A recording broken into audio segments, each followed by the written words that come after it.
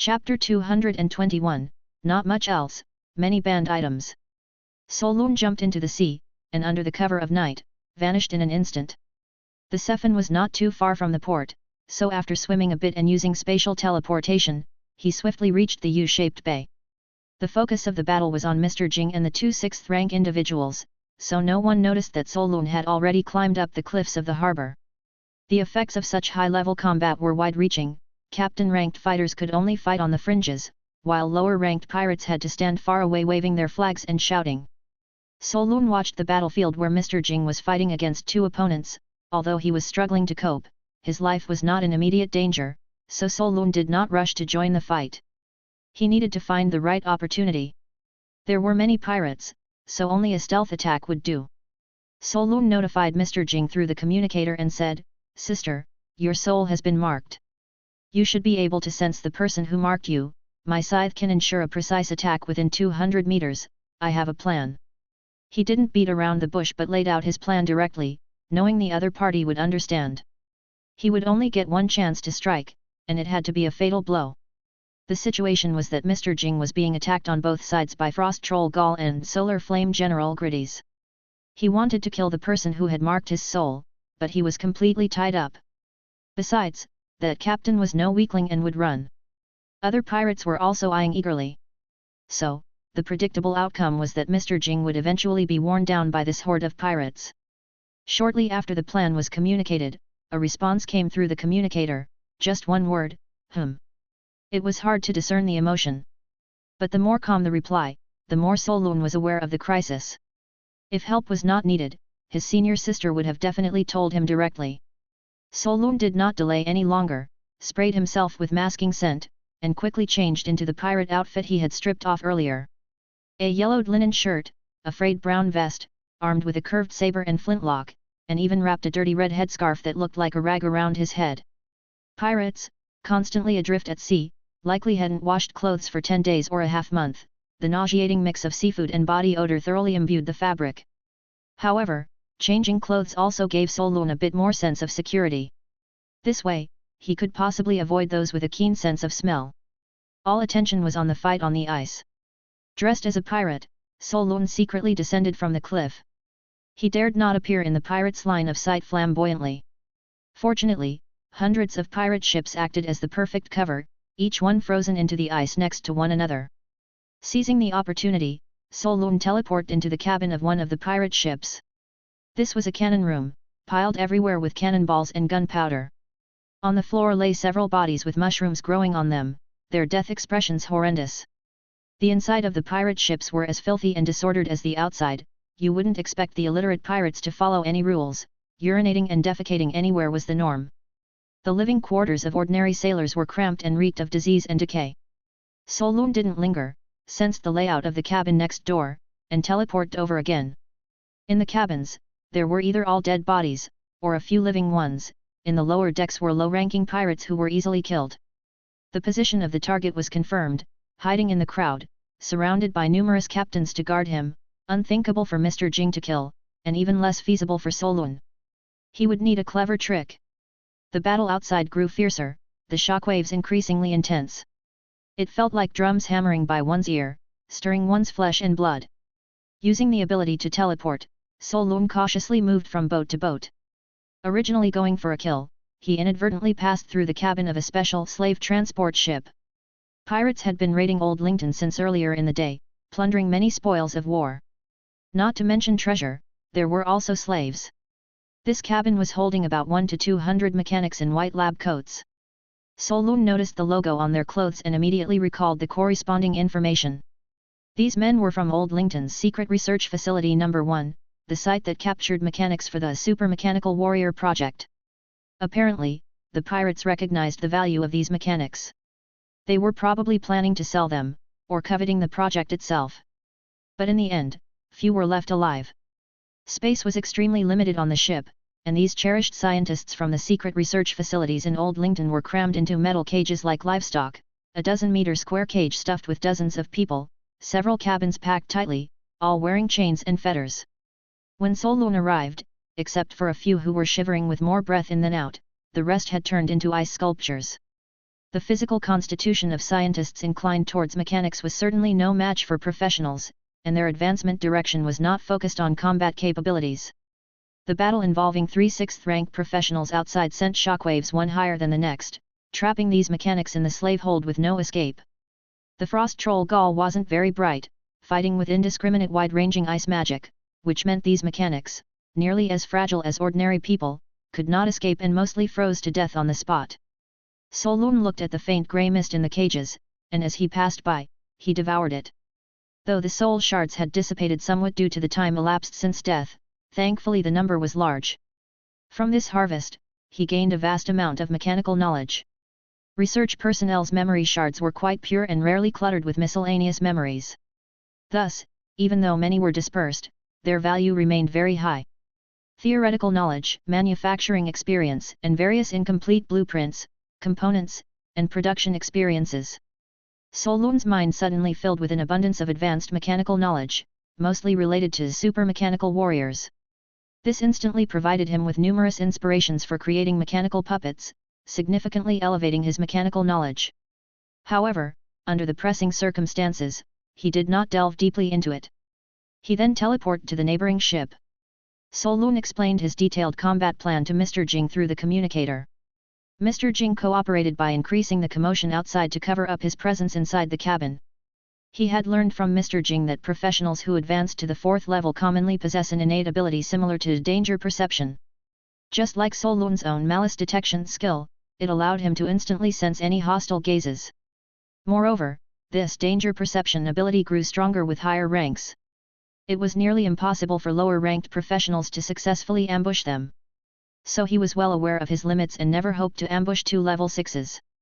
He hadn't even entertained the thought. At such a close distance, the slightest malintent would probably expose him instantly. The goal was clear, to kill the person who had used the soul mark. But a 5th-rank squadron captain was not so easy to kill. Even with the mysteriously unpredictable black scythe in hand, an ambush would be difficult. Thus, he absolutely couldn't target in conventional ways. But without looking, capturing the target and aiming the strike was a major problem. Solon roughly estimated the distance and hid inside the cabin of a pirate ship. After reporting his concealment spot via the communicator, he suppressed his aura and patiently waited. Waiting for Mr. Jing to create an opportunity. The entire U-shaped harbor at that moment was like a boiling elemental cauldron, with ice and fire elements fiercely clashing, sporadically accompanied by other lightning, wind, darkness, and high-level spells colliding, creating massive elemental explosions. Frost Giant Gar and Solar Flame General Gritties didn't give Mr. Jing any chance, entangling him, not in a hurry to land the killing blow, planning to wear him down slowly. While those squadron captains didn't qualify for direct engagement, a few of them working together had the capability to protect themselves. Whenever Mr. Jing attempted to kill the target employing soul control, they would immediately change the battlefield, avoiding direct confrontation, waiting for the 2 pirate leaders to intervene. Ha ha ha, that guy is getting weaker, he's about done. Big Gar, smash his head in. I bet $1,000, Big Gar will surely crush that guy's skull. Haha, I think the boss will bash him to death with a club. Mr. Jing, like a tiger surrounded by wolves, had his legs chained. No matter how fierce, he was outnumbered and encircled by cunning evil wolves. The atmosphere of the battle shifted from somber to resembling a beast fight, with the pirates seeing the outcome as inevitable. It was just another instance of a cornered beast still fighting for its life. But those pirates didn't realize at all that they were like a herded flock of sheep, gradually being driven by Mr. Jing into the designated area. The hubbub around him was growing louder. In the cabin, Solon was like a proficient hunter, silently lying in ambush. Just then, suddenly, he received a transmission from the communicator. The target is at your 10 o'clock, 150 meters away on that ship, 8 meters up the main mast. Earlier, when Solon had descended from the cliff, he had already scoped out the entire layout of the harbor. His highly developed brain retained everything he had seen clearly. At that moment, hearing the precise coordinates outlined by Mr. Jing, his mind worked like a machine, immediately calculating the exact position of the target. Without any hesitation, he raised his hand to mimic a grabbing motion in the void, directing the living corpse to slash towards one wooden wall inside the cabin. To account for any minor errors in calculation, he estimated the maximal endurance of the living corpse and executed the largest arc possible in a sweeping slash. If the target was there, he would certainly be cut in half. This strike was enigmatic and unpredictable. Even Solun didn't know who he aimed to kill, so how could the opponent possibly sense any hostility? Moreover, almost simultaneously, Mr. Jing released his killing intent to envelop the entire scene to synchronize with his action. With the bright moon overhead, everyone would overlook that faint glimmer of starlight. Solun swung his scythe down and suddenly, the noisy clamor outside came to a halt. The pirates had gathered to watch the excitement, and Solun knew his strike must have hit some people, but he wasn't sure if it had definitely killed the target.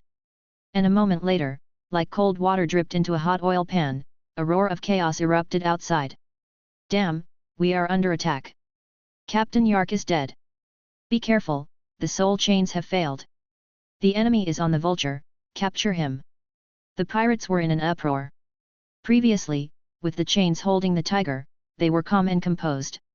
Now that it was free, how terrifying would it be? At that moment, Mr. Jing's voice came through the communicator, "Well done." Listening, Solun's heart was filled with joy, and the heavy stone on his heart finally fell. His risky venture here was not in vain. Only with Mr. Jing free could his own chances of survival be higher. The Walking Dead exploded, and Solun did not dare to linger. He collected the scythe and the shroud. Knowing he was discovered, he quickly teleported, leaving the cabin. His spatial displacement distance was not enough, and he couldn't possibly outrun higher-order professionals. Just as he teleported out of the cabin, the pirate's tangible killing intent pierced him like hundreds of needles. He could clearly feel the pirate's frenzied emotions, wanting to rip him to shreds. Almost at the same instant, Solun found himself locked by several Tier 5 squad captains. In the blink of an eye, several figures had surrounded him on all sides, leaving no escape. At this distance, even Mr. Jing would be too late to save him. Facing one alone, he might still have had a chance to escape. Unfortunately, there were at least dozens in this harbor. But Solun, daring to take the risk of coming here, wouldn't have come unprepared. He had anticipated being exposed and being hunted by a bunch of Tier 4 and Tier 5 pirates. In an expected situation, he took out a chessboard he had prepared beforehand and shot a beam of light toward a pirate goon not far away. The light struck the pirate goon. The next second, a scene that astounded the group of pirates occurred. They watched in disbelief, as both individuals suddenly disappeared. A few squad captains who had just thought to strike were baffled by the air. But there were those who knew better and reacted instantly. "That's a special space created by a cursed artifact. Seal it off, he's still here, he can't escape. Fetch the cursed artifact that can break this independent space." For a moment, the pirates were thrown into chaos. This chessboard was naturally the Stanitz chessboard that Solun had obtained from young master Oliver Danzer. This magical artifact could pull the target into a 1v1 independent space. For a puppet master who could perform puppet theater, it was quite useful, nearly invincible against peers of the same rank. But for Solun, it was somewhat superfluous. Because without this artifact, he hadn't encountered an enemy among his peers. Using it against higher ranks would only burden him. Hence, he hadn't used it. But clearly, to use such a precious treasure just for one-on-one duels would be a rather narrow outlook. Solun developed a new feature for it, just as now, to escape from higher rank enemies. Directly pulling a low-rank enemy into it, both would appear in the chessboard space. The crisis was instantly resolved. Solun now didn't have to face that group of pirates outside but only the goon before him. As long as he didn't die, and the goon didn't die, the space would not unravel. However, the only downside was that the space was still at its original location, essentially being guarded by someone. Once he left, he would always have to face that group of pirates. Moreover, Solun didn't believe that a pirate gang capable of reigning as kings didn't have professionals who could handle this kind of spatial magical device. Hiding in this chessboard space was not a long-term plan either. But at least, it gave him time to breathe. "Senior sister, it's all up to you now." Inside the black and white checkerboard space, Solun muttered to himself and casually wrapped up the dumbfounded pirate minion opposite him with silk threads. He didn't kill him, just hung him there. Solun had no doubt of his senior sister's capabilities. If she had thought there was a problem with the plan, she would have definitely spoken up earlier. She absolutely wouldn't let Solun risk his life to create an opportunity for her. So there were risks, but as long as nothing unexpected happened, the chances of success were greater. At this point, there was no hint of panic on Solun's face. He pulled out the ounce frost man's shroud, wrapped it around himself, and became invisible, disappearing into thin air. Then, he simply lay flat. Having come out of Old Lington, his rank might not have been high, but he possessed many cursed and sealed items. This sealed item, which completely enclosed his scent, was imperceptible to anyone outside. Thinking that if the chessboard space was broken, it might still hold for a while. The people of Old Lington knew Solun had these items, but the pirates didn't. By the time they figured it out, it would be enough time for Mr. Jing to make a move. Solun did not know how the battle was going outside, and just quietly lay flat. Indeed, Mr. Jing did not disappoint him. Before long, before the pirates had broken through the chessboard space, suddenly, a voice came through the communicator, "Release the space, I'm here to save you." Hearing this, Solun felt relieved and without hesitating, snapped his fingers and killed the pirate minion. The chessboard space instantly opened, and the tide-like surge of killing intent flooded in, making Solun's scalp tingle. The fierce gazes of countless pirates scanned the area where he was, as if their stares could punch holes through the deck. But a moment later, they were stunned. They discovered that aside from the minion's corpse, they couldn't see Solun's shadow. Any sensory coverage failed to detect another person here. Disappeared? All the pirates had this thought simultaneously, and their collective intent to kill stalled on the spot. Without a target, their killing intent had nowhere to vent. Solun had just breathed a sigh of relief when a biting cold swept over him like a blanket. A normal person would have been startled for a moment, but there was someone not quite normal in this pirate gang. The brute frost troll Gaul didn't care whether there was a person or not, he angrily lifted his wolf fang club and swung it down. What strong battle instincts! Solun marveled internally for a moment but didn't move. Because at that moment, a figure faster than the ugly giant flashed over. She accurately grabbed Solun, who was lying flat on the ground, shook her bat wings behind her, and immediately flashed out toward the harbor. Phew, saved. Solun felt himself flying swiftly, the intense feeling of being overloaded hit hard, but his heart instantly lightened. Even carrying another person, Mr. Jing's speed was extremely fast, the wind howling past his ears. The frost troll Gaul stood on the icy ground, charging along the route, and in the end, roared helplessly at the sky, unable to continue the chase. Even the bald woman, who had transformed into a human-shaped dragon, was much slower than Mr. Jing. Moreover, even if she caught up, she couldn't do anything by herself. Soon, Black Reef Castle vanished from his sight. That last trace of locked-on intent to kill also disappeared. He was finally out of danger. However, as Solun looked toward the distant stormy area ahead, his expression soured again. The wind catcher had entered the chaotic storm belt. Asking through the communicator, the ship couldn't sink in the short term, but it was their first experience with the power of nature, the course was completely uncontrollable. A group lacking sailing experience was adrift in the storm. What's worse, Mr. Jing suddenly spat out a mouthful of turbid blood. Chapter 222, The Ocean, All Water. Experiencing the storm for the first time and venturing into the vast sea. No one knew how to sail the boat. In their rush to escape, the Chengfeng charged headlong into the chaotic wind belt. Solun, watching the storm clouds flashing with lightning before him, could understand the helplessness of Mr. He and his group when they said, "We don't even know where we are, nor where the ship is heading." Mr. He and his people had extraordinary abilities, so there was no need to worry too much about their safety. However, the situation had brought great trouble to Solun and his group. With no one to meet them, he and Mr. Jing were in an awkward position at sea. In his memory, besides the nearby Black Reef, there were no other islands or lands to seek refuge. And with thousands of pirates waiting at Black Reef, it was natural not to consider turning back. The scope of the storm was still expanding, and the waves were getting bigger. The night sky, once clear with moon and stars, had darkened under the cover of clouds. Cold wind filled his ears and fine raindrops hit his face, gradually soaking his clothes. The wind and rain grew denser. As a genuine noble lady, being the daughter of demigod Sir Isaac, Mr. Jing usually exhibited a bone-deep grace and elegance in every gesture. Solun had never seen her behave rudely in front of others before. Now, unable to hold back, she vomited a mouthful of dark blood in front of him, and Solun knew that her injuries were not minor. As Mr. Jing herself said, her strength had only recovered to about level 6. The fight against two opponents had not been as easy and effortless as it appeared. Solun asked, "Senior, are you injured?" "MMH. Mr. Jing nodded, seeming to want to say something more but restraining the acrid taste in her throat, unable to speak out.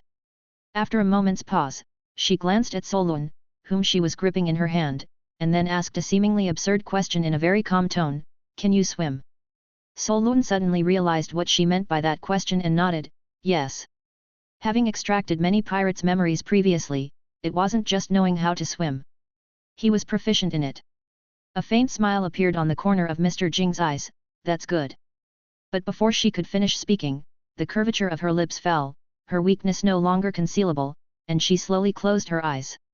She could no longer maintain her transformed state, and the bat wings on her back disappeared instantly. Solun immediately felt his body plummeting rapidly. Splash! The two of them fell freely into the sea. Upon entering the water, Solun moved like a nimble fish, quickly swam over, and found Mr. Jing, who had fainted and was sinking.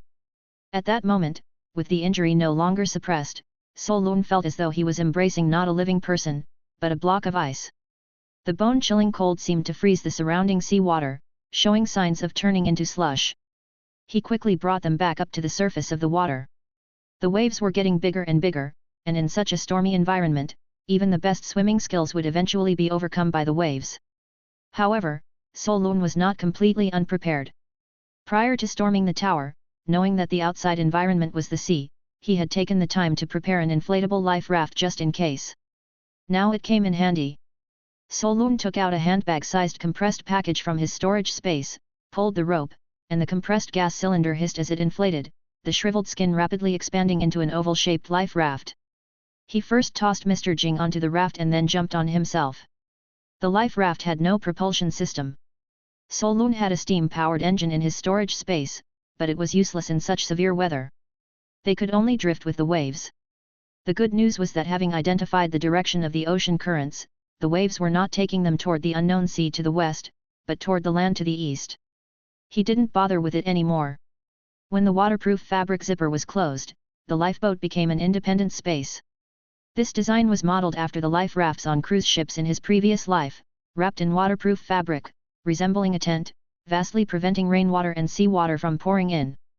By now, Solun was, after all, considered a master artisan skilled in mechanics, engineering, forging, various crafts. Making such a small object was not very difficult. Looking at Mr. Jing, who was unconscious, Solun frowned slightly. At this moment, the interior of the life raft was as cold as an icehouse, and the sea water that had poured in earlier had already frozen into frost. This was clearly the high-level cold ice power of Laws from the frost giant Gal. Without Mr. Jing's suppression, the cold energy inside her body leaked out. Just the remnants of the leakage made Solun feel bitterly cold. One could imagine the severity of the injury. Without much hesitation, he removed Mr. Jing's gold-patterned cloak. Without the cloak's concealment, her exquisitely beautiful and cold face was revealed. It was unclear whether it was due to her vampiric transformation that her face was naturally pale, or because of the injury, but her skin now had a deathly pale, jade-like quality. Solun checked her condition. Mr. Jing's breathing was very faint, and her chest rose and fell slightly. Do vampires naturally have weak breathing? Solun recalled that he had never noticed Mr. Jing breathing before. But upon closer inspection of the external wound on her chest, the clothes clearly had a blood hole from a wolf fang club penetration, and from her sternum, cold air seeped out. The blood that came out didn't flow down but instead congregated into bits of red ice. That high-level cold ice power of Laws was inhibiting the vampire's self-healing abilities. Though Solun wasn't a professional medical practitioner, he had a good number of medical skills he had harvested. Seeing the situation, he felt he should do something, help his senior sister treat the wound to prevent further worsening. Mr. Jing was wearing a set of courtly equestrian attire under her robe, somewhat similar to the riding apparel of his previous life, with an upper body composed of a high-quality, tight dark aqua suit adorned with silver buttons that bore an ancient coat of arms. The lower body consisted of form-fitting white trousers and long black boots. Without hesitation, Solun loosened her belt to allow her to breathe more easily. Then he unfastened the buttons of her tight suit. Once again, he noticed his senior sister wore attire in the style of the court from 1,000 years ago, including an ancient corset. Solun didn't bother figuring out how to unlace the corset. A pale blue thread appeared in his hand, cutting it in half. Since the underlying shirt had been soaked by the sea and made the close-fitting black lace bra clearly visible too, there was no hesitation in cutting that open, all in the quest to save a life. The wound and a large area of skin were exposed to the air. Having completed these emergency aid actions, Solun noticed that Mr. Jing's chest movements were noticeably smoother. He carefully examined the wound. This type of injury from the power of laws was beyond his ability to handle. Thinking further, he could only set up a life alchemy formation to speed up the healing of the wound and maintain life signs. But as he was busy, to his surprise, Solun suddenly felt the cold air around him vanish instantly. Turning his head, sure enough, he saw Mr. Jing had opened her eyes. It was as if she had been napping and suddenly woke up. He abruptly stopped his actions. "Senior sister, you're awake." Mr. Jing sat up and, looking at her now bare chest, she instantly understood Solun was treating her wound, showed no embarrassment, and nodded lightly, The clothes now torn could not be worn. She took a new outfit from her storage ring, naturally put it on covering her exposed delicate skin, and casually explained, "That frost giant gal's weapon has chili toxin damage. I was in a hurry and couldn't suppress it. The cold attacked my heart, causing you trouble." Hearing this, Solun's expression became slightly awkward. Speaking of causing trouble, it was actually him causing trouble for her. Moreover, from her tone, it seemed as minor as getting a stitch from running, as if there hadn't been a need for his help at all earlier. The storm assaulted them, and the life raft drifted with the waves, probably already in the center of the storm.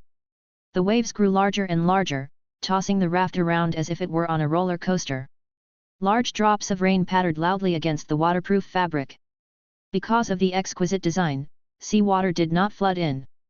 Mr. Jing curiously examined the enclosed inflatable life raft and remarked, "Did you make this raft? It's rather good."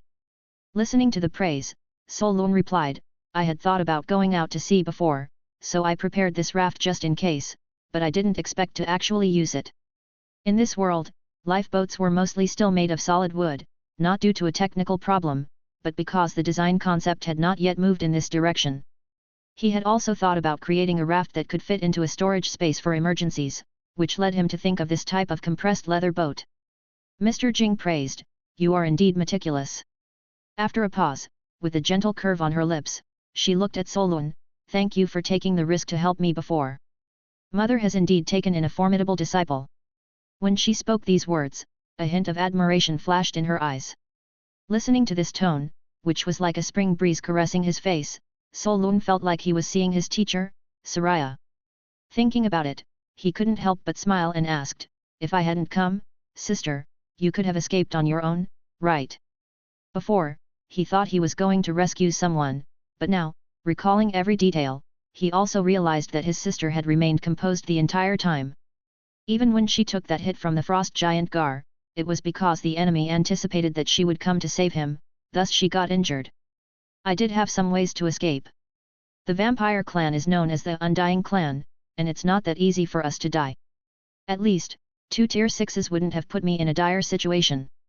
Mr. Jing didn't treat Solun as an outsider and candidly admitted. After a pause, her tone shifted as she continued, "If you hadn't come, I might have been forced to use some divine blood. But that would have come at a great cost, probably requiring me to hibernate underground in Old Lington for several decades." At this, Mr. Jing said with a tone of approval, "The courage and wit you displayed earlier, that was quite good." Hearing this, Solun showed an expression that said, "Just as I thought."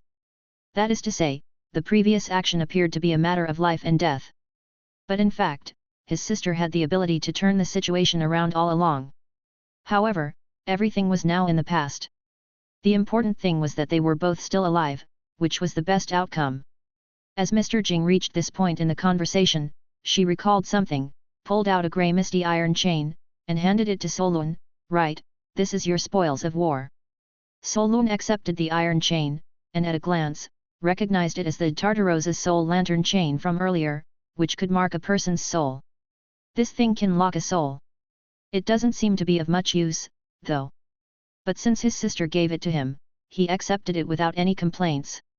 At that moment, the storm outside grew stronger, causing the raft to sway even more violently in the wind and waves. Fortunately, thanks to the choice of materials and enchantments during its construction, it had not been torn apart by the storm. Solun struggled to stabilize himself, preventing himself from being thrown around. Glancing at Mr. Jing across from him, he saw her calmly meditating and healing her wounds. He asked, "Sister, what should we do now? They were now very far from the Windrider, and since Mr. Hay and the others couldn't sail a ship, there was no hope of them coming to their aid. We wait for the storm to pass.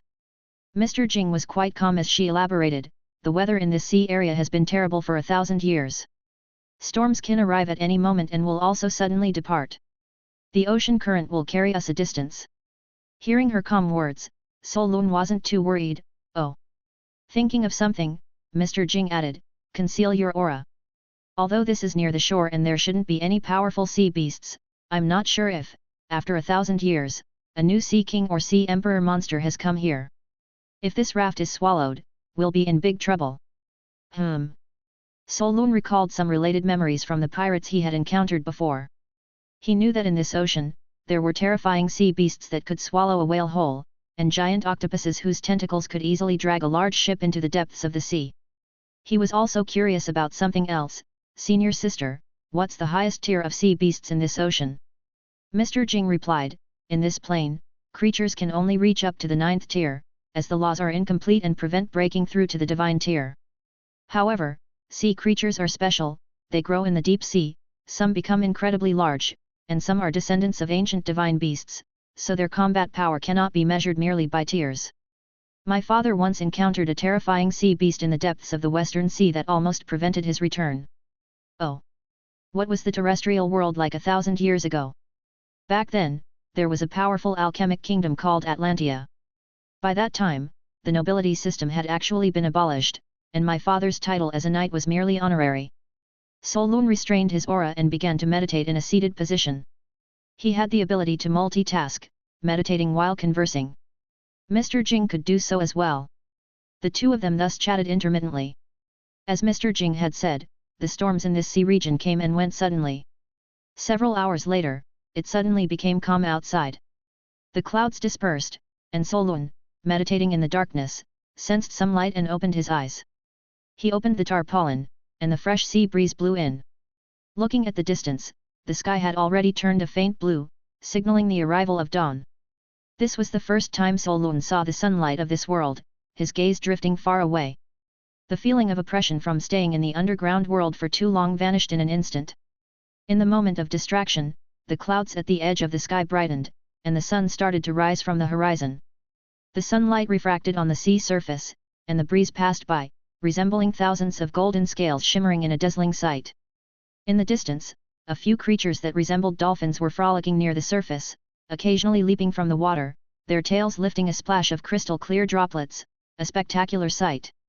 At this moment, rays of light, like threads of gold, also shone into the kayak, and Solun suddenly noticed Mr. Jing frowning across from him. He then remembered, his senior sister was a vampire, sensitive to light. He was about to pull the waterproof tarp back over. But Mr. Jing opened her eyes and said softly, "It's all right. Letting in some sea breeze is quite nice." After a pause, she explained further, "Sunlight only harms lower-tier vampires severely, it doesn't affect me much. It's just that I haven't been to the surface for a long time and am not very accustomed to it." Upon hearing this, Solun remembered that his senior sister had mentioned before, she was from a highly ranked vampire lineage. Surveying the vast ocean, Solun determined the current and direction, and figured out their location in his mind. Originally, if they had sailed southeast from Black Reef for several days, they would have reached the nearest land, the territory of Duke Raphael. But their current heading was northeast, which was quite off. However, it was still acceptable, as their course was still approaching human territory, and they hadn't planned to visit Duke Raphael's lands anyway. Mr. Jing sensed the position of their ship, riding wind, already far away. Expecting that group who didn't know how to sail to come back for them was quite a challenge for them. Moreover, with Black Reef encountering a pirate attack, Duke Raphael's support fleet should be rushing over at sea, and they might even run into them. Since Mr. Jing had injuries and was not in a hurry to travel, she informed Mr. Hay and their group to proceed and find a place to land first. She and Solun continued to drift leisurely in the kayak, taking their time. Finally, several days later, they encountered a passing merchant ship, which rescued them. Chapter 224. Gadrant Harbor. Solun and another had taken a merchant ship bound for Gadrant Harbor, exactly where Mr. Jing needed to change to a cruise or buy a ship, as he was heading to Zenidia Province, a neutral area between two great empires. They asked Mr. Hay about the itinerary of his team. They had also docked and were shifting to land transportation, heading northward. After all, traveling on the Wind Chaser, a pirate ship, would involve many troubles. It would take about 2 to 3 more days. That was roughly when Solun and his companions would arrive. Solun himself also planned to visit the northern ice fields. He needed experience and to broaden his knowledge. The original family of Lei, located in the southern part of the Lying Empire, wasn't a place Solun intended to stir trouble in the short term. The northern ice fields, quite distant, were a great choice. Moreover, he was also preparing for his advancement to the 3rd tier. Although spiritual power was sparse on the surface, he possessed Isaac's alchemical heart, akin to carrying a source of dark spiritual power with him, fully meeting his cultivation needs. His spiritual power was also steadily increasing, and it was just a matter of time before meeting the advancement requirements of the golden material Life Usurper's tricolor mask. Furthermore, he needed to gather some rare materials for his 3rd tier alchemical implant. Visiting Gadrant, the largest trading territory in the northern part of the Lying Empire, would be a good opportunity to try his luck. Solun had now learned the secret technique of spiritual power, and his direction for 3rd tier advancement was multi-heart multi-utility, leaning towards spiritual power manipulation. Thus, he planned to develop a special implant that had high compatibility with his newly awakened abilities. The spiritual tentacles. This was the same ability that Pestoya used to control him and Bald Ivan's bodies when he first traveled through time and arrived at Storm Manor. Previously unaware of the method, Solun now understood it was a form of mental manipulation. Using spiritual threads to block the transmission of neural signals and convey his own will to control another's body. The puppeteer's methods were deemed eerie not only because of their ability to create various strange rune puppets but more so because of some mysterious spiritual control secret techniques. Using his mentor Sarai's words, is a puppet merely a clumsy tool? Controlling dead puppets is but the basics, mastering the live ones is advancement, until, in the end, everything within sight becomes a puppet. These mental manipulation techniques would complement Solun's shortcomings in puppet control. Moreover, since he had stripped away fragments of the forensic Dr. Gerald's memories and had studied his anatomy notes carefully, Solun now had an almost intuitive understanding of various human neural transmissions. Once the implant was complete, he could immediately form combat capabilities. By then, the power of puppetry techniques like puppet theater would tremendously increase. Solun would no longer need to physically control everything manually, wrestling with people. Now directly transmitting spiritual power through threads, achieving both physical and mental control effortlessly, he could manipulate human bodies. Even in the future. As long as he had enough understanding of the neural signal transmission of a target, not only humans but even magical beasts, aberrations. Theoretically, anything could be controlled. This was also, after deep consideration and combining his own circumstances, the implant Solun felt was most suitable for his 3rd tier advancement. After advancement, his strength would surge significantly.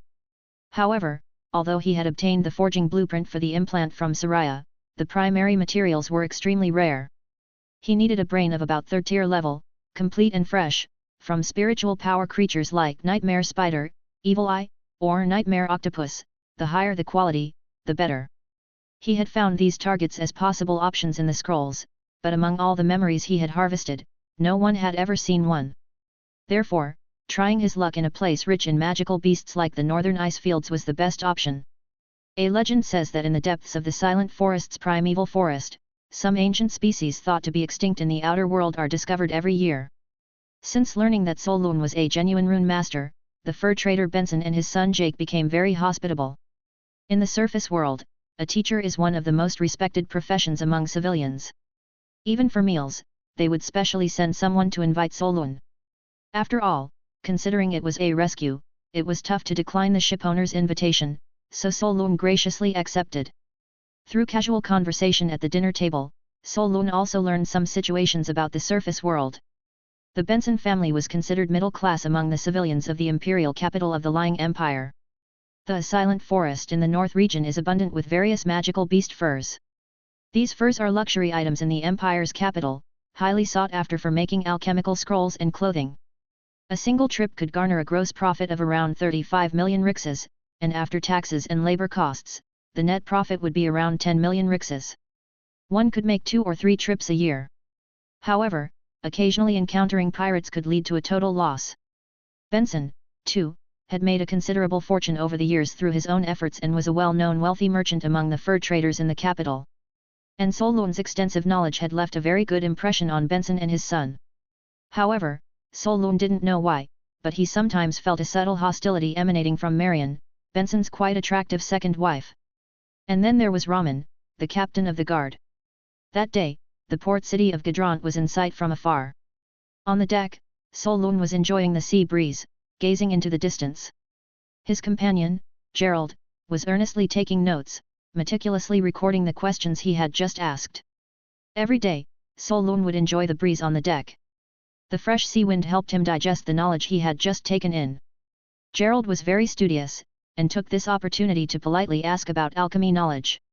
Solon thought this young boy had good learning potential and explained patiently. With less than an hour left to reach the port, and without such a great teacher after disembarking, Gerald seemed somewhat melancholic. He carefully placed his notebook in his vest pocket and mimicked Solon by leaning over the edge of the deck, his feet dangling in the air due to his short stature. Gerald expressed, "Mr. Nicholas, you really know everything. If I could hire you as a private tutor, I would have a great chance of getting into the Imperial Royal War Academy." Solon smiled, but said nothing. Gerald's eyes twinkled like stars as he continued, "You know, it's my dream to get into the Royal Academy. Every year, the entire empire has less than 5,000 new student slots. After deducting the 80% reserved for noble students, we commoners need very high entrance scores to get in. It's truly the highest institution that only the elites can attend." Solon listened with interest, occasionally nodding with a smile. Gerald had brought him up to speed on a lot of common knowledge about the terrestrial world.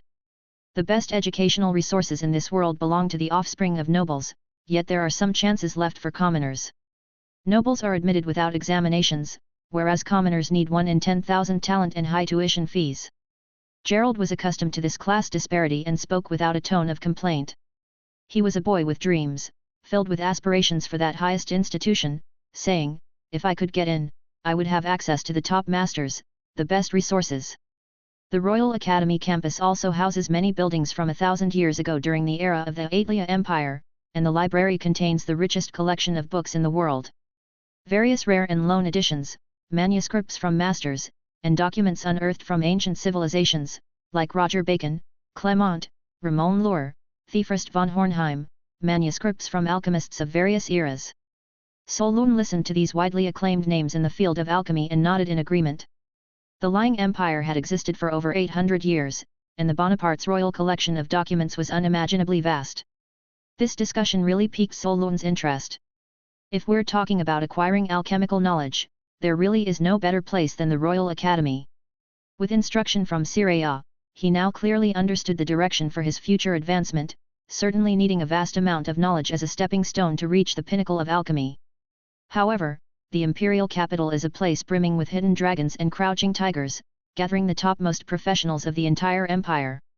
The key is that the original owner's Legard family seemed to have a mansion there. A thought briefly flashed through Solon's mind, planning to visit once he had enough capability to protect himself. "Oh, right." And at that moment, Gerald seemed to suddenly remember something else, and excitedly added, "There's also the 1,000-year-old demigod Sir Isaac's collection room, manuscripts, antiques, and so forth. Last time our preparatory college organized a visit, I even saw them with my own eyes." Upon hearing this, Solon's gaze suddenly sharpened, and he muttered unconsciously, "Sir Isaac's manuscripts." Sir Isaac's manuscripts left behind were numerous, with pages fetching 300 to 500 kroner at auctions in Old Lington. The Raphael family had been developing Old Lington for a century, and many treasures from the underground city had flowed up to the surface through them. Yes. Not everyone has the privilege to visit the Royal Academy, and Gerald, wanting to outline the capital's prosperity for this rune teacher from a remote southern county, added, "Sir Isaac is the greatest inventor, philosopher, biologist, and great alchemist of modern civilization history. He created countless brilliant inventions, and the Royal Academy's library management even has a special collection room housing the knight's relics. There are also many original manuscripts, design drawings." Solon thought of something and asked, "Among those relics, is there a leather notebook emitting black mist, almost like a living creature?" On hearing this, Jimmy was greatly surprised. "Hey! Mr. Nicholas, have you also seen the divine manuscript?" He thought for a moment, then continued, "There is indeed such a notebook in the collection room. The teachers say it's a research manuscript on a god-tier implant invented by Sir Isaac.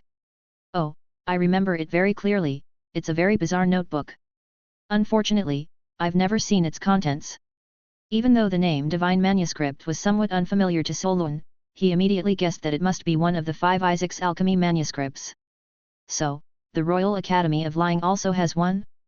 And, unsurprisingly, another one lies with the Rhea family. Together with the one in his possession, of the 5 manuscripts, Solon now knew the whereabouts of 3. It seems like a visit to the Royal Academy of Lying is indeed necessary. Hearing this, Solon gazed toward the distant sea, his eyes gradually growing deeper. Soon, the sailboat was about to dock. Gadrant is a huge harbour city built on a mountain. From the air, it resembled a long boot. The natural deep water harbour was at the heel of the boot, bordered by cliffs on both sides, making it easy to defend and hard to attack. From afar, one could hear the bustling crowd at the port. Solon stood at the bow of the ship, looking at the city in the distant harbour, and murmured, "The technological level of the surface world cities doesn't seem very high." The city in front of him resembled a group of ancient medieval castles with a hint of ancient Greek architectural style, dominantly white and blue. With thick, textured white rock walls, tall columns, and blue spires, the streets were very crowded. It looked, to him, not much different from the architecture of Dawn City ruins that were 1,000 years old. However, this castle-like city was interspersed with numerous steel elements. Steam locomotives could be seen on the bridges between the islands, and there were various steel bridges throughout the city. Above the city floated airships. What struck the eye most were the various giant cannons built into the mountain. Long and short cannons crowded together, arming the city like a hedgehog. It looked like a fusion of magic and steampunk. From the architectural point of view, the civilization level of Gadrant was significantly behind the cyberpunk-style high-rises of old Lingdun inner city. At that moment, Solon suddenly heard a comment from Mr. Jing beside him, "It's been 1,000 years, and the city is still like this." The outdated noble oligarchy has long proven to be a stumbling block to the development of social civilization. These nobles, for the sake of power and pleasure, refuse to strive for progress, letting civilization stagnate for 1,000 years. They really aren't afraid of a planar gateway breach, having humanity enslaved by beings from another plane. Her tone was calm, but Solon could hear an underlying fury and lamentation. Indeed, people standing in different positions see things completely differently. Mr. Jing, who had been fighting in the front lines of planar space protection 1,000 years ago, saw the entirety of human and alchemical civilization. From what Solon understood, the current oligarchic system of the Lying Empire was indeed quite backward. The nobility held over 90% of the society's resources, and without their drive for advancement, societal progress was difficult.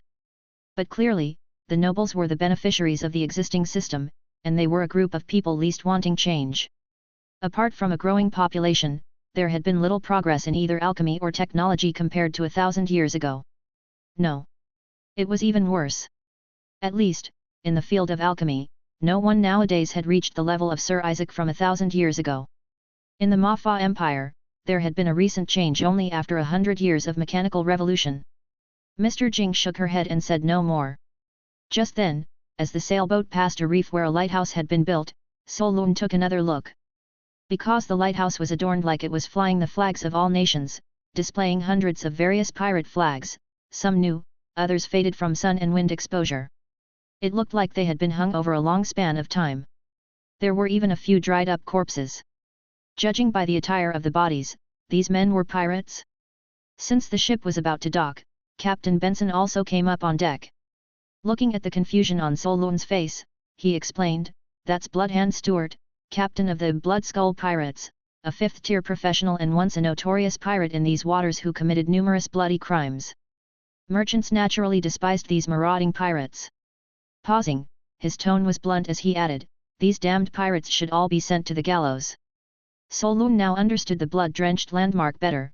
Was this warning about the fate of becoming a pirate? A 5th-tier pirate, and his body was just hung up to dry like this? It suddenly reminded him of Jiantiao. After disembarking, that gambler lady didn't follow Mr. Hay. She said she was going to form her own pirate crew. Though she wanted to be a chivalrous thief, a thief was still a thief, and caught, she would be sent to the gallows. The ship entered the harbour and stopped amidst a dense cluster of sea vessels. Solun and his companion bid farewell to the Benson family and proceeded to walk into the city. Past the dock was a solid high wall, and entering the city required identity registration and verification. A long queue had formed outside the city gate, with soldiers in silver-grey armor verifying the identities of those entering one by one. The process was not complicated, one simply had to show their identity document, then place their hand on a crystal ball. It was somewhat similar to passport inspection at immigration in his previous life, where the city guards would casually ask a few questions, approve the review, and then stamp the document. Solun was well prepared. Forging documents was not difficult for him. Moreover, except for the cities near the imperial capital of the Lying Empire, each territory had its own proof of nativity, which were oddly varied, mostly backward paper-based proofs, the only anti-forgery measure being gold-stamped emblems representing the Lord. But looking at that crystal ball, Solun's eyebrows slightly raised as he assessed it. Inferior energy detection crystal. Details: a crystal that can only roughly determine the tier of the holder. It seemed aimed at preventing high-tier pirates from infiltrating the city, among other purposes. But if it only detected the tier, that wasn't much of an issue. Solun, being a second tier, was inconspicuous among professionals.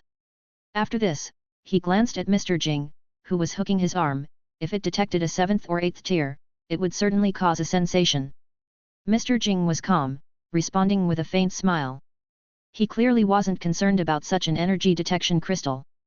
The two of them joined the queue and slowly entered the city. While queuing, Solun took the opportunity to observe the largely adventurous crowd passing by. Most were dressed in traditional professional attire, firearms were not uncommon, but mechanical arms were scarce.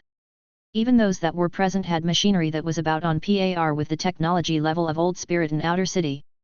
This was the first city Solun had encountered in the surface world, and his impression was that the Lying Empire was an ancient empire with an aura of decay, like an aged lion drowsy with sleep. Soon, it was Solun and his companions' turn to be reviewed. The city guards, dealing with tens of thousands of people daily, had an expression of numbness. Show your documents, take off your hat, place your hand on the crystal ball. Approaching, Solun noticed that the city wall's bulletin board was covered with wanted posters.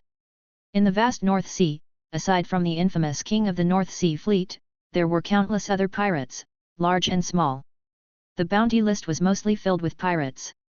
Solun removed his hat, then placed his hand on the crystal ball, which emitted a faint blue light.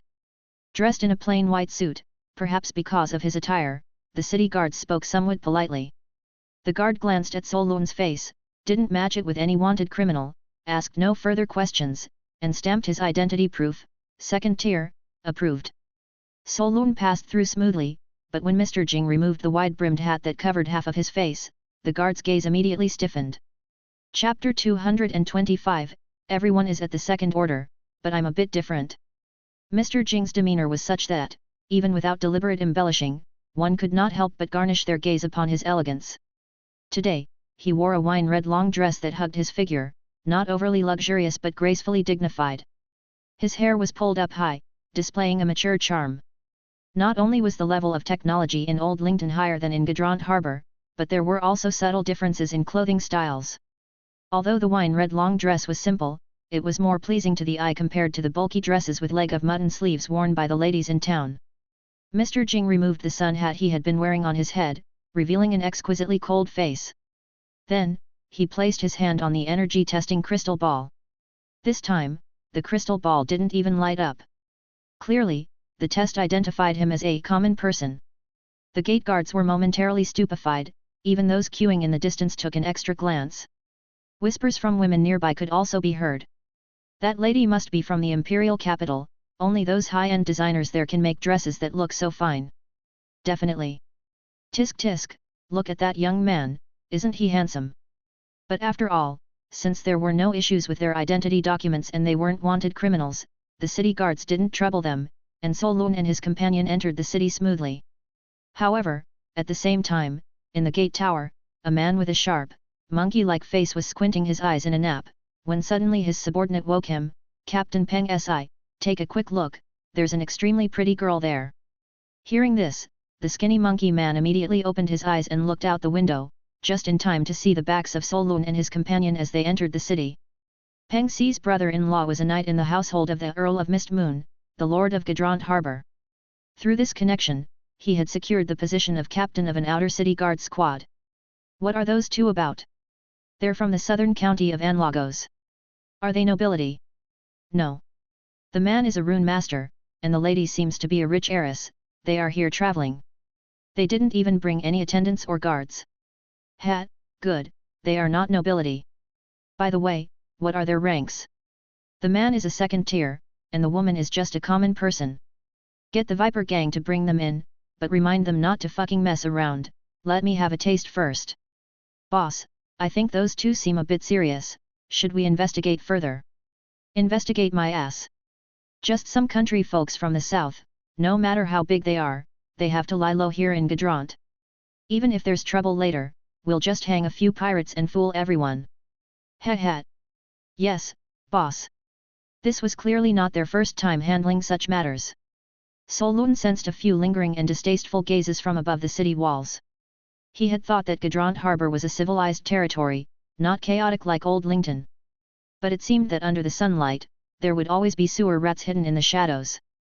However, Mr. Jing did not respond, and he did not say much either. Just as they entered the city, Mr. Jing suddenly stopped, as if sensing something. Solun asked curiously, "Elder sister, what's wrong?" Mr. Jing shook his head, "Nothing. I sensed the presence of one of my fourth-generation blood descendants in the city." He paused, then murmured to himself, didn't think that line had continued. Fourth-generation blood descendant? Were there other vampires in the city? Solun listened, and then he remembered that he himself also belonged to a high-ranking blood clan in this world. But he did not ask further. Solun asked, "Elder sister, where shall we go now?" Mr. Hay and the others were not arriving until tomorrow, which meant they needed to spend a day in this city.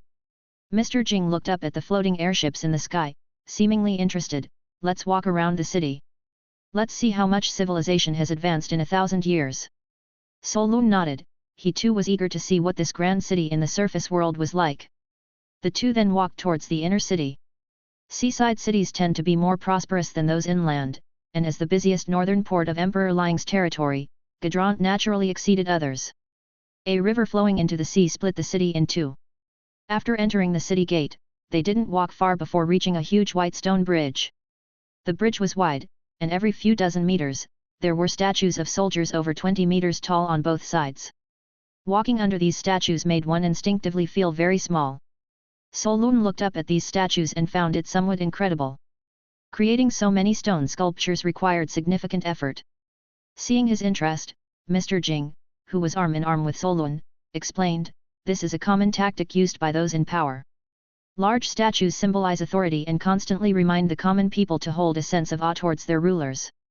"I see." Solun's understanding in this area was limited, but he was gaining insight as he listened.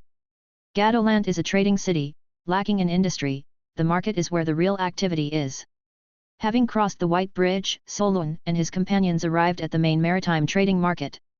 In the market square, the most striking feature was a gallows built from planks. At that moment, 3 men dressed as pirates were securely bound and being hanged on it for execution. They were not hanged outright but rather had nooses tightened around their necks, causing the skin of their necks to split open. The height was neither too high nor too low, but it was precisely enough to make the sufferers tiptoe to avoid suffocation. Pirates were very unpopular in this city. If caught, they would often be tortured to death in this manner. On both sides of the street, shops were selling a wide variety of goods. Fur, tea, ceramics, machinery, timber, minerals, alchemy materials, and slave shops. The Ling Empire did not forbid the slave trade. In fact, nobles even used the number of slaves they owned as a benchmark for comparing wealth and status. There were not only human slaves, but also ice giants 3 to 4 meters tall, half-beast demi-humans, ugly trolls, orc warriors. Solun, seeing other intelligent species on the surface for the first time, took a few extra glances. The slaves all wore shackles and had explosive collars around their necks. The male slaves were shirtless, bearing many wounds on their bodies, faces numb. The female slaves, comparatively prettier, wore thin clothes that barely covered their private parts, and if customers requested, the slave traders would even have them undressed for fondling and inspection. In the Ling Empire, slaves were no different from livestock. Here, they were the cheapest, with one available for a few tens of thousands of lisos. "Come take a look," freshly brought back wild giant, just 2 million lisos, absolutely a symbol of status. New war slaves, delicate young ladies from noble families of the Manyo Duchy. Rabbit demi-humans, excellent and clingy, perfect choice for a maid, come see, bulk discounts available. As Solun walked past, he listened to the slave traders calling out. While walking, a little girl holding a bouquet approached him. She reached out to Solun and asked in a tender child's voice, "Sir, would you like to buy a bouquet of roses for your beautiful lady?" The roses on the ground were red, unlike those underground that glowed. Solun picked one and asked with a smile, "How much for a bouquet?" "Girl, 20 lisos." Solun smiled and paid. Although the currency in Old Lington was called the same as on the surface, 10,000 lisos for 1 kroner. They were not the same currency, and their purchasing power varied greatly. Solun, before he had left, had mostly exchanged cash for various solid currencies. Luckily, he had looted some pirates earlier and had some spare change. He bought the roses, casually handing them to his senior disciple beside him. Mr. Jing also smiled gently and accepted them graciously. But just at that moment, a group of dirt-covered kids who looked like vagrants surged onto the street from a narrow alley, about a dozen of them. They crowded around Solun, clamoring non-stop. "Sir, sir, please be kind, we haven't eaten for days. Sir, spare a few coppers." Solun, in Old Lington, was part of the cross society and was used to seeing the poor who couldn't get enough to eat. They were all pitiful people. He wouldn't have minded giving a bit of help where he could. But suddenly, these vagrants dispersed in a commotion. Once the crowd had dispersed, Mr. Jing calmly said, "My clutch has been stolen." The clutch she had been holding was decorative and quite valuable. But clearly, it wasn't about the money. Solun had actually sensed the malice earlier, but this was a bustling street, he couldn't just kill the group of stragglers from before. He glanced and noted that the thief who had stolen the clutch was running fast, probably an experienced assassin. At that moment, the flower-selling girl timidly reminded them, "Sir, be careful, they are poison snake gang's professional thieves, reporting to the authorities won't help." With that, she quickly ran off, as if afraid to get involved in trouble. Solun raised an eyebrow and sneered coldly, "Het! A gang!" From afar, the security officers clearly saw everything but did not intervene, and he realized this so-called poison snake gang ran the turf. He used to be a member of the Cross Society, so he was all too familiar with this kind of situation. He thought about it and mused, "It seems someone has set their sights on us." Mr. Jing affirmed with certainty, "They came for me. That thief probably wanted to lure you into an alley." Solun, "So, shall we go check it out?" Mr. Jing nodded. The two conversed calmly, as if they were discussing whether or not to take a walk. In fact, Solun had guessed they might encounter such a situation. The beauty of his colleague attracted the covetous. Previously in the dungeons, she had to disguise the fact that she was a professional. Now, however, she was all aura open, her stunning charisma shining like a halo. And as her strength restored, that queen-like aura also grew stronger.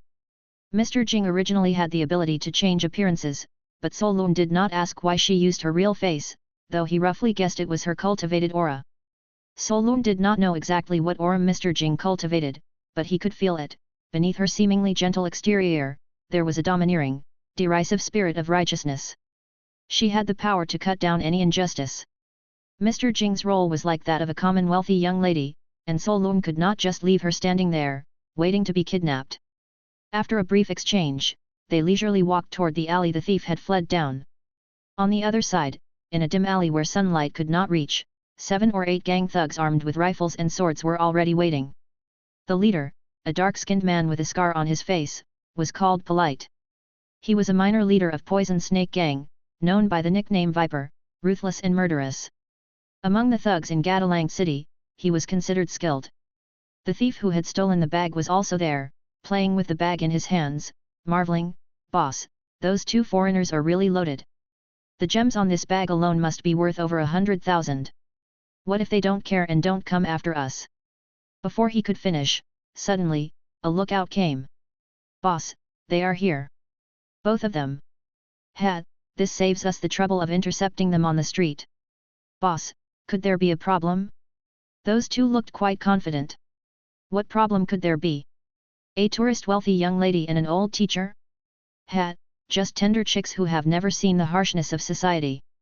Maybe they are here to reason with us? Ha ha ha ha. Boss, didn't Captain Peng Si say that the man is a second-order professional and to be careful? He's second-order, and I'm not second-order?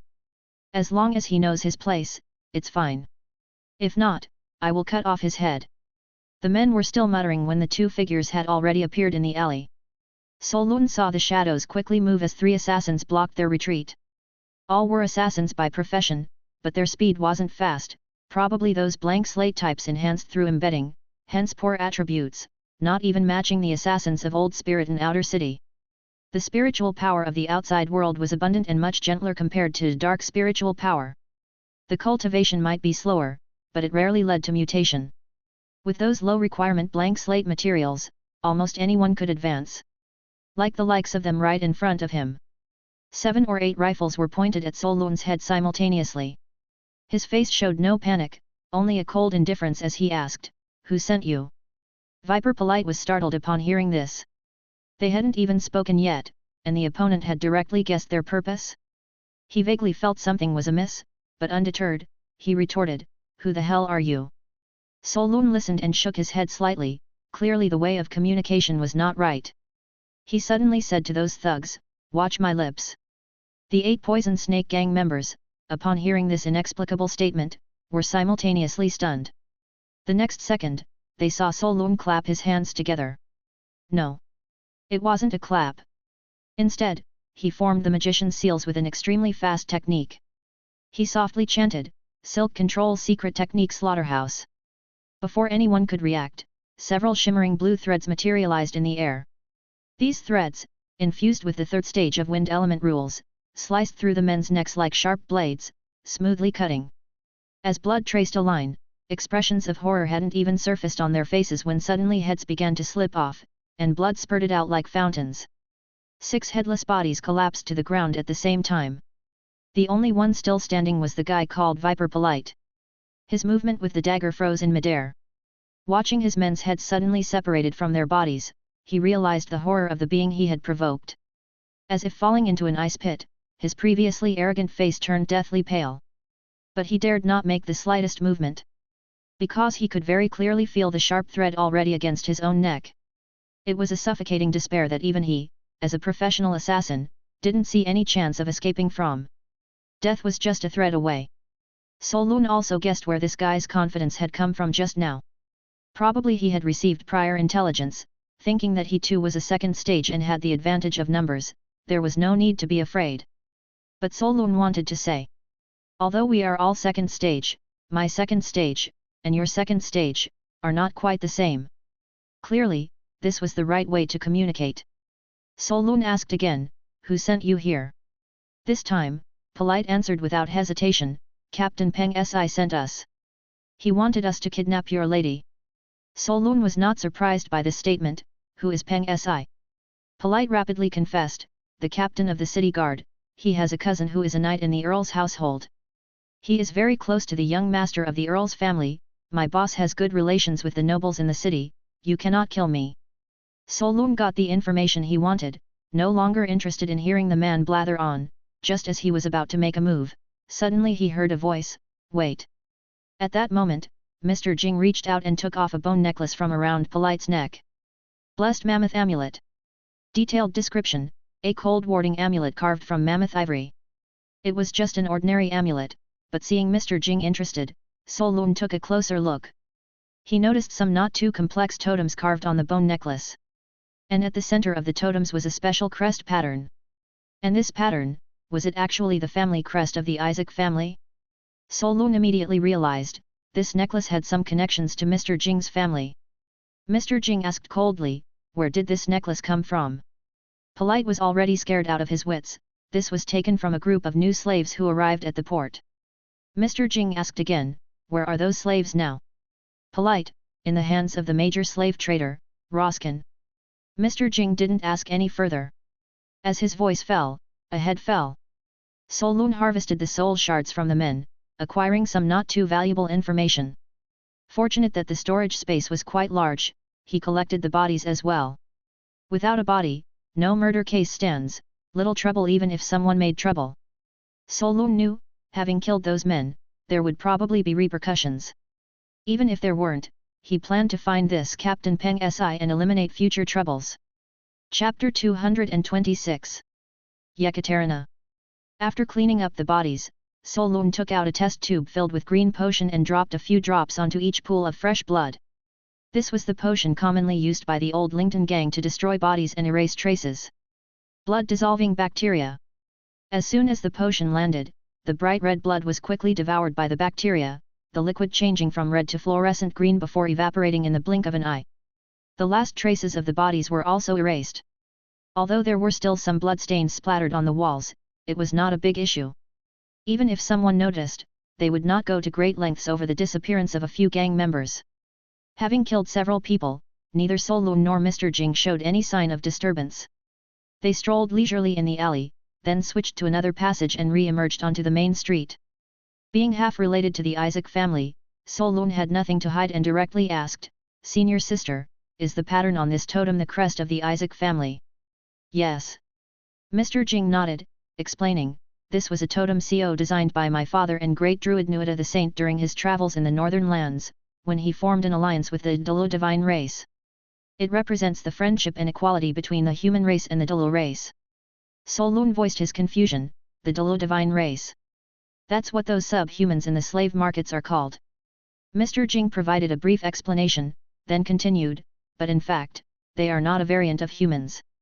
They are a very ancient mythical race. They were a race favored by the ancient gods." Hearing this, Solun immediately thought of the slaves with beast-like features. They look 90% human, with just some added beast-like features, such as ears, tails.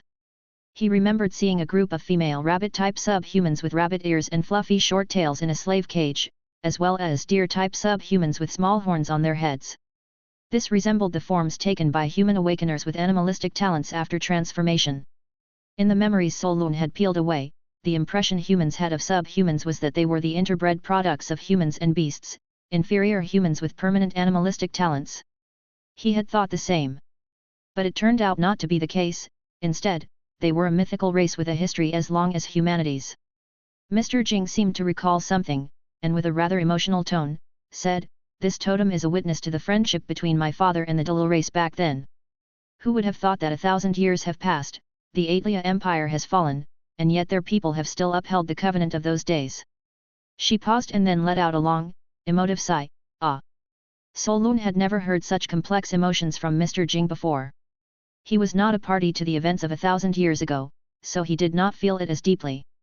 But the thought of the equal allies of 1,000 years ago now reduced to slaves of humankind. The covenant had been signed by Sir Isaac, and Mr. Jing was naturally one of the parties involved in that 1,000-year-old covenant. Since the allies were still honoring their part of the agreement, she also had an obligation to protect its terms. And only someone of very high status within the Dalo race could wear that totem amulet. The two walked along the street and casually inquired at a shop, learning that the slave trader Roskin was not only well known in Gadrant Harbor but also one of the largest slave traders in the Emperor-Lying Empire. Such a wealthy tycoon was naturally not someone they could just meet at will. But fortunately, they found out the whereabouts of the batch of slaves. They might be auctioned off as goods at the auction that evening. If possible, Mr. Jing was considering buying those slaves. Since there was still time, the two continued strolling around the city. Solun was interested in steam-powered airships, and Mr. Jing clearly wanted to take a look as well. Just a short walk away, they saw the airship platform they had glimpsed outside the city. It was a cliffside terrace holding two airships. From a distance, Solun studied the general structure of the airships and found that the technological complexity was not high. An oval-shaped enchanted balloon was attached above, with a glass viewing box linked below, and it also came equipped with a rather simple steam power system. The practicality of this type of transportation wasn't significant. Due to high air resistance, the speed wasn't fast. The smaller ones could be utilized as reconnaissance flyers, whereas the large ones moved leisurely like ships, yet lacked the cargo capacity of cruise ships, making them seem superfluous. However, since the fuel was cheap, they were used as a mode of transportation in some inland hill areas. In this city, the airship wasn't a means of conveyance but a high-end dining restaurant with a view. Checking the time, Solun suggested, "Senior sister, shall we go have a meal first?" Mr. Jing replied with a slight smile, "Good. As Solun and his companion approached, a waiter dressed in a white shirt and tie greeted them. The airship restaurant's prices were indeed steep. Solun glanced at the menu and his eyebrows slightly rose. Deep sea white sturgeon caviar pound 300/gram. Vafei Duchies foie gras pound 700/gram and up. Papado Estate Gold Rum pound 188,888/bottle. The good meat was sold by the gram, and a meal could cost tens of thousands. But fortunately, having money in one's pocket, there wasn't a problem. Since arriving in this world, Solun hadn't yet had a real feast and was curious to try the taste of high-end food from this world. Back in Old Lington, food resources were very limited. Most of the time during his wilderness hunts, he was eating dry rations. Even in the city, he had only had a few decent meals. The social structure of Old Lington was deformed. Duke Raphael, the mine owner, didn't expect the city of exiles to flourish, but rather all resources were diverted to serve his mining operations and mechanical technology research. As a result, heavy industry was developed, but light industries like food processing were severely behind, and even daily necessities like drinking water and food were hard to come by. Especially in the outer city, most of the meat available had slight mutations. Before it was served, you never knew if the meat came from a pig with 5 legs or one with 7. But as long as it was protein, for most people, having something to eat was good enough. The larger airship next door had been rented out by a prominent noble, and the two were led by the waiter to the smaller airship. Upon entering, there were already several groups of guests. By their attire, it was clear they were people from high society. As the airship ascended, they dined, chatted, and overlooked the entire city.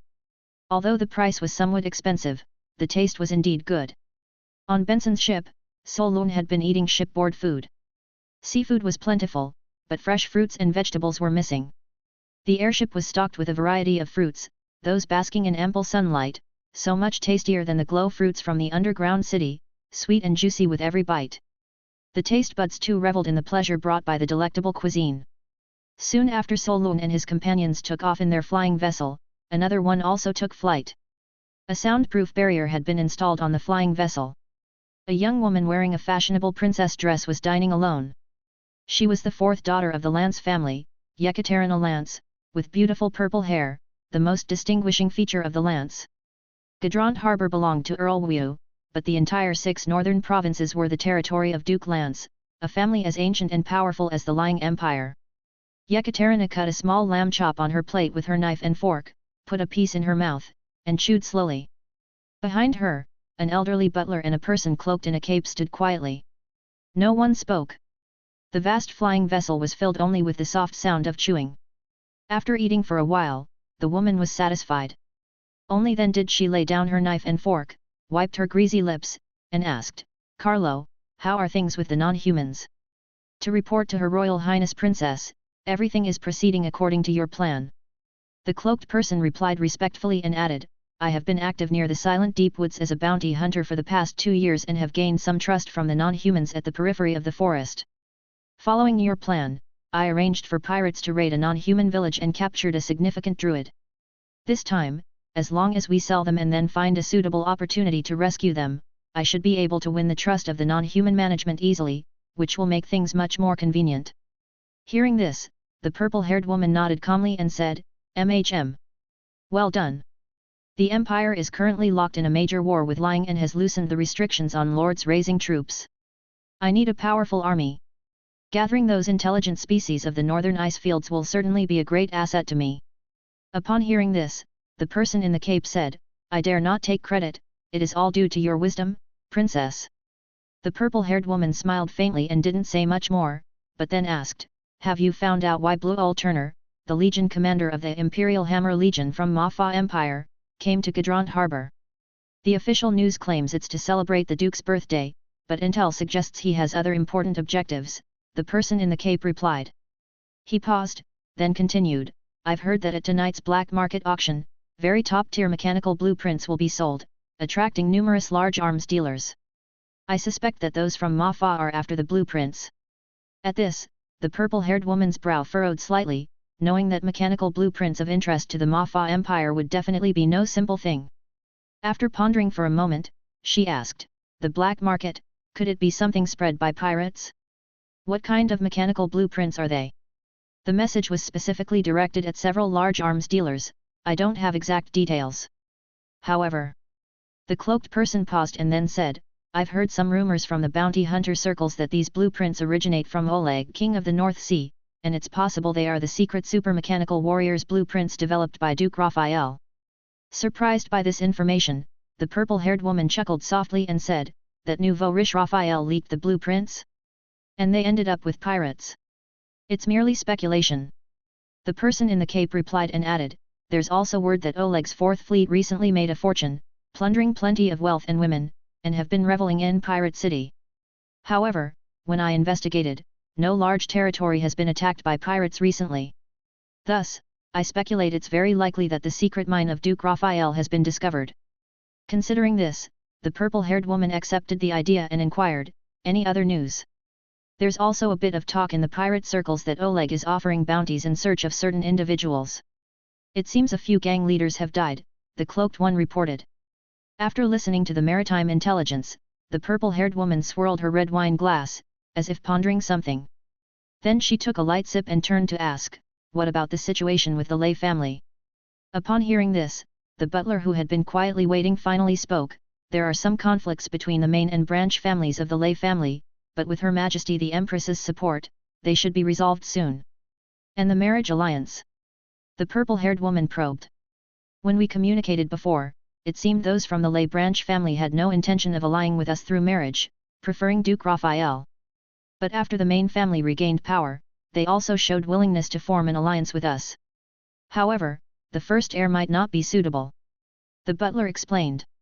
Laughing at the response, the purple-haired woman said, those fools still think they're the Mafa royal family from 100 years ago, waiting for a marriage alliance with the lying royal family, do they? Fine, anyone but the primary heir will do, the more useless the better. Butler, it is. Solun and Mr. Jing were dining on the airship, occasionally making idle chatter. He also noticed another airship had taken off, hovering a few hundred meters away. The full panoramic glass on the airship offered a great view. The sky was dotted with scattered clouds, and the two airships were staggered in flight, not much to be seen. But in the instant the clouds cleared, Solun saw clearly that there seemed to be only a woman with purple hair dining on the other airship. Rigid? Or maybe, Najad, is a waste, R. Solun was proficient in lip reading, and even though it was just a moment when the clouds dispersed, he felt that he had read a word that triggered a reflex in his nerves. But then the clouds closed in again, obscuring the view, and he could no longer see what the woman was saying. The information gleaned from lip reading was disjointed, lacking more context to help conjecture the meaning of the words, resulting in only a few fragmented words. Nobility, purple hair. Solun pondered for a moment in his head because he knew so little about the outside world, he also didn't know who the woman was. But he recorded this piece of information in his mind. The civilian airship was somewhat disappointing. After dining together, the two got off the airship and continued to wander around the city. Solun needed to find materials for his job advancement, and Mr. Jing also needed to find some high-level materials to heal his injuries. They planned to visit the material market for a look. Gadrant also had a specialized alchemy material market, located halfway up the mountain. The two took the cable car to the alchemy market. The shops here were all very clean, with uniform white painted walls and blue roofs, reminiscent of a kingdom from a fairy tale world. There weren't many ordinary residents on this street, the vast majority were professionals and businessmen. The people's attire was also varied and strange, some were dressed in suits like Solun, others in magician's robes, still others in leather and firearm-adorned adventurers' outfits, equipped with steam machinery. As it was a port city, there were cheaper goods available than inland, attracting a large number of customers. Moreover, the alchemy materials here were much more comprehensive compared to Old Lington. Hundreds of shops offered an eye-dazzling variety of goods, probably exceeding 100 million types. From first, second, to third-tier low-level materials, up to fifth and sixth-tier high-level materials, everything could be bought for a price. The two browsed one shop after another. Mr. Jing found some small gains. Solun did quite well too. Although he didn't find the third-tier main material he was looking for, he did find some complementary materials and plenty of essentials for making high-level puppets, things he had only seen in books and which Old Lington simply didn't have. With these materials, Solun could also try many new things, such as runes and enchantments above the third tier. Unexpectedly, while browsing, they actually encountered Captain Peng Si, who wanted to kidnap Mr. Jing. Chapter 227, Kill Slowly. Solun and Mr. Jing were selecting materials in a shop called the White Whale Alchemist, when suddenly the entire street fell silent. Passers-by consciously avoided looking and lowered their heads, not daring to look directly at the imposing group approaching from afar. The entourage was grand, led by a squad of guards in shining silver armor, and the leader of the guards was walking two ice plains giants enslaved with iron chains, as if walking dogs. In the middle of the group was a fat man with a smug look, his cheeks sagging into double chins, and his eyes squinted, weighing over 300 pounds. Nobles of the Lying Empire were instantly recognizable, not only by their entourage but also by their clothing. To distinguish themselves from the commoners, the nobles had developed a complex set of apparel indicative of their rank and titles. The man in the red and yellow velvet coat with 3 rows of silver buttons and a hat adorned with silver leaves was indeed a viscount. According to the imperial hierarchy, the ruler of Gatalank was a hereditary earl, and his sons were viscounts. Without doubt, this fat man was Viscount Primer, a second-generation noble concerned only with eating and womanizing. Viscount Primer had a poor reputation within his domain. Solun remembered from several disloyal pirate gang members, a term, lustful ghoul. Using his power, this man had not refrained from exploiting local women. However, in the Lying Empire, the status of nobles was inviolable. Lords were like emperors of their own land. Under the aristocratically powered law, serfs were private property, and his actions were considered legal. Moreover, Viscount Primer was always surrounded by sycophants who shared his interests. Some dirty deeds were also carried out by members of the pirate gang. Although there had been minor incidents involving the abduction of women, nothing serious had occurred.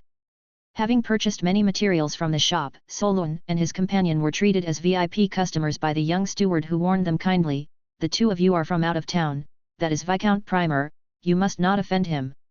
Also, it's best to steer clear of the madam." The steward's words were veiled, but Solun understood. These people were out hunting. Yet, he knew that even if they wanted to avoid it, it was unavoidable. Because Solun had spotted, among the distant group, a man with sharp eyes and a thin face. After extracting memories from several members of the pirate gang, he had learned that this man was the city gate's captain, Peng Si. Indeed, Solun had noticed a malevolent gaze fixed on them not long after disembarking from the airship. It was 2 men in duckbill hats, whose tracking skills were hardly sophisticated. They were still under the awning across the street, occasionally glancing into the shop. When Viscount Primer and his train arrived, the 2 men signaled Peng Si with their eyes. That man had already noticed Solun and his companion. If Solun could spot them, Mr. Jing certainly could as well. She remained silent, apparently curious to see what sort of demons and monsters would be drawn out. This was exactly what Solun had hoped. Although he did not consider himself a crusader of justice, he could not tolerate certain things. Especially such matters. Having spent so many years in juvenile detention, reflecting countless times upon his actions, Solun firmly believed that even if he lived again, he would still eliminate those gangsters. The look in those men's eyes then was so similar to this crowd's. If things really escalated, he might as well become a pirate. Afraid of being wanted? Not at all. Others might worry, but for someone like Solun, familiar with warrants, it was a minor issue. Though life as a pirate in the surface world was unstable, it was 100 times more comfortable than living in the outer city of Old Lington, and there was nothing unacceptable about it. 30 minutes earlier, Captain Peng Si had finished his shift at the city gate and, in high spirits, returned to his secret cabin. He had assumed that the men of the Poison Snake Gang, as usual, had brought a beauty back and locked her up there. But to his surprise, when he arrived, he found no one. After questioning some of the youngsters, he discovered that Viper Polite and his men indeed had taken action. But they had failed to capture anyone, and now an entire group was mysteriously unreachable. Even within the Poison Snake Gang, there was no news of them, it was as if they had completely vanished. Peng Si immediately guessed that they might have stumbled into big trouble. If something could make a second-tier professional disappear without a trace, it could make him disappear as well. The more he thought about it, the more frightened he became. Being just a small team captain, he could not afford to provoke any big shot. But Peng Si also had some cunning plans, having avoided trouble for so long because he was bold yet cautious, and he had connections. Therefore, he planned to divert the trouble. The trouble he couldn't handle himself could be passed on to his connection, Viscount Primer. Even the most influential figures had to lie low in Gadrant. Peng Si knew that Viscount Primer's daily routine, aside from indulging in food and fun, was to roam the streets hunting for new pleasures. With a little manipulation, he had lured the Viscount to this street. And there he was, just arrived. Guided by two youngsters, Peng Si sneaked over and whispered slyly, "Viscount Primer, look over there." Viscount Primer, feeling life was increasingly dull, had become bored with the maids in the castle, the top courtesans of the pleasure house, and all the beauties and slaves that various merchants sent over. All easily obtained. His father forbade him from harassing the local permanent residents. After listening to the guard's advice, he could only come to places with many outsiders. But this was a street frequented by professionals, predominantly burly men. Even if there were women, few were attractive. Viscount Primer had not expected to find any outstanding beauties today. However, following Peng Si's direction, when he saw the woman in the red dress sitting inside the White Whale Alchemy shop, Viscount Primer's eyes immediately widened, and he felt an immense thrill. My goodness, there are still such top-notch beauties in the world. The steward attending to Solun and his companion noticed Viscount Primer's gaze and felt a sense of foreboding, quietly reminding, "Gentlemen, perhaps you should step aside." Mr. Jing was expressionless, while Solun simply smiled and shook his head, unmoved. The other party was specifically here for them, avoiding them was not an option. Ah! Seeing the Viscount's party enter, the steward let out a helpless sigh, thinking that these two foreigners were in for some trouble. But there was no help he could offer. Watching the fat man enter the shop, the shopkeeper guessed what was coming. Though inwardly bitter, he forced a smile and approached, saying, "Viscount sir, your illustrious visit honors our humble shop. What materials might you need?" "Oh, why should you come yourself? Just give the guards a word, and I will personally deliver it to the castle. No need for the trouble, just here to look around." Viscount Primer casually inquired while idly handling a piece of alchemy material on the counter, his attention obviously elsewhere as he asked, "Got any good stuff lately?" His gaze, however, fell on Mr. Jing, who was not far away, his greedy eyes narrowed to slits, filled with lascivious intent. The air of distinct and chilly glamour about him excited him so much that his whole corpulent body trembled. Viscount Primer's lackeys understood their master's intentions and began inspecting the shop's clientele for an excuse. After all, it's inappropriate to abduct someone on the street, they needed an excuse. Captain Peng Si, not knowing that Solun had already recognized him, still made his way over and inquired pretentiously. "Who are you people, and where are you from?" "We are from On Lagos County, on a trip here. This is my wife." "Your identification?" Solun produced his identity proof, stamped with the city entry seal. He was also curious to see what kind of ruse these men would play. Peng Si looked at the identification, pretended to scrutinize it for a while, but found no faults, and then asked, "Do you have any nobility in your family lineage?" Solun calmly responded, "No." Hearing this, Peng Si visibly relaxed and without further ado, commanded in an authoritative tone, "There's a problem with your identity proof. Come with us to the security office for investigation." "Why?" Solun sneered inwardly and asked, "Captain, can you tell me what exactly is wrong with my proof?" Peng Si casually replied, "I suspect you are connected to a previous smuggling case. Please cooperate with our investigation." "Heh heh." Listening to this baseless accusation, Solun laughed coldly. Nothing new. A chilling look flashed in his eyes, and he didn't waste words with such people. He said, "Previously, several gangsters from the Poison Snake Gang came to kidnap my wife, and they said it was Captain Peng Si who ordered them. May I ask, was it you who ordered them?" Mr. Jing had been silent all along, and Solun knew that this was going to blow up. Good, he was in the mood to kill. Especially people like this. He spoke loudly, also to wake Viscount Primer to the fact that he was being used. After all, reputation and reality are two different things. In case, what if he killed an innocent? At this remark, Peng Si finally realized that the other party actually knew him, feeling a bad premonition. Damn polite, why did he confess everything? Yet, he deceitfully responded, "I don't know what you're talking about." Clearly, that fat pig was already overwhelmed by desire, with no intention to think through any covert schemes. His gaze couldn't move away from Mr. Jing anymore, and seeing his lackeys being so inefficient, he eagerly interjected, "If there's an issue, let's take these two back for questioning first." Upon hearing this, everyone in the shop visibly turned uneasy. Even if they hadn't understood before, they now grasped what the Viscount intended to do. But even though they understood, nobody dared to speak up. Solun shook his head, this time he wouldn't be killing the wrong person. At that moment, the nearby Mr. Jing calmly stated, "According to the laws of Emperor Liang, you have no right to detain us without cause." The law was the last refuge for the commoners, and she wanted to see if this powerful civilized nation still upheld it. Primo felt offended. A commoner dared to speak to him in such a manner? And dared to question the Lord's authority? His face twitched with fat, revealing a sneering smile. He hadn't spoken yet when the perceptive Peng Si shouted angrily, "In Gadrant, the words of the Viscount are the law." Mr. Jing shook his head, clearly disappointed. Solun slightly raised his eyebrows, enjoying such arrogance. In his eyes, the lives of the nobility were not so valuable. Solun said, "What if we don't cooperate?" Seeing a conflict brewing, Peng Si wasn't startled but instead pleased. If it really came to a fight here, no one would know about his deeds. Counting on his numerical advantage, he arrogantly yelled, "You'd best cooperate. Dare to resist, and it's death on sight." Before he finished speaking, there was suddenly a loud bang in the air. Pop! In everyone's astonishment, Solun's figure had already dispersed in front of them. "Protect the Viscount." The reactions of the third-tier guards were extremely quick. Surrounding Primo, they rushed out of the shop. Solun's first target wasn't that fat pig, but Peng Si. As everyone only caught glimpses of a dispersing figure, Solun had already appeared a few meters away, grabbing Peng Si by the neck and lifting him into the air, coldly looking at him. "Now what?" Peng Si, who exerted his energy on women and was only half professional, had no strength to escape from the iron-like grip on his neck. His face turning red, he still tried to be cunning, stubbornly saying, "How dare you attack the Viscount, you?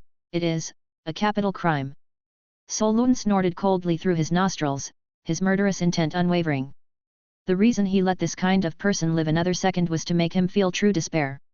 Just then, he threw a punch, his fist enveloped with violent wind elements, landing directly on Peng Si's head. Boom!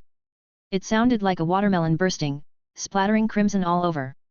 Solun executed this scum in the most violent and bloody manner. Witnessing such a terrifying scene, everyone else in the alchemy shop was dumbfounded. Being shocked by the massacre was one thing. But what shocked them even more was that someone dared to kill Viscount Primer's men? My god, these two foreigners were as good as dead. Solun had inquired before that Gadrant Harbor had a 6th-tier navy commander. There were also several 5th-tier and 4th-tier professionals. But those high-tier professionals mostly held important positions in the army. That son of Earl Mistmoon also had many sons, and this worthless one wouldn't always have high-ranking officers protecting him whenever he went out to seek pleasures. That fat pig only brought a few third-tier guards with him. Solun killed Peng Si but had no intention of letting the main culprit outside go. A 300-pound fatty, even if surrounded by third-tier guards, wouldn't escape quickly. Just as he was about to go out, Mr. Jing said indifferently, "No rush, kill slowly. I want to see if that Earl Mistmoon can come up with an excuse to save his son from the death penalty." Although his words were calm, they were filled with killing intent. The implication was that if things escalated, his master's sister had his back. If negotiations failed, even the Earl might be killed. Solun grinned, this was exactly what he wanted. This was not Black Reef Fort, there was no way out after killing someone here. This was land, where one could go anywhere, whether on land or sea. Not in a rush to kill, Solun was not eager to reveal his signature puppetry techniques either. He charged out, his hands forming the sorcerer's seals, shouting hormone rage. As the sorcerer's seals shifted, a layer of dark golden elemental armor condensed on his skin. His physical strength was already comparable to a regular third-tier melee professional. Once his hormones were activated, his close combat abilities were off the charts. He chased them down alone, braving a barrage of gunfire, his punches raining down like rain. The guards had to directly confront Solun to cover Primer's escape. Although these guards from the Earl's estate were much more formidable than those thugs from the Poison Snake Gang, none of them was a match for Solun. First-tier professionals fell to one punch each, and those above the second tier, depending on their armor, could last a few more rounds. His fists, landing on those clad in heavy armor, sounded like cannon fire, bang bang bang, echoing down the entire street. A trail of slaughter, a trail of corpses. The terrified Viscount's face turned pale, comically scampering down the street in a disheveled manner. There were many people in the alchemical market, and the noise halfway up the mountain was significant. Very soon, information was sent throughout Gadrant Harbour through various channels. In a high-end commercial district, a purple-haired woman was browsing in a high-end jewelry shop. Hearing the report from her subordinates, she seemed intrigued. Someone is attempting to kill Primer in public? That's interesting, let's go have a look. In an embassy outpost, a group of soldiers clad in heavy mechanical armor also received the news immediately. The leader, a middle-aged man with sideburns, immediately sensed something amiss. Wow, someone even dares to attack the Earl's son in Gadalang City? Tisk tisk, spirited. Let's go enjoy the show too. In the Earl's estate, Earl Mistmoon Aseka Ackerman was meeting an old friend, Count Blood Antonio Harris from the eastern region of Synodia. Hearing that his son was attacked in public, Aseka guessed as usual that it was that fellow getting into trouble again, and he smashed his teacup. Damn it! That damn son has caused me trouble again. He was well aware of his son's misdeeds, but for a nobleman, that was not a major issue. Some civilian girls, after all, were just perks that nobility were entitled to enjoy, and being enjoyed was a grace bestowed upon them. More than these, he was more infuriated that someone dared to create disturbances in his territory, which was a provocation to his authority as a lord. He said to his old friend, "My old friend, I apologize for the embarrassment." Antonio shook his head, stood up with him, and said, "To dare to make a move in the city, maybe some big pirate snuck in, let me accompany you to see, maybe I can be of some little help." Chapter 228. Ancestor. The battle was raging on the Alchemy material street halfway up the mountain. A gigantic cross appeared in the sky, covering nearly half a block. Silken threads dangled down, binding Viscount Primer, who was as fat as a pig, tightly in place. The thin threads sank into his flesh, with drops of blood trickling down, causing the man to continuously let out pitiful howls of pain. At this moment, Solun, drenched in snow-white suit, was splattered with scarlet blood, making him look exceptionally ferocious. He had killed the majority of that fat pig's lackeys, and only a few third-order guards were still struggling to hang on. Their armor was of high quality and had almost no flaws, taking a great deal of effort to defeat. Ultimately, it was still within the city. And Solun no longer had the opportunity to wipe out all these people. The news of Viscount Primer's attack spread quickly, but the city guard arrived the fastest. Soon, a team of knights clad in shining silver armor, mounted on majestic lions, surged forward with a formidable aura, quickly sealing off the entire block. This was Count Ozaka's most elite army. The Fire Lion Legion. The commander leading the knights was the Lionheart Knight, Hatija Owens. Solun had some memory of him, a fifth-order professional with no small reputation. The mount beneath him was a fifth-order blue-eyed fire lion, imposing and majestic, the size of a bull. Together, the man and lion had an astonishing record of battling a sixth-order pirate without defeat. The team members behind him were also elite, with second-order, third-order, and fourth-order lion magical beasts beneath them. Magical beasts possess a beastly nature, with eyes revealing fierceness, but under these knights, the formation was orderly and precise. These were true knights with noble titles. A true knight not only has access to the best supernatural resources but also wears armor and wields blades that are top-notch. Not to mention the cost of forging, which could equal the combined wealth of 10 or 100 ordinary professionals. The annual rune maintenance and enchantment costs alone required several civilian families' yearly taxes to sustain. The 100-man magical beast knight brigade before him could even wear down a sixth-order professional to death. Solun didn't feel he was in any position to clash with such an elite legion now. However, he also showed not the slightest hint of fear, crooking his finger to hoist that fat pig into the air with silken threads for everyone to see. Viscount Primer cooperated with a hysterical shriek, "Ah! Commander Hatija, quick, save me!" The city guards were gathering more and more at both ends of the block, with at least several hundreds of gun barrels pointed at his head, but Solun seemed to be completely oblivious to them. He glanced at his suit, now reeking of blood, and frowned slightly, seeming displeased. He calmly took off his suit jacket and rolled up the sleeves of his shirt, while casually harvesting and assimilating the soul shard he had just obtained. He didn't run away nor did he prepare to fight. Knight Commander Hatija stopped from a distance as he observed Viscount Primer bound within the glistening threads above, his gaze becoming slightly stern. Killing this criminal before him wasn't difficult. What was difficult was, he had no confidence that he could save the Viscount while killing this criminal. If the control was lost, those sharp threads would act like blades, slicing a person into segments. Thinking that the other party hadn't killed anyone, he probably wanted to negotiate. Hatija, looking at the young man who was tidying his clothing with an indifferent expression, said, "Release Viscount Primer, whatever your conditions are, we can talk." Solun heard these words but showed no intent to respond, not even lifting his eyelids. Seeing this attitude, Hatija felt it was going to be troublesome. He feared that the intention was revenge, to kill for the sake of killing. If being soft didn't work, Hatija tried another angle. "Are you aware that under the Empire's law, attacking nobility is a capital crime? It's not too late to let go of Viscount Primer now. Indeed, the laws of the lying Empire served the nobility. A noble killing a commoner would at most pay a fine. If a commoner killed a noble, the punishment could range from death by hanging to the annihilation of their entire clan. The law." Hearing this, Solun shook his head. "If the law were effective, we wouldn't be having this mess." He had no intention of troubling these knights who were simply following orders, still waiting for the Fogmoon Earl to arrive. Just as he said that, a path suddenly opened up in the crowd on the distant street, with a group of high-ranking guards surrounding two big bearded men in noble-specific garments. Both big beards wore clothes with golden clasps, and their hats were adorned with golden leaves. Although Solun did not recognize these two men, he could tell they were both earls. The two earls, one quite indifferent, the other's face full of anger. Solun immediately deduced that the slightly aging, angry grey-bearded man was the Fogmoon Earl, Aseka Ackerman. The Blood Count Antonio was puzzled. He had originally thought that the culprit daring to attack the Viscount's party in the city must be some 5th or 6th rank great pirate. But he had never expected that it would actually be a young man. Although he was not certain of Solun's rank, appearing like a 2nd or perhaps a 3rd-tier professional.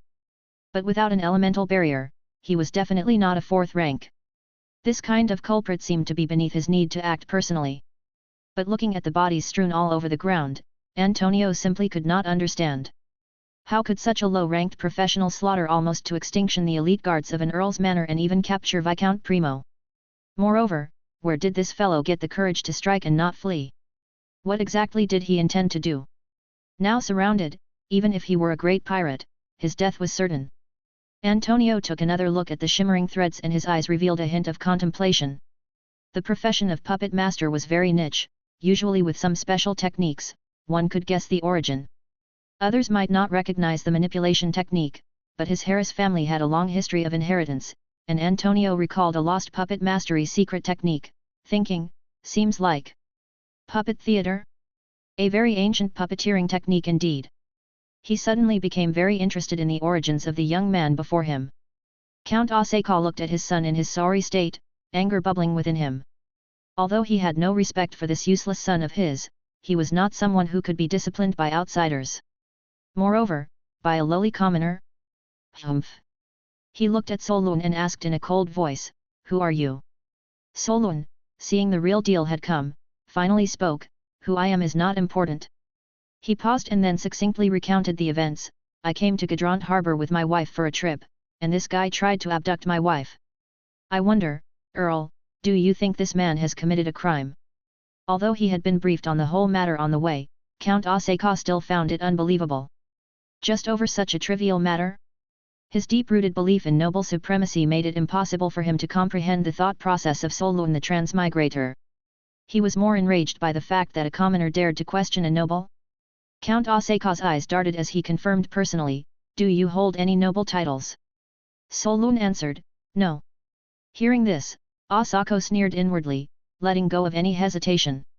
He narrowed his eyes and said, "Since you aren't a noble, do you know the crime of slandering nobility?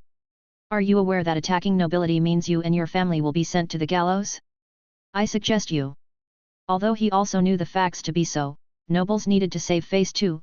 Abduction? No. That is damn slander. The threatening implication in his tone was more than clear. Since it was a newlywed couple coming for a trip, a rune master and a merchant's daughter, they must be involved with some family. He was convinced the young man must have been momentarily blinded by anger and would succumb to intimidation. However, Solun clearly wasn't taking the bait, shaking his head slightly, it seems the Earl has misunderstood something. Before his voice trailed off, he demonstrated his stance with action. With a sudden flick of his fingers in the air, he watched as several strands of thread tensed and quivered, and instantly, a desperate scream sounded not far away, "Ah! Daddy, save me!" Everyone looked closely, and blood sprayed everywhere. The fat pig bound by the threads had all his 10 fingers chopped off like carrots by the threads. The fingers fell to the ground, and blood spurted wildly. "You!" Earl Asako looked as Solun made his move without warning, giving no regard to his noble status, and shouted in shock and anger, "What on earth are you trying to do?" Solun's tone was still unhurried, "Earl, I'm afraid you've misunderstood my intention.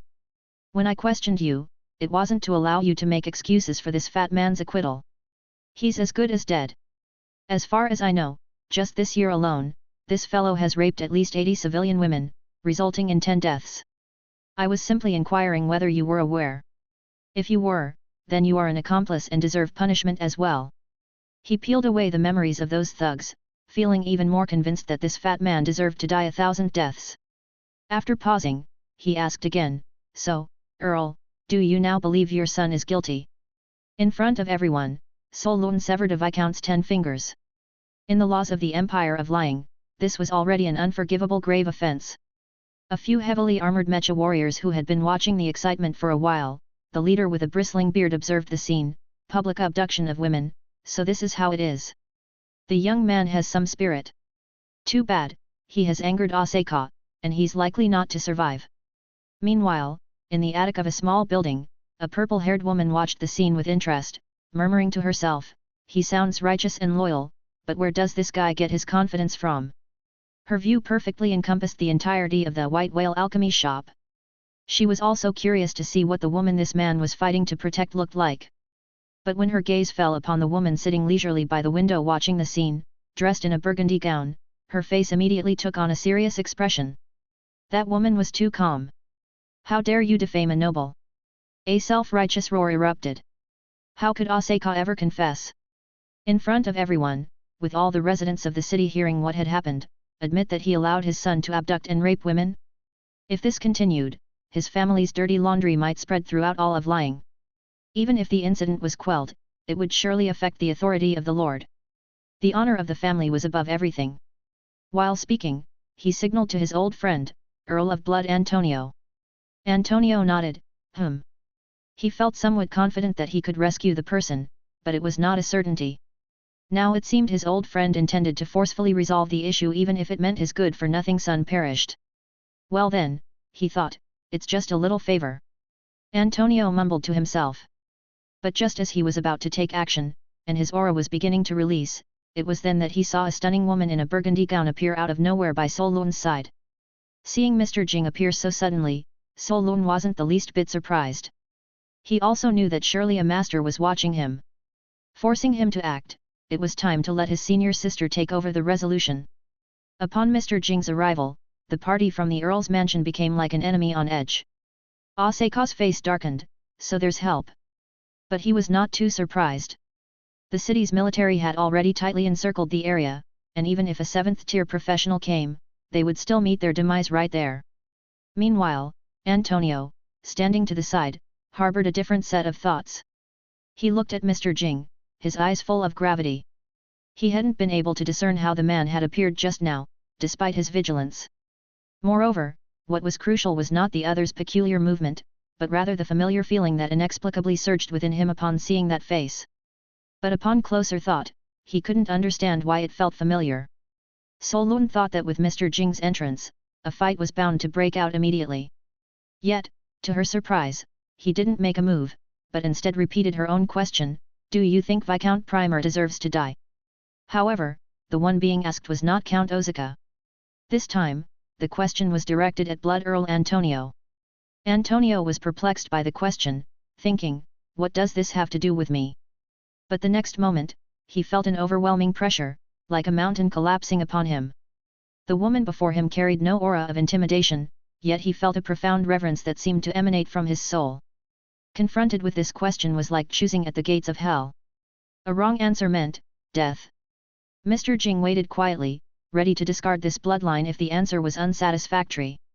Antonio seemed to zone out for a moment, and inexplicably, he spoke his mind, uttering 2 words, guilty, deserves death. Upon his words, Count Ozaka's expression changed, and he looked on in disbelief. Why would his old friend utter such a remark? The guards from the Earl's mansion exchanged glances with one another. They thought they might have heard wrong. Mr. Jing nodded at the response, good. Just then, a hint of red light flickered across her eyes. Just as Antonio had come back to his senses, he was clear about what had happened, annoyed at himself for blurting out such impolite words. Even though he also believed that Viscount Primo's actions were unforgivable, it was the result of the corrupt aristocratic system.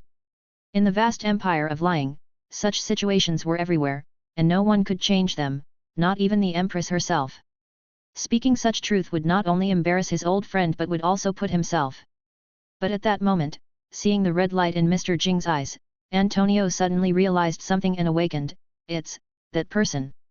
The next second, he did something that left everyone in disbelief. A most abnormal act.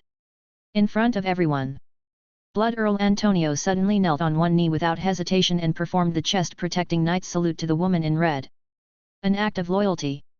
The sight silenced the bustling district. Thousands were stunned. A mighty earl, a high-ranking noble, need not kneel even in the presence of the Empress of Lying. But now, he showed such respect to the woman before him by kneeling? Everyone was guessing, who exactly was this woman? Or had the earl been bewitched by some secret mental technique? Solun, observing this scene, was initially slightly taken aback, but she quickly understood, is this the 4-generation bloodline she spoke of? Prior to this, Mr. Jing had not exhibited the aura characteristic of his bloodline, Antonio merely found him somewhat familiar. Now, feeling the ancestral pressure on his bloodline, he immediately recognized why it seemed so familiar. Wasn't this person depicted in the oil painting of the progenitor in his family's treasury, despite some discrepancies upon closer inspection? Although it seemed unbelievable, the ancestral bloodline pressure was unmistakably accurate. He respectfully called out, "Progenitor." Chapter 229. Cursed script. Everyone on the street watched, dumbfounded. No one expected a noble earl to kneel before a woman unknown to them in broad daylight, nor could they understand why he would do such a thing. In the Empire of Lying, it wasn't just nobility that reigned supreme, but also the inheritors from well-founded, prestigious families, and these were men. Aside from Her Majesty the Empress, there had been no mention of a female noble with a status higher than that of an earl. Count Ozaka of Mistmoon beside him thought his old friend had been bewitched and quickly asked, "Antonio, are you all right?" Antonio glanced back at him and shook his head. Seeing his old friend's resolute gaze, which did not seem to be under any sort of illusion technique, Ozaka had no idea what else to say. The situation had become very strange.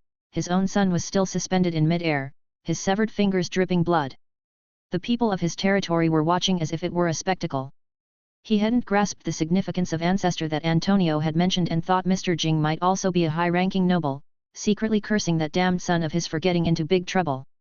But after all, being a respected earl himself, Ozaka swallowed his pride and said, "If your excellency is also a noble, then whatever misunderstanding there is, we can go to the nobility's court of arbitration."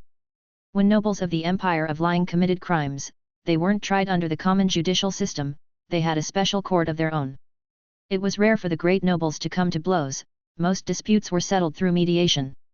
It was either through a duel or by staging a full-scale battle. Not by kidnapping someone's offspring like this.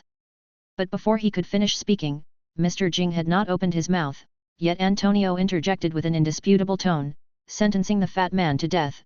Primo offended the ancestor, a crime unforgivable. Without waiting for anyone else to speak, Antonio took action himself. He suddenly raised his hand, and with a grasp, it was as though he tore the air itself, revealing 5 blade-like scratches beneath his fingers. The next second, the wails of the fat pig in the air came to an abrupt halt. A huge head tumbled to the ground with a thud. Ozaka's face went rigid as he watched his son killed right before his eyes. "You!" He wanted to erupt in anger, but his rational mind told him that something complex was at play, given his old friend's inconceivable actions. Although he felt humiliated, he realized it was not the time to lash out. Mr. Jing couldn't care less about the corpse and asked simply, "What do you think of him?" Naturally, the question was about Earl Ozaka. Knowing his old friend's character well, Antonio answered truthfully, "His crime does not warrant death." Then let it be. Hearing this, Mr. Jing proceeded to leave without another word. This was just an ordinary noble, not one who had committed heinous acts.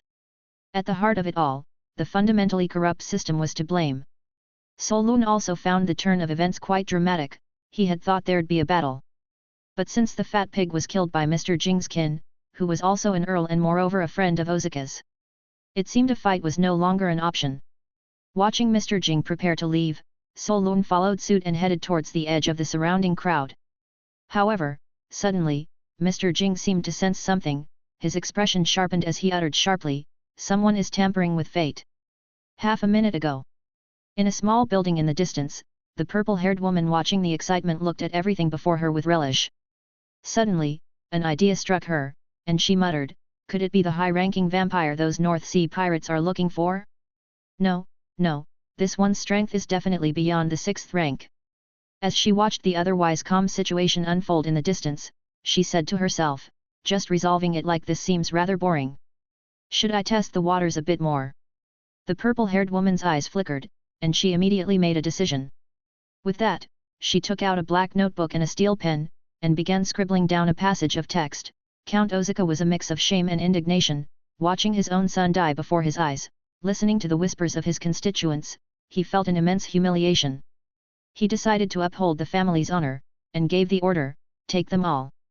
After the purple-haired woman had written down this plotline, several lines of text slowly emerged on the page. Conformity with reality 81%, story established. She peered at those words, the corners of her eyes crinkling with a sardonic smile. Ah, that's when a storyline becomes truly thrilling. If Solun had been here, he would have recognized that this notebook was an enchanted object. Cursed script. Quality, legendary. Description: if the characters in the script have no soul, it must be a terrible script. Cursed properties: one can write a scenario that fits the current situation to change the course of the story. The more logical the story, the more likely it is to affect reality. Those who do not master the relevant laws need to offer varying amounts of soul energy when using this notebook to alter the destinies of others. The more complex the fate and causality involved, the greater the price that must be paid. Detailed explanation: in the Dawn era, a great alchemist of the screenwriter profession series created this cursed object. He believed that the screenwriter is the creator of a story world, and as long as the logic in the book world is tight and the laws are complete, it can evolve into a real world. It can also serve as advancement material for those in soul-related professions. Watching the people about to leave, Count Ozaka, for some reason, felt a sudden surge of fury in his heart. He, a distinguished earl, had just witnessed someone kill his son before his very eyes, and he was supposed to watch them walk away? This Gadrant harbor was the Aikman family's territory. He was the lord who owned everything. Listening to the whispers of the constituents, he felt immense humiliation, growing angrier with each passing moment. Without thinking, he blurted out, "Take them all." At this command, the knights circling the streets surged forward. Blood Count Antonio, upon hearing this, couldn't believe his old friend would make such an irrational move, and bellowed, "Damn it! Ozaka, do you realize what you are doing?" But his words were useless. The knights only obeyed the command of their lord and were already charging forward on their mighty lions. Solun also inwardly cursed, recalling Mr. Jing's previous words.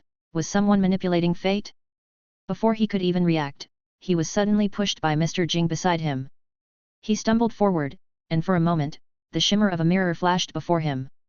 Not yet understanding what had happened, he steadied himself only to suddenly see the scenery around him change, finding himself in a room with a view of the sea and a breeze blowing through. Through the window, he had a clear view of Gadrant harbor. This was a mansion in a wealthy district at the top of the hill. Teleport a kilometer out of thin air? Solun felt he understood something and turned back to look. Right behind him, there was indeed a large dressing mirror. Today, the sunshine was just right, with a blue sky dotted with white clouds. The light and shadow in the mirror were clearly depicting the grand battle happening 1,000 meters away on the mountainside. Such a magical ability! Solun couldn't help but marvel inwardly. It appeared that Mr. Jing had pushed him out from within the mirror's surface. Could reflection be used for arbitrary teleportation? He figured he had roughly understood the principle behind this technique. It was very similar to his own spatial displacement, but it was clear that the laws applied were different. One involved passing through a spatial hole, while the other utilized the reflection of light elements. A vampire using light-based laws? It seemed a bit strange. Thud. Thud. Thud. The commotion from the battle on the mountainside was immense. Regiments charged, high-level spells collided, buildings were destroyed in swathes, and residents fled in panic. In Gadrant harbor, the army continued to gather and assemble toward the city, with patrol ships even returning to port, putting the whole city into a war state. The Ackerman family had operated in this coastal city for 100 years and had a solid foundation. There was no shortage of well-equipped knight regiments, various cursed objects, and some special individuals with unique talents. Like within the old Lingdun inner city, the wealthy always liked to cultivate professionals with rare talents.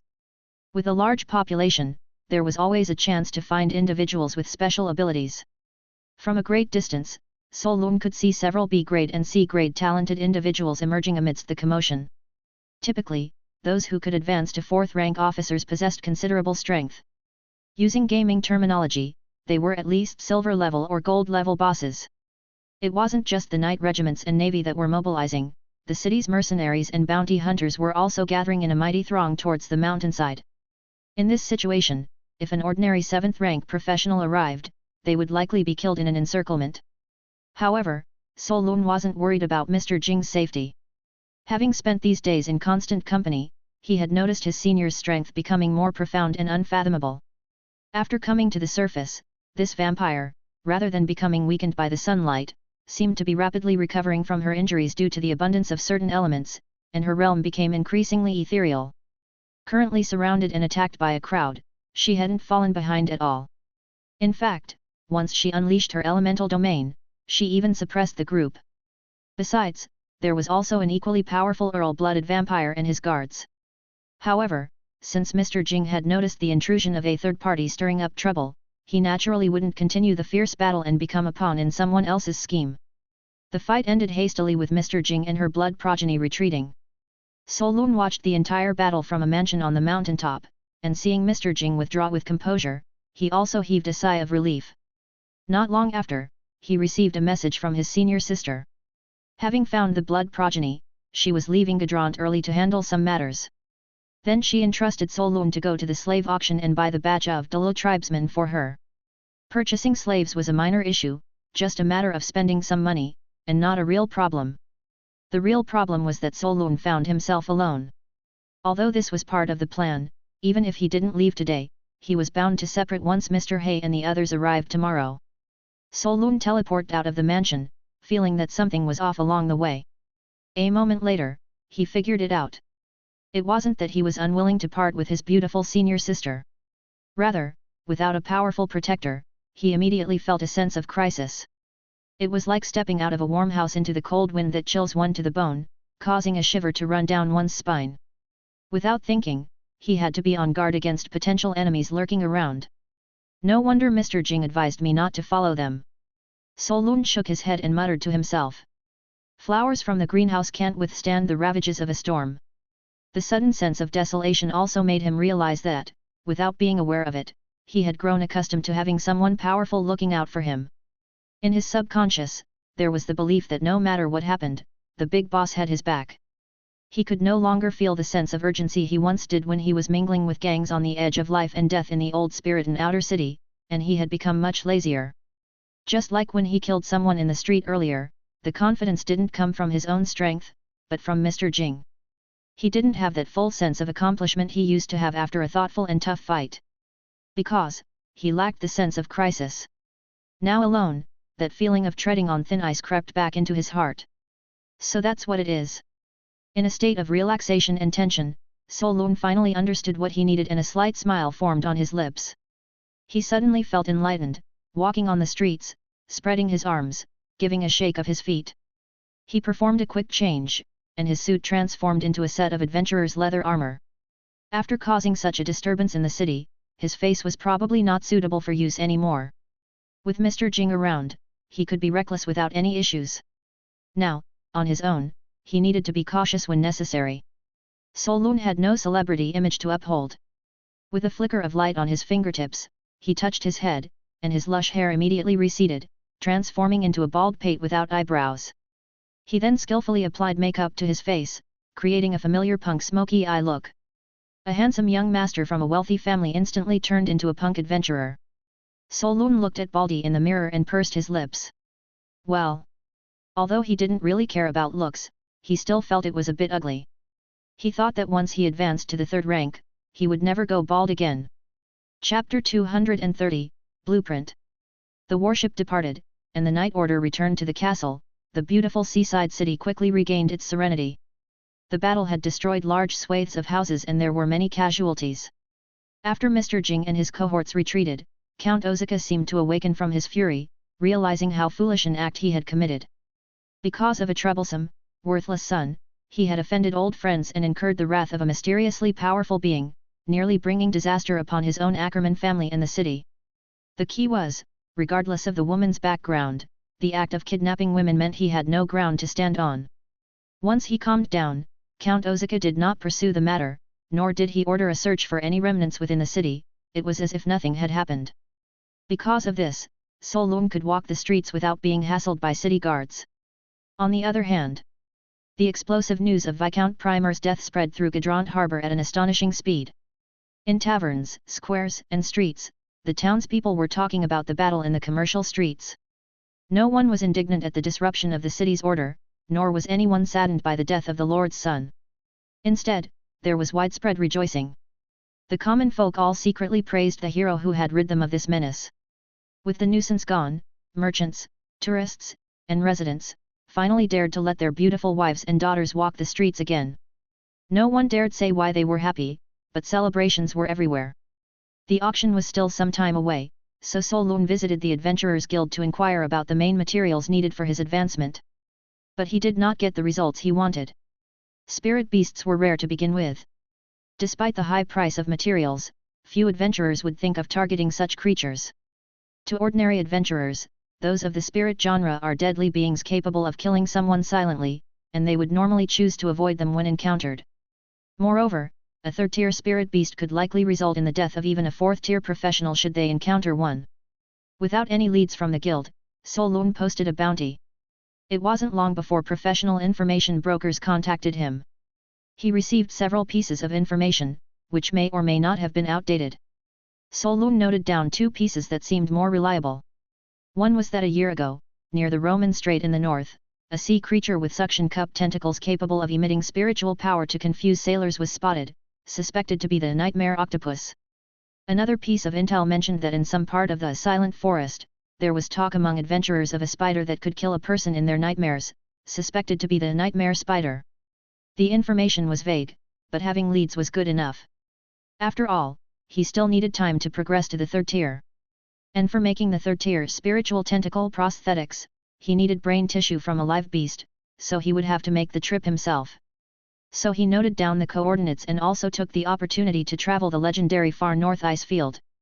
If he couldn't find anything, there was also a blizzard city on the ice field where adventurers on the plains mingled, and perhaps there would be more detailed information. The evening slave auction was on Oak Street in the southern part of the city, near the southern waterfront fish market, conveniently located at the tip of the boot shape of Gadrant. After leaving the Adventurers Guild, Solun inquired about the route in the city and took a waterfront steam train that ran along the coast through most of the city districts. It is said that when the train tracks were being built, they were above the sea level. But in recent years, the sea level has risen, and the train tracks have gradually become submerged. However, this did not affect the train's normal operations and it had become a landmark of Gadrant. The steam train that runs on the sea. By now night had fallen, and the starry sky sparkled brilliantly. The boundless starry sky reflected in the sea, making the train seem to travel within the Milky Way itself. As the waterfront steam train swept along the coast, cutting through the surface of the sea, it stirred up ripples in the galaxy, like a lengthy sea blue skirt studded with resplendent diamonds. Solun leaned against the window, mesmerized by the beautiful view before him. The stars lay above him, reflected in the sea, then caught by his gaze. At that moment, it was as though his eyes, too, contained a dazzling galaxy. Before long, the train arrived at its station, Oak Street. Seeing the bright neon signs of the taverns at night, Solun realized that the pub street was also located here. Girls clad in cool attire enthusiastically greeted passers-by. "Handsome, fancy a drink? Come to our Giant's Tavern. Visit our Windmill Tavern, we have the best rum from the capital city."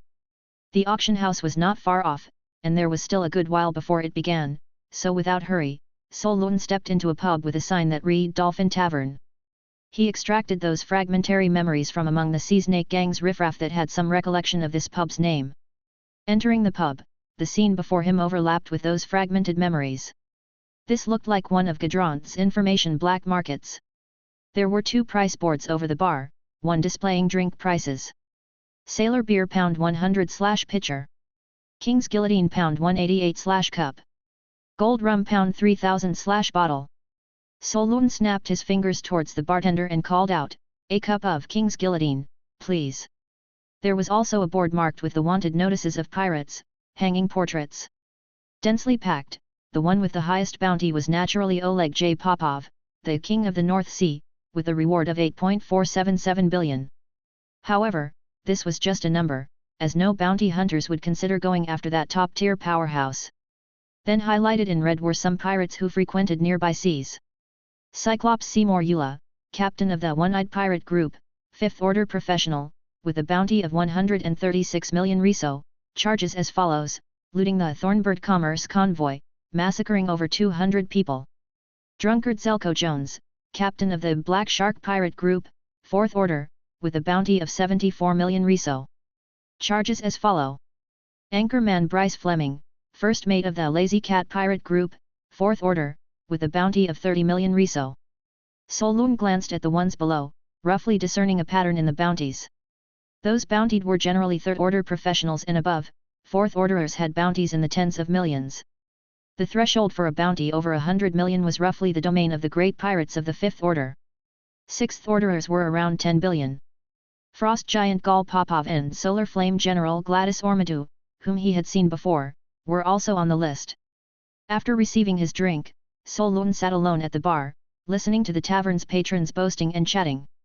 What he heard the most about was naturally the daytime assassination attempt on Viscount Primo. Being the person involved, he naturally knew what had happened. Listening to those demonized stories, he occasionally chuckled. This tavern had many sailors and fishmongers lurking around, who spent years at sea, all reeking of fish, a smell not even alcohol could mask. Solon didn't underestimate these people. After observing for a while, he also noticed that among these folks, some occasionally revealed wary gazes. These guys were no ordinary people. Ordinary people don't carry such fierceness. They were probably pirate informants. Outwardly, Gadrant Harbor didn't welcome pirates, but in the face of huge profits, there would always be opportunistic merchants engaged in shady business. Pirates needed information for robberies, they needed to fence stolen goods, and they needed middlemen for negotiating ransoms after taking hostages. Therefore, in a port city like Gadrant Harbor, a number of pirate informants, spies, and black market traders engaging in grey business were lying low. Solon listened for a while, getting a bunch of miscellaneous and mostly useless free information. Upon reflection, he took out 3 silver coins and stood them on their edges next to his cup. This was the secret code to communicate with information brokers, indicating you were in the know. Soon, a skinny man with a black felt hat approached and swept the 3 silver coins into his sleeve with a wave of his hand. He ordered a drink for himself and sat beside Solon. "Hey, buddy, what kind of information are you looking for?" Solon glanced at the man and said calmly, "Who was it that took action in the assassination of Viscount Primo during the day?" It was 2 outsiders who took action, seeming to know Blood Earl Antonio. Solon sipped his drink and replied coldly, "I'm looking for something useful, not this rubbish that everyone knows." The man in the felt hat, eyes circling shrewdly, quickly explained, "No, sir, please don't doubt the capabilities of my information, Mr. Know-it-all Polly. This is the latest information, currently no one knows the identities of those 2 outsiders. However, I do have a highly confidential piece of information." Upon hearing this tone, Solon knew the price was about to go up. He generously placed a few more silver coins on the bar, but kept his hand on them. "Then offer me some information you think I'd find interesting. I'll pay if I think it's worth it." Polly looked around stealthily before whispering, "The woman who took action is a high-ranking member of the vampire race. North Sea King Oleg has issued a very high bounty, looking for a group of people wearing gold-patterned cloaks, one of them a vampire. Sir, if you're confident, you might consider taking up this bounty." Being bountied by pirates? Solon heard this without changing his expression. It was no surprise to be bountied by pirates after having taken down a few squad leaders in a tower rush. However, the good news was that neither the pirates nor the Earl's estate were paying too much attention to someone like him. Mr. Jing was too conspicuous, all the information focused on her. Anything else? Any other interesting information? I've heard that a lot of high-quality treasures from the black market are appearing at this auction, including many ancient artifacts. I don't know why, but many big arms dealers have come to the harbor these past few days. I suspect there might be some major arms deals happening soon, but the information is still very limited. A very special ship arrived at the harbor, and some suspect it's the secret arrival of intelligence agents from the Ruiying royal family in Gadrant Harbor. There's a batch of very valuable antiques among the goods of the Red Dolphin commerce, worth at least several billion. The ship sets sail the day after tomorrow. The great bounty hunter Fist of Justice Hodge is staying at Moon Bay Inn.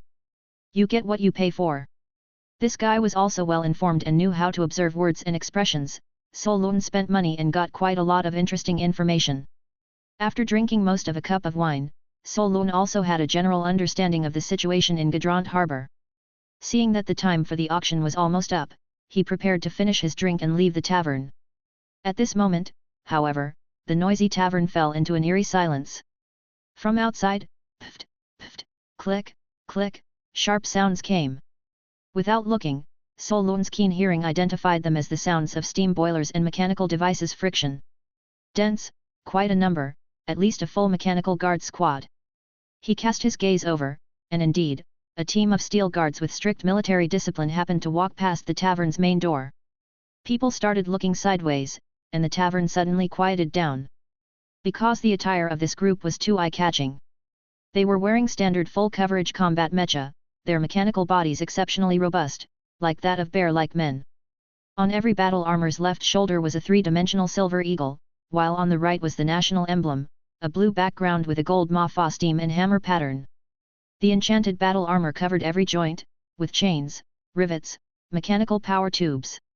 The overall design epitome of a distinct dark industrial style. On their backs, they carried exaggerated huge steam war hammers, alloy shields, saws, large swords, and various types of exaggerated heavy external firearms. The single steam boilers provided power for the heavy armors, each step resulted in a burst of white steam from under their feet. They appeared clumsy, but their movements were far from slow. The paint on the armors was mottled, a clear sign of battle scars. Just the sight of their imposing aura alone made it difficult for onlookers to breathe, indicating they were truly elite forces fresh from the battlefield. This was the core technology of the Ma-Fa Empire, external full-body mecha. With the helmets on, one man became a moving iron fortress. Lay people enjoy the spectacle, experts see the technique. While others sensed the battle armor's fierceness and might, So Lung couldn't take his eyes off the details. He squinted at the leader, a bald man with a sideburn beard, and murmured to himself, 6th tier composite rune magic. The Ma-Fa Empire military's rune craftsmanship is indeed high. He himself was proficient in machinery and runes and recognized the sophistication of that battle armor at a glance. After a moment of inspection, he was even more astonished. Almond alloy, magic patterned brass, dragon blood iron, all super rare metals. Not to mention the technological content, just the material cost alone, the price of this set of general-grade battle armor, is probably equivalent to a whole city. Solung couldn't help but feel astonished as he identified the runes and materials, and had roughly estimated the combat power of this mechanical battle armor. This set of armor pushed the limits of conventional elemental resistance and physical resistance. It could be said that if faced with a traditional profession whose damage output didn't exceed the armor's defense limit, this guy could stand in place and remain unmoved by an attack. Not to mention the output capabilities of the battle armor not yet displayed, as well as the personal combat strength of the bearded bald man himself. Solun assessed in his mind, a mechanical warrior like this, at the very least, is equivalent to a 6th tier professional. Against someone with countering abilities, they could even match a 7th tier professional. The technological complexity of this set of armor was something he still couldn't match. However, such top-tier armor was an exception. Enchantment and rune magic are not simply about the rune's technique, it also requires materials capable of withstanding high-level inscriptions. At least the armors worn by the soldiers behind the bearded bald man were significantly less impressive. 2 sets of 5th tier, the rest possessing 3rd tier runes, 4th tier armors. To Solun, this troop of mechanical warriors seemed like a collection of high-end mechanical technologies on the move. While he envied the view, his brain reflexively contemplated how to deal with it, analyzing, the resistance to both physical and magical attacks is very high, with fierce firepower. There aren't many weaknesses to exploit. The defense against spiritual power is weak, and perception could be used. If only I could get a set to study in detail. Thinking this, Solun turned to Polly, the know-it-all beside him, and asked, "Who were those people just now?" Polly replied, "That's Blue Ul Turner, the leader of one of the Mafa Empire's 4 ace armies, Empire Hammer. With the current conflict between the two nations, he was originally in the Emperor's capital as a negotiation ambassador. No one knows why he's come to our northern parts. Seems like he just arrived this morning." Only then did Solun realize, thinking to himself, so they're a diplomatic delegation, no wonder their armors are so advanced. He then asked, "Is there a way to get hold of such battle armor?" Polly heard the question as if it were incredible, laughing, "Hey, buddy, I'd say forget about it. Those kinds of armor have high bounties on the black market, but no one has ever managed to get their hands on them. The Mafa military officers' armors are highly technical and all equipped with self-destruct systems. Incorrect dismantling methods or activation by the warrior will cause it to explode, damaging key precision components. Even in battle, it is very rare for complete armors to be captured." Solun listened, not too surprised, it was just a technological protection measure.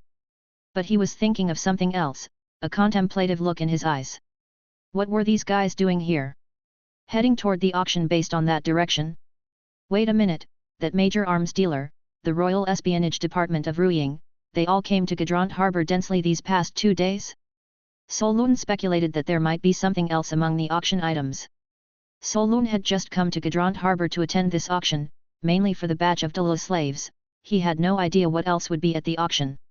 Even the intelligence merchants didn't know, so Solun didn't bother to guess wildly. It wouldn't be long before it was revealed. The wine was finished, and the start time for the auction was close. Without lingering in the tavern, Solun headed straight to the auction venue. The auction house was a renovated old theatre, and asset verification was required for entry. Solun presented valuables worth $1 million and thus received a temporary auction item catalogue at the entrance.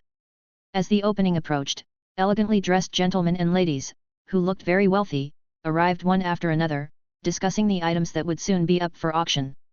It seemed that the auction house had already informed other major clients about some of the items, and smaller buyers like him were only finding out now. Upon glancing at the item catalogue, Solun immediately felt a sense of familiarity. Items from Old Lington. The underworld was ruled by dark magicians, and many of the materials and occupations produced there were different from those on the surface. For example, those cursed crystal ores are a type of gemstone with dark energy unique to the underground veins. In the end, there were also mystery items marked with question marks. Seeing these, Solun quickly guessed what the main source of goods for this auction was. Most likely, it was the loot seized by the 4th Fleet of the King of the North Sea from Old Lington. That mysterious item, couldn't it be the blueprints and materials for the super mech warrior, could it? Solun, recalling various pieces of information, considered this possibility. The Mafa ambassador, along with arms dealers. He felt that only such an item could attract so many people with sensitive identities. Mech warriors were primarily used in large-scale wars, requiring large numbers to be effective in groups. Those interested in such blueprints were either mechanics or large forces. After stripping the soul shards from a group of research institute mechanics, Solun knew that the technology threshold for super mech warriors was extremely high. He felt that the pirates did not have the technology or resources to create a mechanical army, so the blueprints were of little use to them. Keeping a backup and then selling it to a large force would maximize benefits. As Solun pondered, he entered the auction hall. The opera house was similar to a movie theater, with a stage in front and 2 levels of seating. He was led by a hostess to a seat in a corner. Soon, the lights focused on the stage, and the auctioneer started the proceedings. Checking the auction catalogue, slave auctions were scheduled for mid-intermission, so Solun had to wait. Quickly, item after item appeared on stage. Ancient breathing methods, ancient spell scrolls, historic tomes, high-grade materials, mechanic blueprints, and ready-made products, all were rare and fine goods seldom seen in the world. In the surface world, the demand was great due to the large base of professionals. In a major city like Gadrant, even silver-grade occupation materials were highly coveted. In Old Lington, however, thanks to ruin excavations, ancient artifacts were abundant, and there was no shortage of gold-quality materials and equipment. Pirates had looted far too many treasures. These exquisite items immediately set off wave after wave of bidding frenzies among the various bidders. As Solun watched each item being auctioned off, his brow furrowed. He even knew the origins of some of these auction items. That group of pirates indeed had killed many people. The auction was in full swing when, at that moment, in a private room on the second floor, a purple-haired woman took interest in the item currently up for bid. This was none other than Yekaterina Lance, the fourth daughter of Duke Lance, the lord of the northern 6 provinces. She seemed especially interested in ancient books, bidding on nearly every one that came up. Not long after, an old butler hurried into the room and reported, "Miss, it has been confirmed, the last item of the auction is the complete blueprint for the super mech warrior and some research materials. Should we prepare to bid on it?" Upon hearing this, Yekaterina's face showed little surprise, but she shook her head and chuckled, "Bid? No. Those people from the Mafa Empire are determined to get it, and we cannot outbid them. The price they are willing to offer is beyond us." The old butler seemed to understand his mistress's temperament very well and asked, "Shall I make an attempt then?" Yekaterina had clearly already considered her options and shook her head again, "We must obtain the blueprints. But there is no need for us to make the first move. Military intelligence has now exposed several important agents buried in the north for this operation. They will not let the blueprints fall into enemy hands. Let them start the fight." "Yes," agreed the butler. After a moment of contemplation, the butler fell silent. Yekaterina, with a mischievous smile growing on her face, mused, "This is going to be lively, hee. Those pirates are clever, auctioning off these blueprints to intensify the war so they can fish in troubled waters." After a pause, she added, "That pirate leader Oleg is likely to be crowned after this. The war will draw us in the north 6 provinces as well. Although it's not all bad news. Let's prepare in advance." "Yes, miss," the butler confirmed. Yekaterina added, "Oh, and have someone keep an eye on that vampiress, find out exactly who she is and what she's up to. I have a feeling she'll be a major threat to us in the future." "Yes," the butler responded decisively. Inside the bustling auction hall, outside, a group of people dressed in various occupational outfits were meeting in secret. "Are you certain that the blueprints for the super mech warrior will appear at this auction?" one asked. "Yes, Commander," confirmed another. "Those damn arms dealers have not divulged a hint of information. To seek exorbitant profits, they really disregard even the safety of the Empire. Several of the big arms dealers are backed by the Empire's top royalty and nobility, and they are not afraid of our military intelligence. They probably want to keep the blueprints in their own hands. Forget it, report the situation to Her Majesty the Empress. Mobilize all available personnel. If we can't buy it, even if we must intercept the Mafa delegation, we must not let the blueprints slip through." "Yes, Commander." Chapter 231, Warrior, You Face Deadly Peril. Solun was still unaware of the undercurrents swirling outside the auction house, nor did he know what the super-mechanical warrior blueprints meant to the 2 great empires. But he guessed that with so many big shots drawn to this auction, it wouldn't be simple. The auction continued. Only the finest items would make it to the auction. All that came from Old Lington were ancient relics, many of which were rare and unique and unavailable elsewhere. Due to the usual auction attracting many wealthy outsiders, the bidding prices were driven very high. The wealthy arms dealers on the second floor were generous with their funds, and often, just a few bids were enough to outprice the individual attendees on the first floor. Many of the treasures ended up in their hands. Solun was not particularly interested in the prosthetic materials and was waiting for the slave auction during the intermission. He also prayed that nothing chaotic would happen. Unexpectedly, before the slave auction could start, a secret technique of great interest to him appeared in the early part of the auction. At that moment, a lady brought out a tray. The auctioneer on stage pointed to the blue scroll on the tray, stating, "The next item for auction is quite significant. I'm sure everyone has heard of the 4 servant gods' secret techniques of earth, wind, water, and fire. Yes. This scroll is one of them, the complete secret technique of fire in existence. The starting bid is 1 million kroner." As soon as these words were spoken, whispers immediately spread among the crowd below. Clearly, this secret technique was indeed well known to all. The Four Servant Gods' secret techniques, legend says it's a top-tier fire control technique. Even the Imperial Auction House might not feature such a high-class secret technique. It's truly rare. Isn't this a royal family exclusive secret technique? To think the auction house would have it. I'm quite curious about who the owner of this batch of goods is. With such a technique, why would anyone sell it rather than keep it hidden? This batch of items all seem to have significant origins. Could it be that some major thief has robbed the royal treasury? Yikes!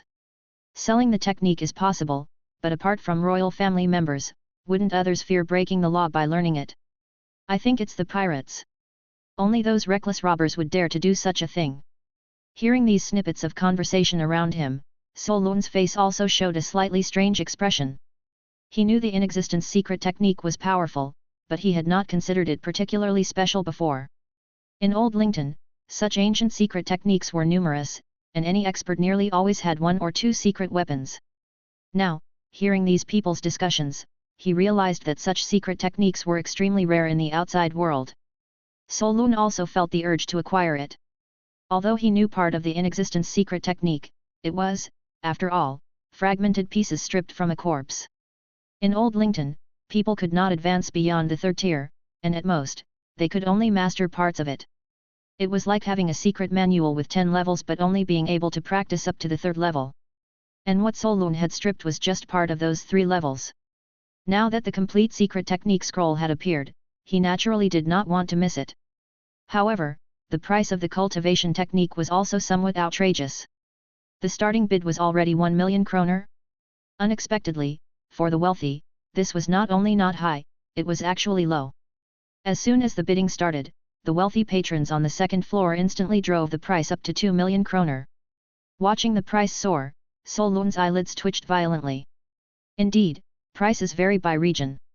The cost of goods in Old Lington is vastly different from the outside world. He thought he was quite wealthy, having sold what he could, and by his estimates, had about 8 or 10 billion lasuo, excluding secret techniques and scrolls. Now, buying a secret technique costs a few billion? The pace of the auction was fast. At this moment, the auctioneer was loudly announcing, "Good.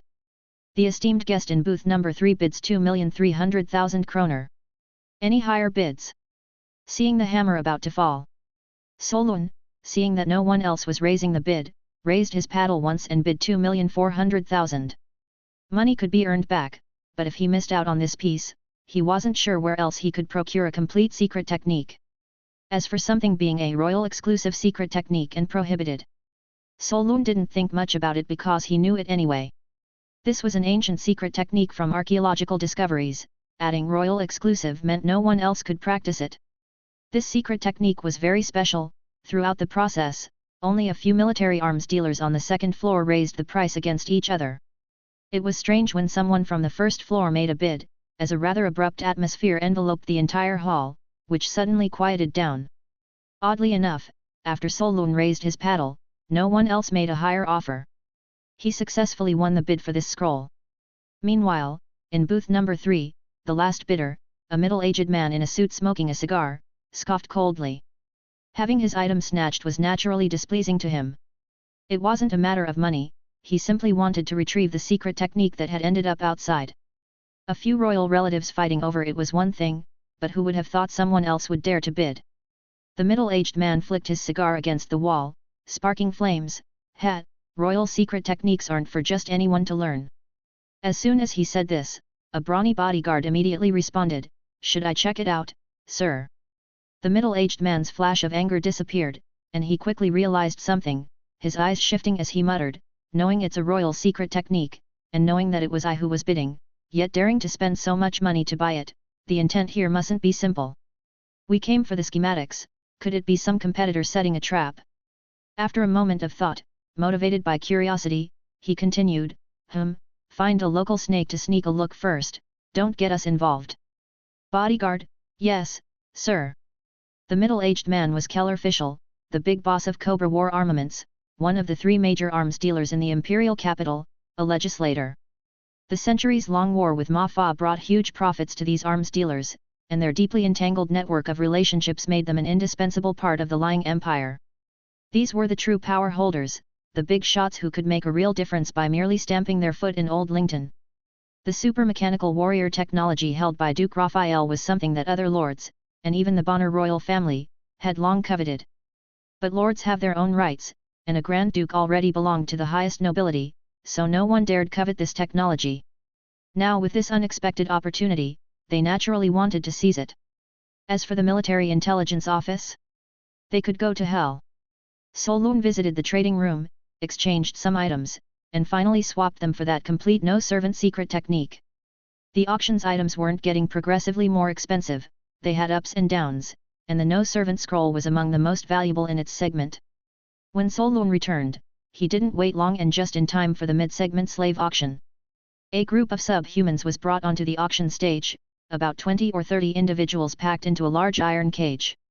They were all chained at the hands and feet, with explosive collars around their necks. The male subhumans were as sturdy as tigers and leopards, while the females had graceful figures and beautiful faces. The physically weak or those diseased had been killed during the raids already. These were the actual commodities of the auction. As soon as this batch of slaves was brought out, the wealthy merchants who had been waiting to buy slaves became noisy. Oh, full of wildness, they have much more flavor than those domesticated subhumans. Hehe, the quality is very high. If the quality of goods is all like these few rabbit breed subhumans, after proper training and placing them in pleasure houses, they'd surely be wildly popular, earning at least 10 times the profit. Watching the humans below pointing and commenting, the subhumans beat against the iron cages, letting out beast-like indomitable roars. Solun's gaze also fell on those subhumans, trying to distinguish which one was the individual Mr. Jing had mentioned might have a special identity. But it seemed somewhat difficult to tell, they all looked quite similar within their species. As soon as the starting bid was announced, the price quickly began to rise. Solun also raised his placard twice, and the price quickly soared to over 80 million. After that, the number of people bidding decreased. Subhuman slaves were priced higher than humans, typically ranging from 300,000 to 500,000 kroner per piece if the quality was good. Meaning this batch of 200 shouldn't cost more than 1 billion to be reasonable. After all, subhumans still needed taming, and the more feral, the harder to tame. How many of them would ultimately survive, of the 200, was yet to be seen. But he didn't expect that box number 3 on the second floor would bid again, 1 billion. That guy directly pushed the price to a high level that normal merchants would not dare to touch. Solun looked on and calmly raised his placard again, 1,100 million. Had they been ordinary slaves, he really wouldn't have been interested. But he had promised to help Mr. Jing with this task, to rescue this batch of subhumans. No matter how high the price, he had to buy them. Only with a legal ownership certificate could he send those subhumans out to sea. If someone else successfully bid for them, that would have been even more troublesome. 1,500 million. 2 billion. 2,500 million. Box number 3 also repeatedly increased their bid, and Solun followed suit each time. Solun knew they were likely testing his attitude and identity because he had previously bid on the wushi. But after all, it was just a batch of slaves, the price couldn't go much higher. Later, with each bid Solun made, he bid quite high, giving off the impression of deliberately inflating the price. He understood well that his small fortune was practically insignificant in the eyes of those major arms dealers. Without playing some tricks, he definitely couldn't close the deal. The opponent did not care about the small amount of money, but they certainly didn't want to be the sucker. In the eyes of onlookers, Solun was merely engaging in a stubborn contest with the person in box number 3. The bystanders were just enjoying the spectacle. The more casually Solun shouted his bids, the more cautious the person in box number 3 became. Perhaps suspecting Solun was a shill hired by that group of pirates, box number 3 finally quieted down. Eventually, he purchased the batch of slaves at a price more than double the market value. Having paid the money, Solun left the auction house without waiting for the final lot to be auctioned. Though he guessed that the final auction item was the super mechanical warrior blueprints and he was very interested in obtaining a copy to study. Given the current circumstances, the upcoming auctions were simply out of his financial reach. Moreover, the increasingly tense atmosphere at the auction also led Solun to speculate that the nerve mechanical technology secretly researched by Duke Raphael was probably top tier in the terrestrial world.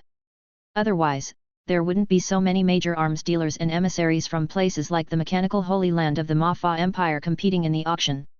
He had a vague premonition that, no matter who ended up securing the blueprints, the matter wouldn't just quietly resolve itself. After all, there was an ongoing war between two nations. Soon after, at dock number 7 of Gadrant Harbor. This was a regular cargo dock. Solun had previously purchased a sea vessel and stocked it with ample fresh water and food. Without waiting long, auction house staff drove a steam tractor to the dock, delivering several large iron cages covered with tarps. The laborers unloaded the cages and pulled back the tarps.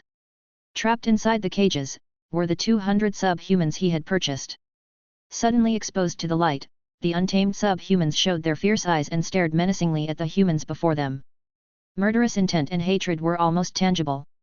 If not for the chains and cages restraining them, these subhumans would likely tear the humans before them to shreds. The staff member, pointing to the labels on the cages, said, "Sir, this is the merchandise you purchased, please inspect it." Solun looked over it and found no issues. Seeing him alone, the staff member kindly offered, "Sir, do you need help moving them onto the ship?" Solun shook his head, "No need. Just give me the keys." "Ah? Oh." The staff member hesitated but did not ask further, passing over a bunch of keys. These were the keys to unlock the slave chains and the explosive collars around their necks. With these, the slaves couldn't escape. Once the staff member was far enough away, Solun looked at the group of subhumans in the cage, then asked, "Does anyone speak the common language?" The only response was hateful glares. The subhumans completely ignored his query. Solun sighed slightly, vexed, murmuring to himself, "Mr. Jing did say that the druids from the Dalo tribe should know the common language." Hopefully, he hadn't purchased the wrong people. Solun tried a different approach, uttering a strange phrase. This was a vow told to him by Mr. Jing, used when a contract was signed long ago, meaning, "A sealed deal cannot be broken, beauty is but a blooming flower, friendship is the everlasting boulder." Upon hearing this, the subhumans in a few of the iron cages immediately calmed down. The murderous intent in their eyes instantly turned to confusion as they looked at Solun, filled with perplexity. Seeing this reaction, Solun finally breathed a sigh of relief, feeling that his money had been well spent. But that was the only Dala phrase he knew. Having said it, he switched back to the common language. "You should know what that phrase means." "I mean no harm." He paused for a moment and pulled out the mammoth amulet he had obtained earlier from a pirate lackey, then said, "Entrusted by others, following the ancient covenant, I have now rescued you. There is enough water and food on the ship, and you can take it to return to the north. Of course, if you cannot sail, I can help you hire some sailors." After a pause, he looked at the group of people with confused expressions and asked, "So, did you understand what I said?" There was another awkward silence. Looking at their baffled eyes, it was clear that these people really hadn't understood him. Solun felt that if they didn't understand, things might get a bit troublesome. Although he no longer felt any murderous intent, he still dared not open the iron cage. Unexpectedly, at that moment, a bear-like person over 2 meters tall spoke up, "May I ask, sir, where did you hear that phrase?" Solun countered, "Are you a druid of the Dalo tribe?" The black bear person nodded and said, "Yes, you can call me Pasu." With a complicated look in his eyes, Pasu spoke with a sorrowful tone, "Nowadays, humans only call us subhuman slaves, no one calls us by our tribe name, Dalu, anymore." Being able to communicate was a good thing. Solun also let out a sigh of relief. He had always thought druids would be like wise old men, not expecting one to be this burly bear-like individual. If he wasn't mistaken, he had just seen him being displayed on the stage earlier. Unsure of how to introduce Mr. Jing's identity, he thought and then showed off the ring on his hand, Siraya's blessing. On the ring, there happened to be the crest of Isaac's family. All he said was, "The person who entrusted me is currently handling other matters and can't come right now. She asked me to tell you that someone still remembers the ancient covenant, and the friendship between humans and the Dalo tribe will not fade." Initially, such lightweight words felt a bit unreliable to Solun. After all, the process of capturing slaves was extremely bloody. The people before him were all robust, and the elderly, weak, sick, and disabled had been killed during the capture. In other words, it wouldn't be an exaggeration to say that humans had committed genocide against the subhumans. It definitely was not something that a few words could resolve. Unexpectedly, these individuals were surprisingly easy to communicate with. Seeing the crest on the ring, the people inside the cage immediately understood something, filled with surprise and excitement. Upon hearing Solun's words, the black bear person even nodded in agreement, his eyes showing utter belief. Then, he spoke to the other subhumans in the cage using an incomprehensible language. This druid seemed to hold a very high status. As he spoke, the members of the Dalo tribe instantly quieted down. They then looked at Solun with the same incredible, grateful, shocked, and friendly complex expressions. In those looks, Solun no longer felt any hostility at all. Solun couldn't understand how an ancient covenant could be so powerful that it immediately made them set aside a vendetta capable of justifying genocide. However, it was a positive sign, allowing him to open the cage without reservation, and he handed them the key to unlock the explosive collars. With the collars removed from their necks, the Dalo people were somewhat incredulous. Had they really regained their freedom? Then, the group of Dalo people collectively bowed deeply to Solun, performing a chest-protecting gesture. We thank the warrior for his rescue, the Dalo tribe will forever remember this favor. Listening to the term warrior, Solun felt a bit awkward. He had merely spent some money, hardly anything heroic. The real thanks should go to Mr. Jing. Thinking it was a language nuance of the Dalo tribe, he didn't take it seriously nor take the credit, saying, "You're welcome, it's just something I was entrusted with." Now was not the time for idle chat. Luckily, these people knew how to sail the ship themselves, so he didn't need to hire any sailors for them. After exchanging a few pleasantries, Solun saw the people onto the ship. Weighed anchor, and set sail. Although the ship was filled with subhumans, the dock manager looked a bit suspicious, but with Solun's complete slave ownership documents, he wasn't troubled. As long as the ship left the harbor, the matter would be considered concluded. Solun and these subhumans were meeting for the first time, and could hardly speak of any friendship. Apart from being polite, there wasn't much to talk about. Unexpectedly, just at the moment of departure, a subhuman from the Black Bear tribe named Pisu made a praying gesture on deck, his hands emitting a bright green light. When he opened his eyes again, there was a wise gleam in them that didn't match his robust physique at all. Solun looked on in confusion, not understanding what he was doing. However, unexpectedly, Pisu said, "Warrior, the prophecy tells me that you will face a deadly peril in the future. But, the ocean will protect you." Solun's eyelids twitched slightly. Deadly peril? There indeed were professionals with the talent of prophecy, but 99% of those who claimed they could prophesy on the market were swindlers. The so-called prophecies were just some conclusions made after eavesdropping. However, Mr. Jing said that the druids of the Dalo tribe were truly adept at prophecy. Seeing that the ship was about to leave, Solun instinctively asked, "Mr. Pisu, what do you mean by this prophecy?" Pisu shook his head, no longer speaking, only smiling and blessing, "Warrior, the nature goddess will protect you." Saying this, a group of subhumans on the ship also made a fist-holding prayer gesture, as if simultaneously blessing Solun. Prophecies came at a great cost. Seeing this, Solun decided not to ask further, simply waving his hand towards the slowly departing ship.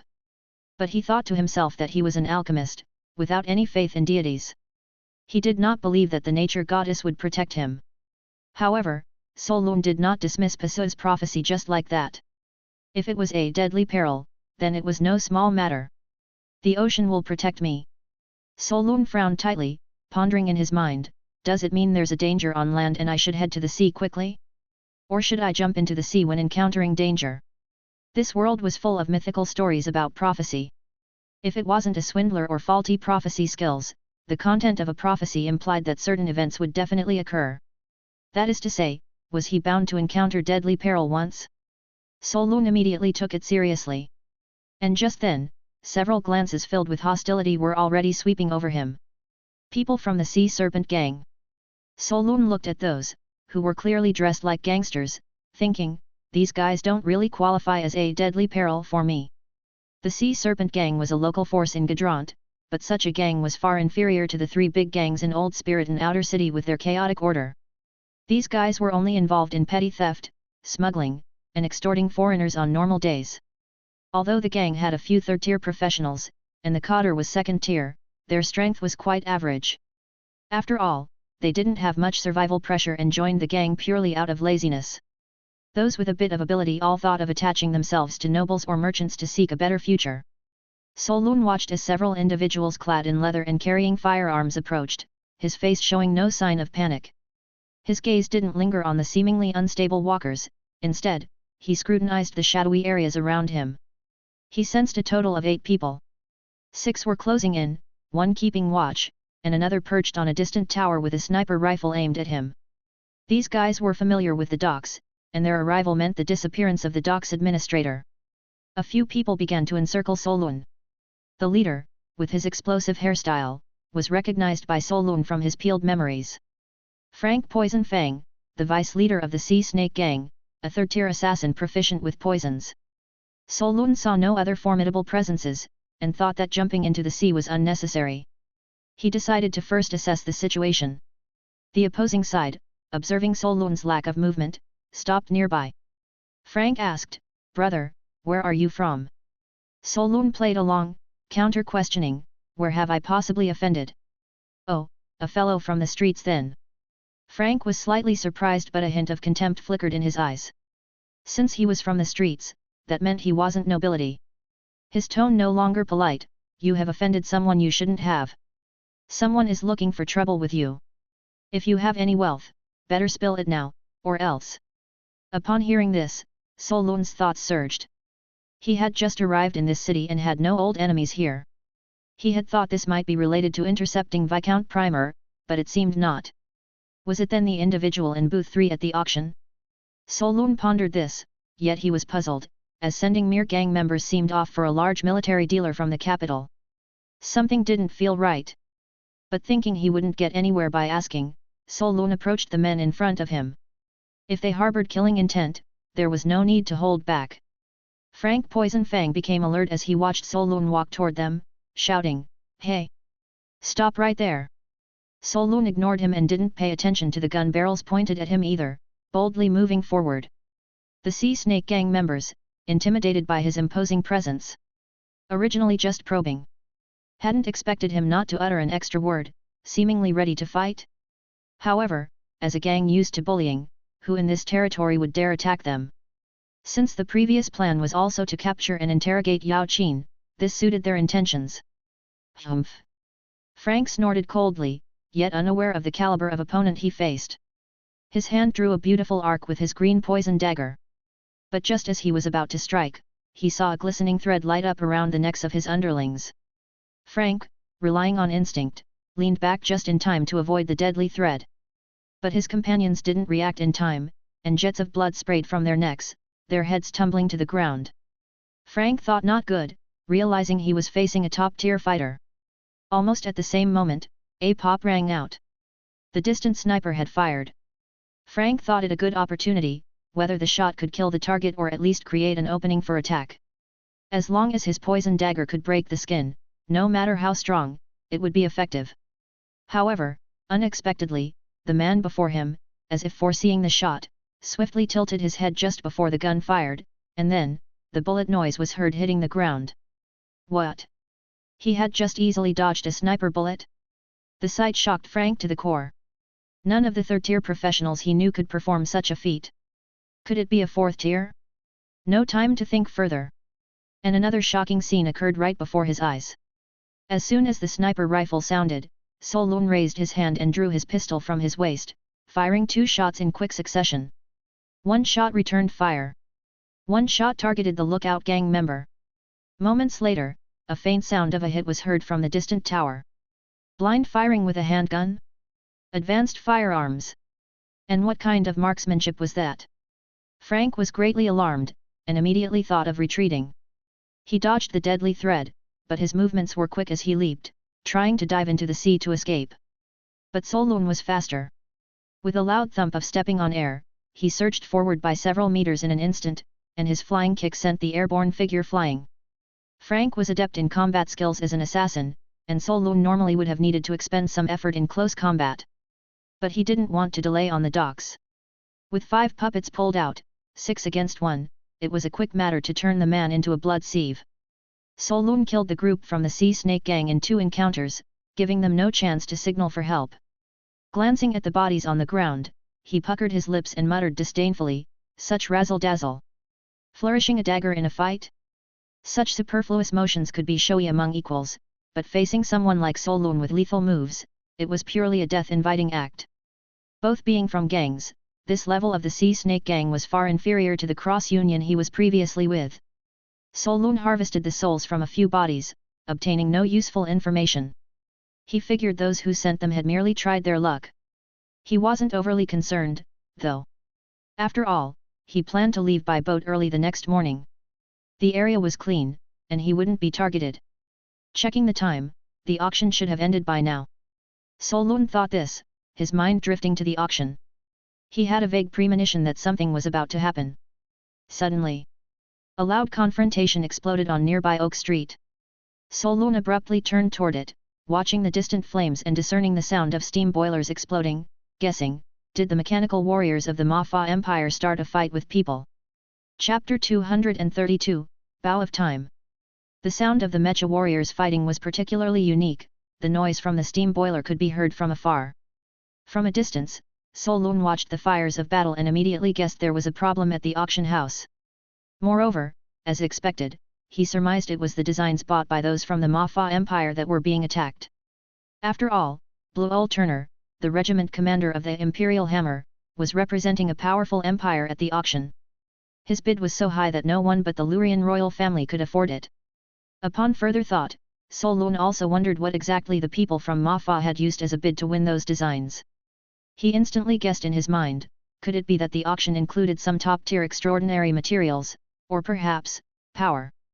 Winning those designs was definitely not just a matter of money.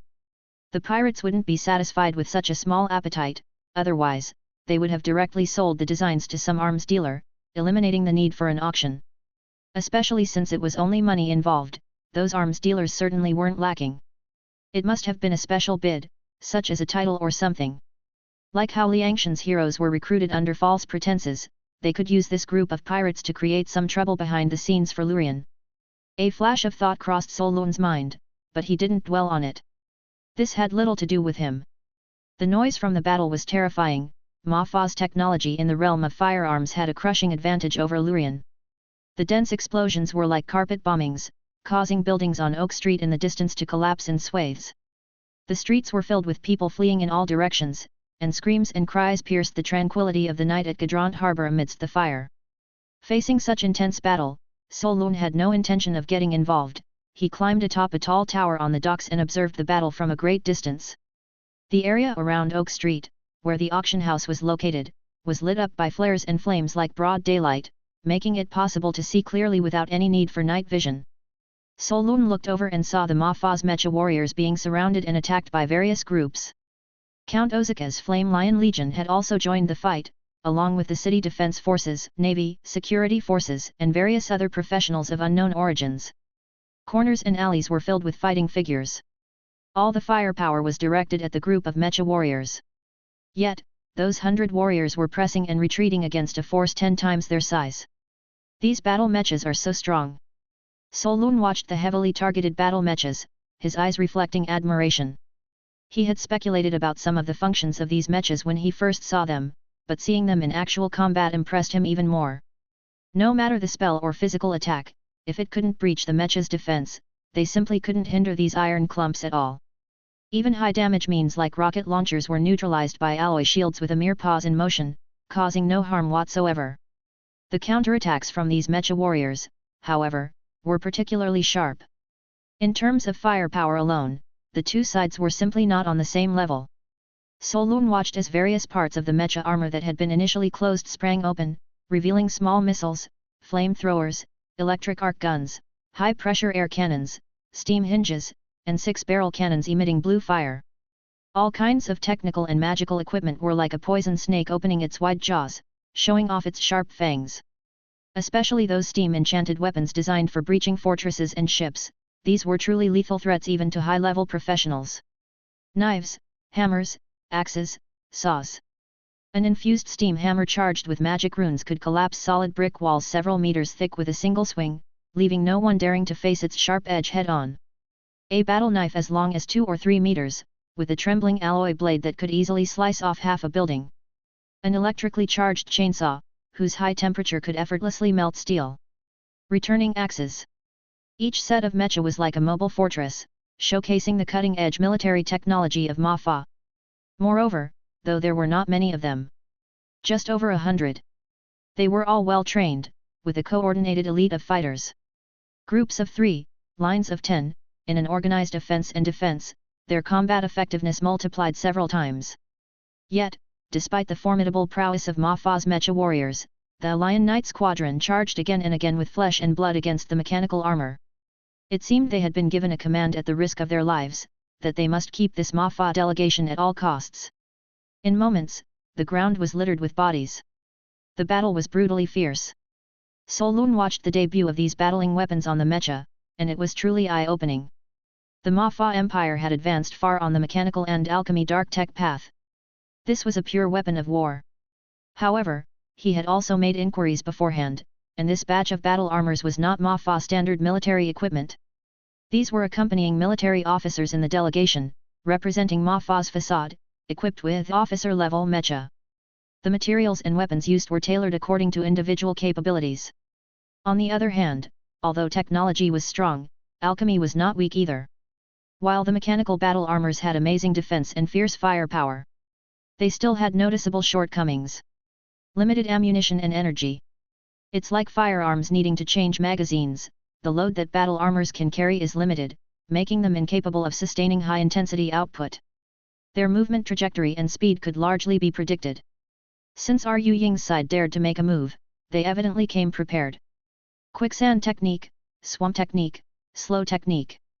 The high-level spells cast by magical magicians turned large swathes of the city outskirts into mud and sand. Even if those mechanical armors had short-range jet propulsion abilities, the escape routes were already blocked in advance. No matter how they dodged, they couldn't escape the overwhelming magic. Apart from control spells, there were also various mysterious attacking techniques, such as various curse magics, illusion techniques, hypnosis, fear, weakness, mind control, and plague. This was the most effective method of attack against mecha, capable of directly ignoring the armor's defense to target the soldiers themselves. Even if the fully covered armors isolated most auditory and visual illusions, some special measures were still unforeseeable. These mysterious techniques had been waiting for a long time, hidden and casting spells from the shadows. Once cast, they immediately caused most of the low-level battle armors to collapse on the spot. The Ma Fa people were also very decisive. Seeing their companions crashing, they did not hesitate to activate the self-destruct program, directly blowing up their mecha. Solun watched as the mecha self-destructed, frowning slightly. With them all self-destructing, the idea of scavenging was also shattered. In an instant, he turned his attention to the more than 10 high-level officer armors still fighting, his gaze landing on the runes that faintly glowed during battle, analyzing inwardly, composite rune scripts and shielding coatings, able to significantly weaken mysterious spells. These are unseen rune encodings. Ma Fa indeed innovated a lot on traditional runes to suit mecha. Solun sighed internally with only one real thought: I want it. He immediately thought of his Iron Man. The ancient runes clearly did not suit the Iron Mecha, but Ma Fa's mechanical revolution over the past century had advanced far on this path. Solun's gaze identified the materials of the armor once more, growing increasingly covetous. No wonder it can resist. The helmets of 4th tier and above officer armors are mixed to some extent with invigorating divine metal, capable of blocking spiritual power to different extents. Not only materials and runes, but the energy systems are also filled with advanced technology. Ah! If only I could get a set to study. With these more than 10 armors surviving the first round of attacks, unless the enchanted runes or something similar were worn out, destroying them later wouldn't be easy. The battle quickly became a fierce struggle for survival. Both sides fought fiercely, with high-order magicians also entering close combat. When they used their powerful abilities, the battle shifted from a high-tech weaponry conflict to a high-level spell duel. Solun watched in amazement. He looked at the distant 6th tier mechanical warrior who raised his hands, a white alchemy formation lighting up beneath his feet. Upon a closer look, countless bullets shot towards him were blocked 3 meters in front of him, as if deterred by an invisible force. Then with a push, the bullets accelerated back the way they had come. Swords, firearms, shields, iron fences, anything that was made of steel was manipulated at will, either as an offensive tool or a defensive measure. One man, like a war god. This guy was not only strong in his armor, but his personal combat power was also formidable. Solun was somewhat surprised and realized it was a type of innate ability, so the talent of Legion Commander Bluel is the control of magnetism, and he's a dual power user. B071 Magnetic Field, This talent is strong. But the reason it's still ranked lower in the B category is that this magnetic field almost exclusively affects iron. However, in this era of steel and steam, it's definitely one of the talents that can most effectively transform ability into combat power. Thinking of this, he remarked, it really is a talent with an extremely high compatibility with the mechanical warrior. Watching Blueol control the steel around him, covering his teammates as they withdrew and blocked the enemy, a man in a suit also unwilling to show weakness leapt down directly from a building. In the midst of the fall, he pinched a sorcerer's seal, and flames immediately blazed up around him. In a blink, the drifting cold flames grew in length, and quickly coalesced into a massive blue flame-armored giant. The giant of flame glared with angry brows, holding a fire spear, while behind it gathered 6 spheres of blue cold fire. The suit-clad man, protected by cold flames, fearlessly engaged the battle mecha. Solun, recognizing the familiar cold flames, immediately guessed that these were people from the Ru Ying royal family, and marveled, indeed, it's the culmination of the no-servant secret technique congealing into a servant god. Very strong. Not just that one, many masters showed up, emerging one after another. This was a battle between old-school magicians and new-school magicians. The distant battle grew more intense, varying masters, enhancements, and abilities collided in a never-ending sequence, profoundly opening Solun's eyes. It finally gave him a clear understanding of the ground world's professionals' combat power. The Earth's professionals were not all as weak as those mixed up with the Poison Snake Gang. Nobles holding absolute social resources had cultivated professionals, each with rarer talents and more unique enhancements. Intense as the fight was, it had little to do with Solun, who was merely watching the excitement. Looking for a chance to scavenge, he found none. Yet, as he watched, Solun eyed the mechanical warriors retreating towards the docks and suddenly harbored a doubt. Ma Fa's mechanical warriors are strong, unlikely to be defeated quickly, but escaping will not be easy. That group of mechanical warriors seemed intent on breaking towards dock number 1. There lay the private dock for nobility, occupied by a battleship from the Ma Fa delegation. At this very moment, Dock 1 had also transformed into another battlefield. Not only were people sabotaging the ship, but naval vessels from outside the harbor were closing in as well. Once Ru Ying's forces took action, there seemed to be no intention of letting these individuals escape by boat. No matter how one looked at it, there was no way that battleship was leaving the harbor. Considering this, Solun watched the mechanical soldiers who were fighting while retreating ponder, something's off. Why does it seem like they're deliberately stalling for time? Logically, having abandoned the lower-ranked mecha soldiers, now hitting the elite forces would be the perfect opportunity to break through. But observing this conservative tactic of fighting while retreating, something was clearly amiss. Moreover, since the Ma Fa people dared to seize that object, they must have confidence in taking it away. Solun suddenly became intrigued, his thoughts rapidly turning. They can't escape by land, and the harbor is blocked. There aren't many options left. To escape, it would have to be from the sky. He glanced at the clear, starlit night sky, then immediately shook his head. If it were a steam airship, those slow-moving and large target-flying objects would probably be shot to pieces by the city's artillery before even landing. With that thought, Solun's gaze fell on the vast sea, and he suddenly guessed, or rather, it's beneath the sea. Things not present in one's world are hard to envision existing. But for Solun, a transmigrator, he naturally knew of the existence of submarines. The technological level between Ru Ying and Ma Fa now resembled that between late Qing China and contemporary America in his previous life. One already had modern submarines, while the other was still frowned upon by the old-fashioned rulers as foreign techniques leading the country astray. Land routes were a dead end. Sea routes, although the ironclad is strong, its speed is slower than sailing ships, making escape impossible. Solun felt that, aside from submarines, even if those from Ma Fa grew wings, they could not fly away today. Even if he annihilated everyone present now, experts from other territories would continue arriving for reinforcement, certainly not allowing them to leave alive. Although Solun wasn't entirely clear on the current extent of Ma Fa's technology, seeing their mechanical armors, he knew they definitely possessed the capability to construct submarines. The technology wasn't a problem, and with the need in naval war, this direction of warfare product development, submarines, was bound to emerge. The more Solun analyzed, the more he felt his conjecture was correct. They're dragging out time not to retreat, but to buy time for the submarine to enter the harbor.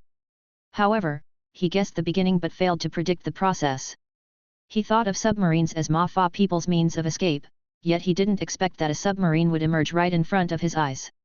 While the battle concentrated around the ironclad at Dock 1 of the Noble District, nobody noticed that in the meantime, the water surface at civilian Dock 7 suddenly surged quietly. A dock worker suddenly shouted, "There's a monster coming up from underwater." As the massive object emerged, it caused the boats in the dock to bob violently.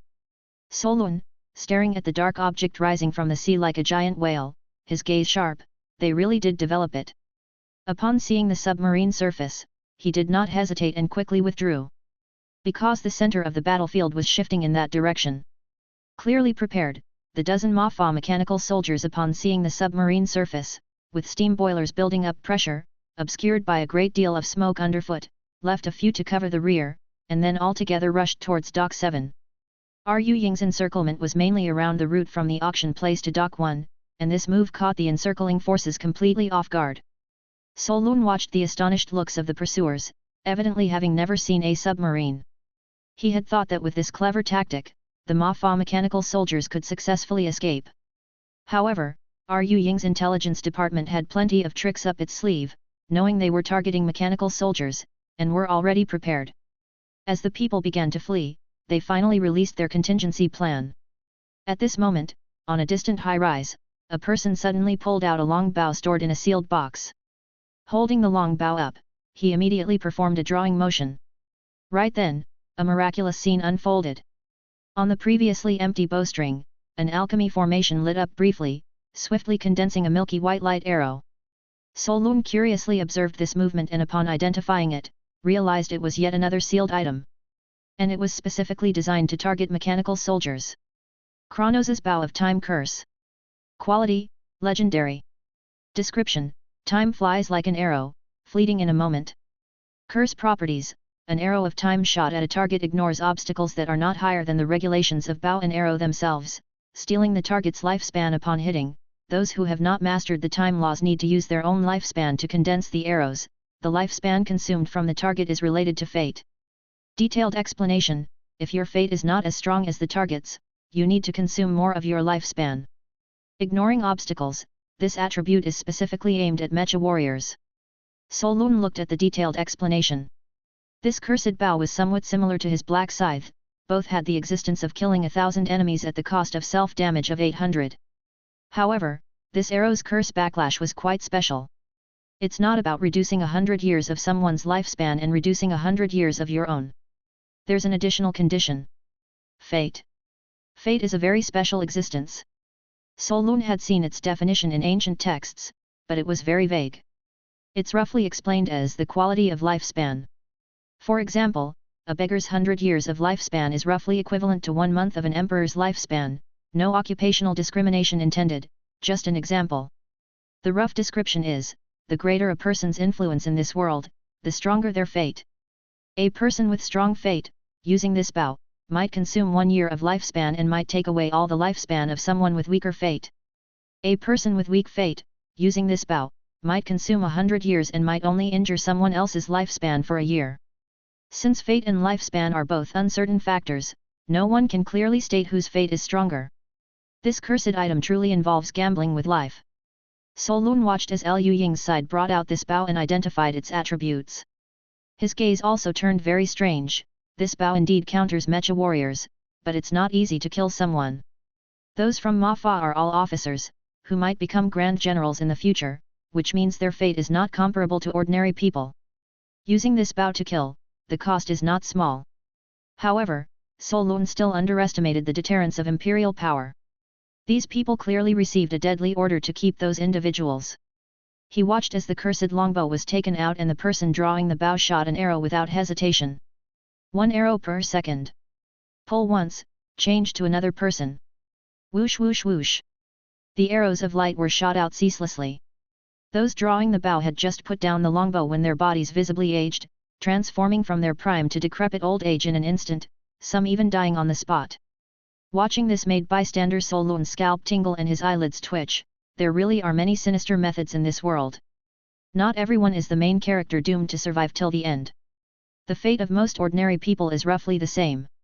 Besides, no matter how strong your fate, how many people's lifespans can it withstand? If one isn't enough, then bring 10. Is the time bow powerful? Are the suicide soldiers strong? No, Solun deeply felt the power of authority. However, the effect was immediate. Mecha warriors move fast, but their ability to change direction is a weakness, lacking agility, very easy to predict. The royals from Luying didn't bring out this curse bow to let some low-level soldiers shoot the arrows. That would only waste the precious opportunity to pursue. Solun noted that those who were shooting the arrows were all not weak in spirit, and highly aware, clearly being of officer rank. This was truly exchanging life for life. Both sides were sacrificing high-level talents in the fray. And so, life for life, sometimes just 2 or 3 arrows were enough to take down a mecha warrior. When those dozen high-level mecha warriors reached pier number 7, only 5 or 6 were left. Solun wasn't concerned about who won or lost. If he was not mistaken, that time arrow was only hitting the people controlling the mechas, and the mechas were unscathed. Furthermore, just by chance, one ended up falling into the sea at pier number 5. Seeing this, Solun quietly sneaked over. Chapter 233, Major Rank Destroyer 9 Type Mechanical Battlesuit. The people of the Mafa Empire clearly had a premeditated plan. The remaining few mechanical warriors boarded the submarine, and as soon as the hatch closed, the submarine quickly submerged and then, in full view of the onlookers, disappeared at the number 7 dock of the harbor. Put a magic mark on that ironclad. Board the ships. Chase them. Call in the trackers, they must not be allowed to escape. Notify the fleet to intercept.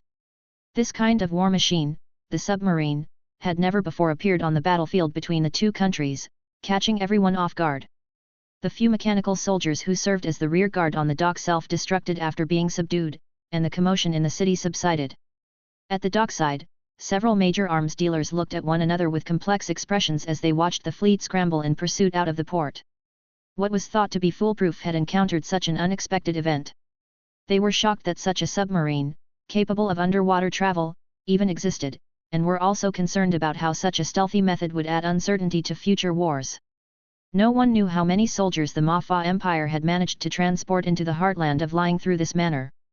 At the same time, in a luxurious small building on a mountaintop in Gatalang City, a purple-haired woman was standing in front of a floor-to-ceiling window, quietly watching the distant battle. Watching the submarine vanish at the docks, she swirled the red wine in her glass, took a sip, and remained calm, evidently not too surprised. At that moment, an old butler walked in and reported, "Miss, those people from Mafa indeed escaped by sea." Yekaterina was still looking at the bay in the distance and said with a deep gaze, "Of course they fled by sea. They couldn't do it by land or air, so this was the only way they could have escaped. I thought they would use some special means. It turns out the information we received earlier was true, those folks from Mafa really developed a submarine capable of naval action." The butler added, "Our people have already taken action. Even with their stealth submarines, they won't be able to escape." Hearing this, Yekaterina shook her head, "No, call them back." "Call them back." Hearing this, the butler looked puzzled and asked, "Miss, didn't we arrange all this to get the blueprints?" Before he could finish, Yekaterina interrupted, "The Rigaldi family has just sent a message, telling us not to interfere with the blueprint matter.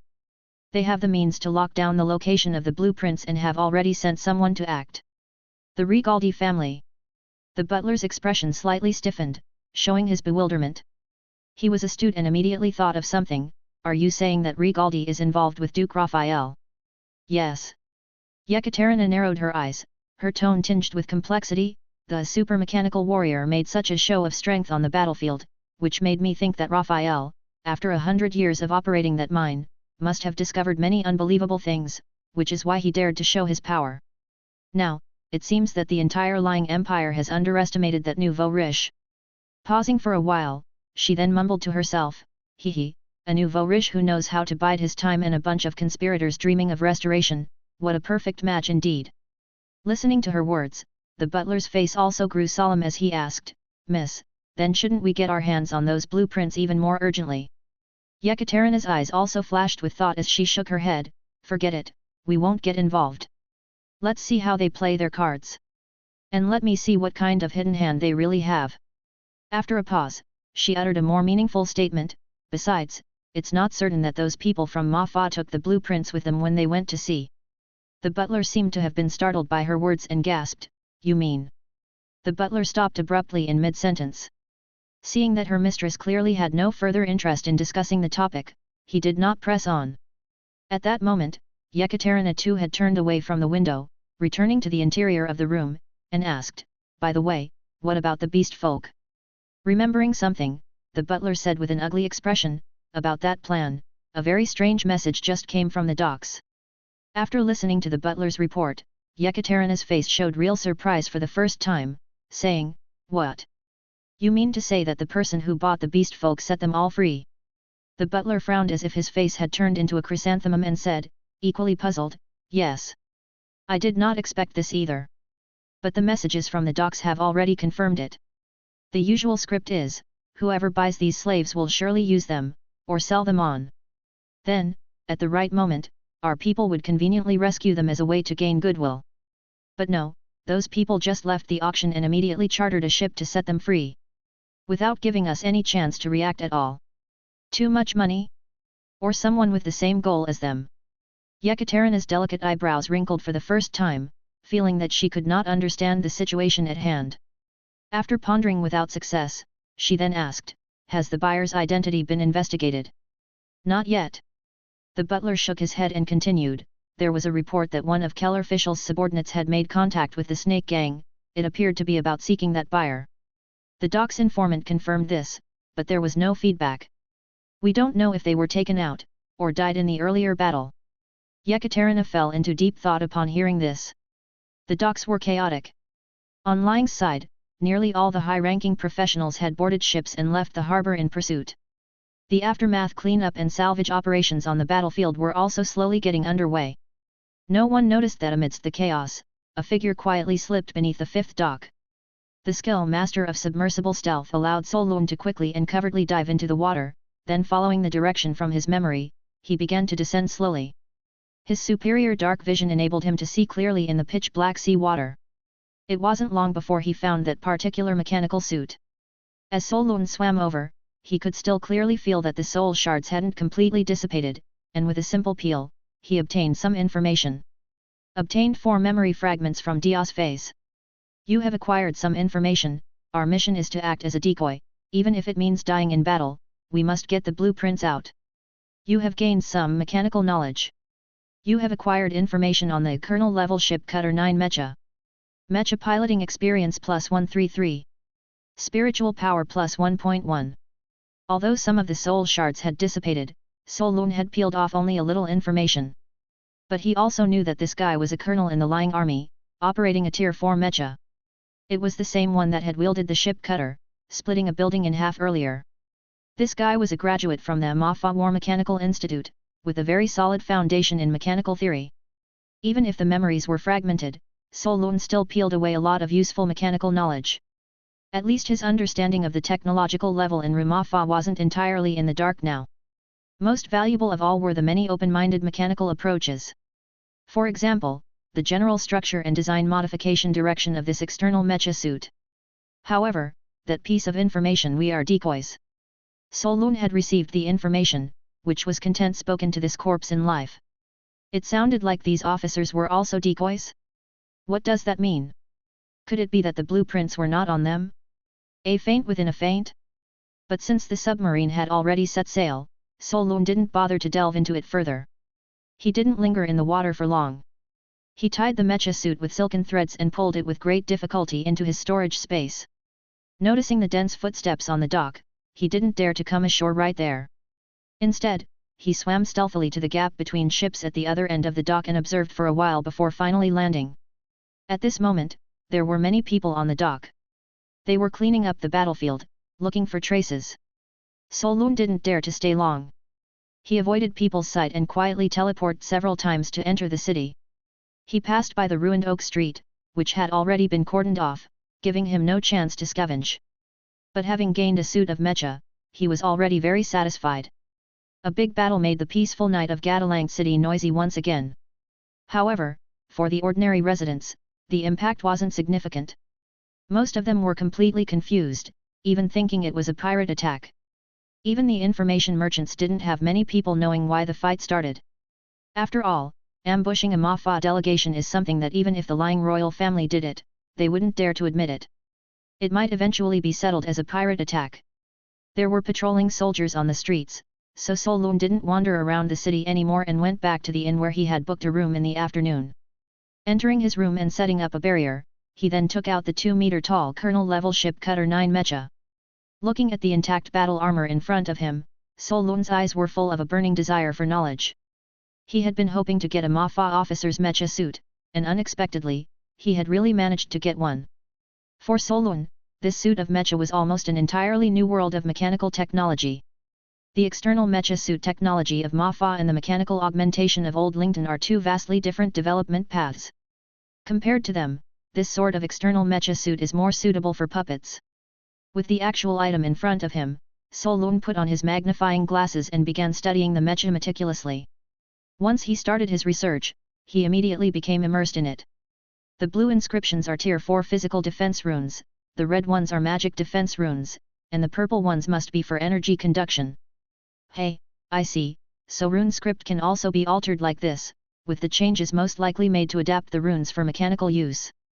Triple engraving, quite a sophisticated skill. Some parts don't even seem to be hand engraved. Has Mafa's technology advanced to the point where even such complex rune carvings can be mechanized? Once he saw the runes, Solun couldn't take his eyes off them. Tier 4 runes were his current area of research, and he wasn't entirely clueless about them. As he watched, his brain automatically partitioned its activity. Recording structures, inferring functions, contemplating questions. His highly developed brain made his thoughts sharp and his thinking efficiency extremely high. As he looked, he began to gain knowledge and learn about these complex Tier 4 runes. It wasn't just the runes, Solun took a look at the mecha's coding layers and was equally astonished. The coding technology is also quite brilliant. The super strong anti-corrosion effect can avoid wear and tear. A pity, though, I can't get the coding formula. Then, he turned his attention to the weapon systems, tinkered with the giant ship cutter knife, and took out his equipment to test it. The alloy of this steam ship cutter is quite special, isn't it? Even without energy infusion, its strength has reached level 8, nearly akin to mithril blue steel. The main material is dragon blood black iron, which seems to be a special metal produced inland in Mafa. Solun observed the mecha from top to bottom for a while, his amazement growing stronger. Only someone knowledgeable could appreciate the complexity and the astonishment of the mechanical technology on this suit of battle armor. Solun also better understood what Mr. Hay had told him back then, with alchemy, the more you know, the more you realize your ignorance. Until now, Solun wasn't sure about his level of mechanical technology, but looking at it now, at least in the Empire of Lying, he could be considered a master. But looking at the technology on this suit of mecha, he also felt a sense of wistfulness. He realized there was so much more to learn and explore. It took Solun a little over an hour to briefly review all the runes on the exterior of the mecha. The more he looked, the more he was astonished.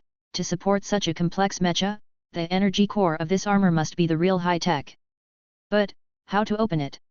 He initially thought to remove the corpse first, but gave up after a quick consideration. The fully covered armor fit seamlessly, even at the joints. There was extremely precise mechanical protection which prevented even water from seeping through. So, he wasn't in a hurry to dismantle this set of mecha armor.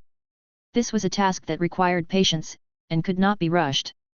The armor had a self-destruct device, and disassembling it incorrectly would immediately trigger the self-destruction sequence. Being knowledgeable in mechanics and equipped with the all-knowing eye, Solun could grasp the details of the armor faster than others. After he fully understood the runes on the armor and added to that the knowledge fragments extracted into his mind, he was quite confident that he could dismantle the mecha completely. Phew! Having generally figured out the outer structure of the mecha, Solun let out a long sigh and his expression grew more and more excited.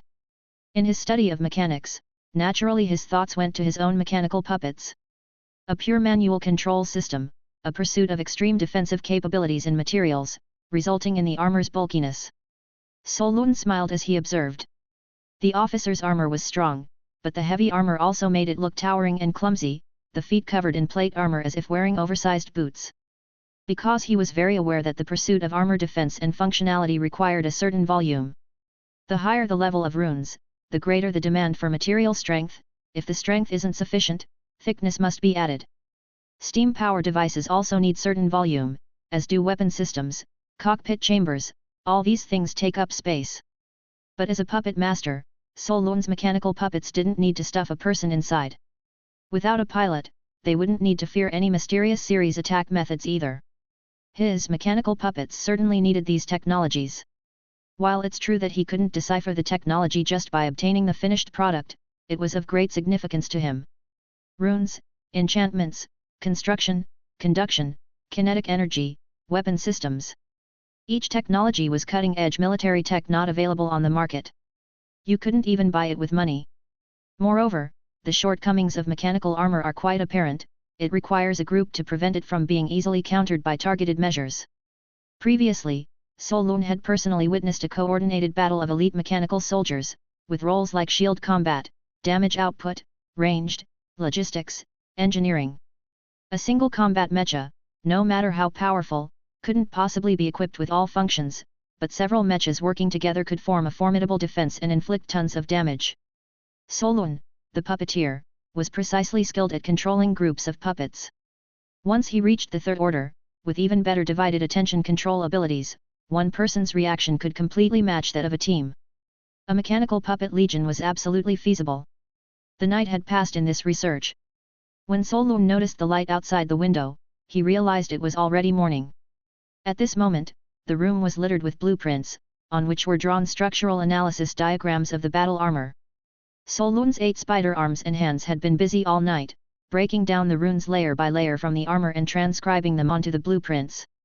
Just the external runes alone had filled nearly 100 sheets of paper. By drawing these personally, the concepts in his mind became clearer. He might not have mastered these runes yet, but he felt that once he was proficient in the tri-layer rune inscription technique, copying homework was definitely doable. The difficulty with mechanical puppets wasn't in a single technology, but in bringing together the right technologies to forge a combat-capable armor. One could say that for a mechanic to research this alone, it might take a lifetime and still not produce such a suit of armor. 100 years of the Mafa Empire's mechanical revolution, the wisdom of countless genius mechanics, led to these achievements. Thousands of failed experiments, numerous technical tests and improvements, refined templates. This also saved Solun a great deal of effort. Once he fully mastered these technologies, Solun could certainly create lighter mechanical puppets. Phew! He exhaled a deep breath of turbid air. Solun, with pen in hand, looking at the mechanical battle armor before him, couldn't help but feel contemplative. However, without a large forging factory, items like plate armor can't be mass-produced in small workshops. And materials are a big problem too. It would be great to get a few more armors. He thought of something and chuckled, shaking his head. To come across such a complete set of armor was already sheer luck. Otherwise, even if he could capture such high-end mechanical soldiers, they would self-destruct before letting him take the full armor. Solun was very content. Perhaps visit the legendary mechanical holy land of Mafa? The idea briefly crossed his mind. He neatly stacked up the blueprints with his 8-armed spear and stowed the mechanical soldier into his storage space. After tidying up the room and ensuring nothing was left behind, Solun stepped out of the inn's room. Because he had booked an early boat, planning to leave Gatalang City and head to the northern lands. The intense battle last night left many scars in the city, with several blocks from Oak Street to the docks full of wounds. But Gatalang is one of the most important commercial ports in the north of Lying, with an astonishing daily turnover of people and goods, and by early morning, the port had returned to normal operation. Solun walked the streets, listening to the passers-by discuss last night's battle. But battles on the level of national conflict didn't concern most ordinary people. They still went to work and ate their breakfast, with just a bit more gossip for after meals. On the docks, the porters were bustling about, and the sailors were busy with the sails, setting anchor and sailing out. Solun had no intention of staying here any longer. Last night's battle had little to do with him, but he had been involved in the killing of Viscount Primer, and he had personally killed several members of the Sea Snake Gang, with a set of battle armor on him. Staying in the city, he feared, would lead to complications. If he were to leave, the sooner, the better. He had already been planning to go to the north to see for himself, especially now with the prophecy from the Dalo Druids. He half believed, half doubted prophecies, but still felt that an earlier departure to sea wouldn't hurt. At the port, he registered casually and found a merchant ship heading for the ice fields of the far north. The ride was free, with food and fresh water supplied on board. Every day, many merchant ships sailed from Gadalang to the north, and the ship owners were happy to take adventurers along who were on their way to hunt magical beasts. In case of attacks by pirates or sea creatures, adventurers could stand together in resistance. Soon, a fleet of 10 large and small ships set sail together. Solun was on a medium-sized sailboat called the Mopo Sang. The owner was an exotic goods merchant, heading to the north to collect demon cores, meteorites, rare ores, and various gemstones. In addition to the crew, there were nearly 100 adventurers on board. Solun was assigned to a cabin for 8 people, with the other 7 from a group called Night Cat's Adventuring Party. The cabin had only a dim oil lamp, small ventilation windows, and was very dark. Once on board, Solun started reading in a corner against the hull. Unless something unexpected happened, he would spend a long half-month on the ship. His night vision was strong, and the reading was unhindered. The dim light also conveniently disguised the fact that he was flipping through a tome of 4th-level alchemy. The other adventurers didn't pay any mind to the guy who hadn't spoken a word since boarding and had been burying his head in books the whole time. After boarding, everyone had little to do. Other than sleeping, it was all about boasting. The adventurers quickly struck up conversations. Solun listened for a bit and quickly understood the relationships within this group. The team leader was Mark, a 40-year-old with a big beard, a second-tier jungle hunter, and an experienced adventurer. He was leading the team to the north to hunt magical beasts for money. There were a few newcomers in the team from Visita County in the east. It seemed like their first time heading to the north, and they were listening to the veterans and the leader talk about how incredibly rich the far north ice field was in resources. "Captain, I heard that the ice plains to the north are even larger than our empire, is that true?" "Larger? 10 times, 100 times larger, practically endless. Us humans have only explored a tiny bit along the coast. I tell you, the far north ice field is not the barren wasteland people from the inland think it is. It's just that we haven't set foot there much and don't understand it. Legend has it that beneath the millions of years of ice, there are ancient ruins frozen in time. If fortune smiles upon you, you might dig up some ancient relics and get rich overnight." Half a year ago, the Hydra slave group accidentally entered deep into the silent forest when they were capturing demi-human slaves and stumbled upon an ancient temple, finding several cursed artifacts with mighty powers, making a fortune. "Captain, can we also go capture slaves? Like ice giants or demi-humans, I see slaves selling for hundreds of thousands at the slave markets. Capturing slaves isn't so easy anymore. Those demi-human tribes are now far from the coast, deep into the ice field. There are powerful magical beast packs there, it's hard to say who would become the prey. Specialized slave groups handle the slave business, let's not think about it and just hunt some magical beasts around the periphery of the ice field."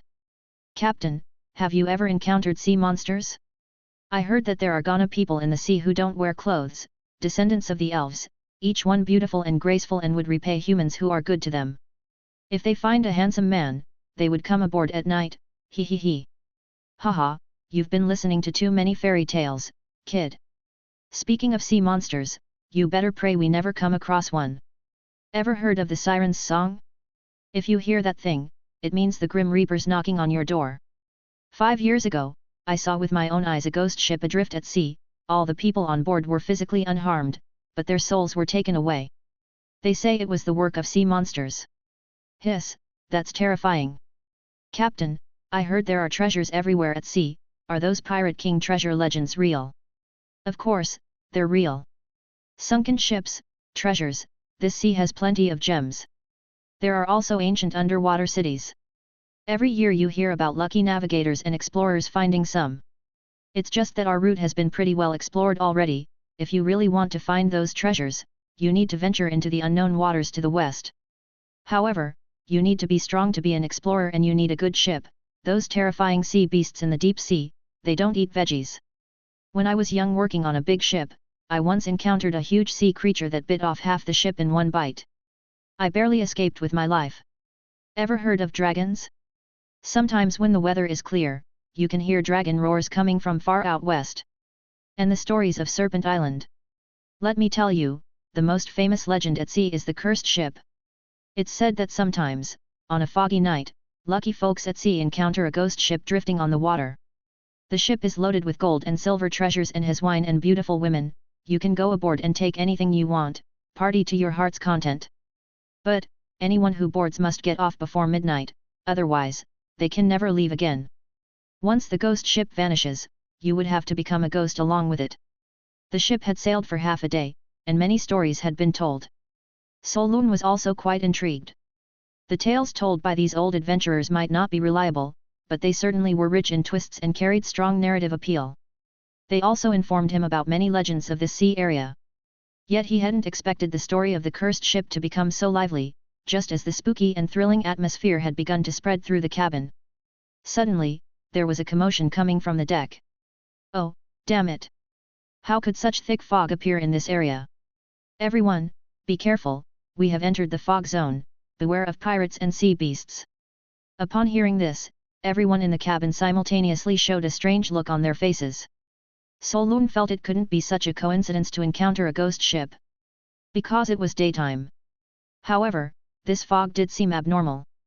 Having peeled away a pirate's memories before, Solun had picked up some knowledge of navigational weather identification. He looked out through the vent and gauged the air pressure, humidity, and temperature, realizing that this weather seemed unlikely to form such dense fog. Before long, he heard the sailors on deck exclaiming as if they had seen some terrifying monster. My God, what is that? Chapter 234, Super Battleship. Hearing the sailors' exclamations on deck, everyone in the cabin rushed out. Solun didn't know why, but he had a slight sense of foreboding.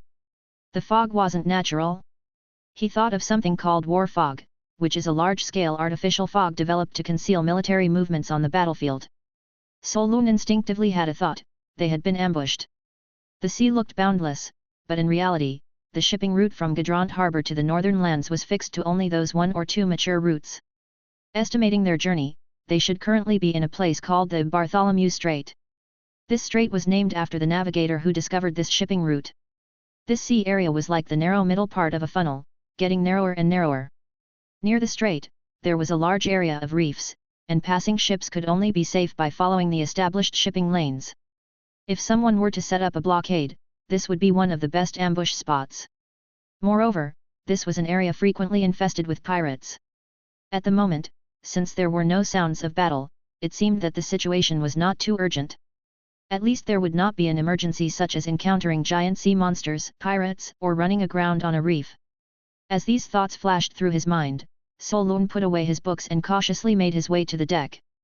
He was also very curious about what the sailors had seen to elicit such exclamations. Just as he looked up, the massive object in the fog rudely burst into his field of vision. A very huge steam-powered steel-clad warship.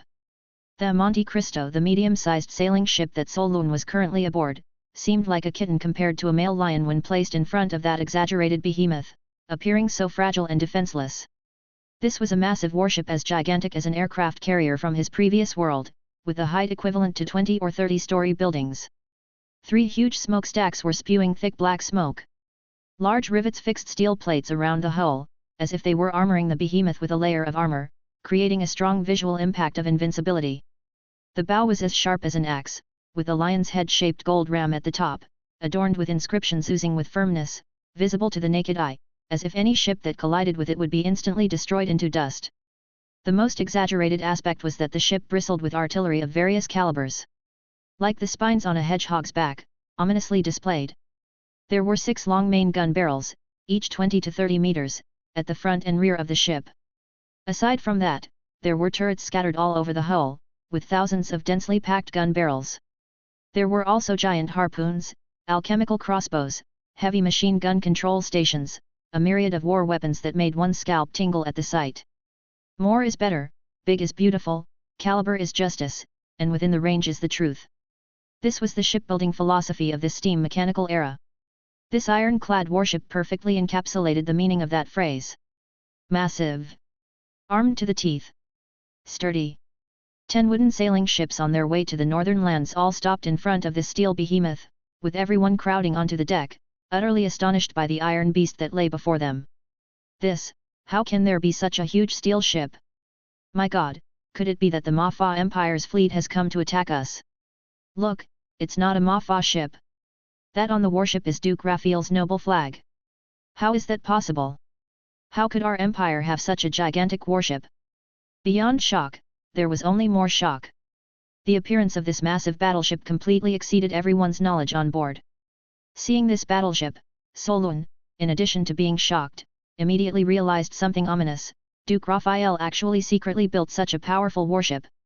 Seeing how shocked the crew members were, it was obvious that there was no news of it in the outside world. And now it was exposed? Sulin even suspected that the royal family of Rulien might not be aware that Duke Raphael had this asset.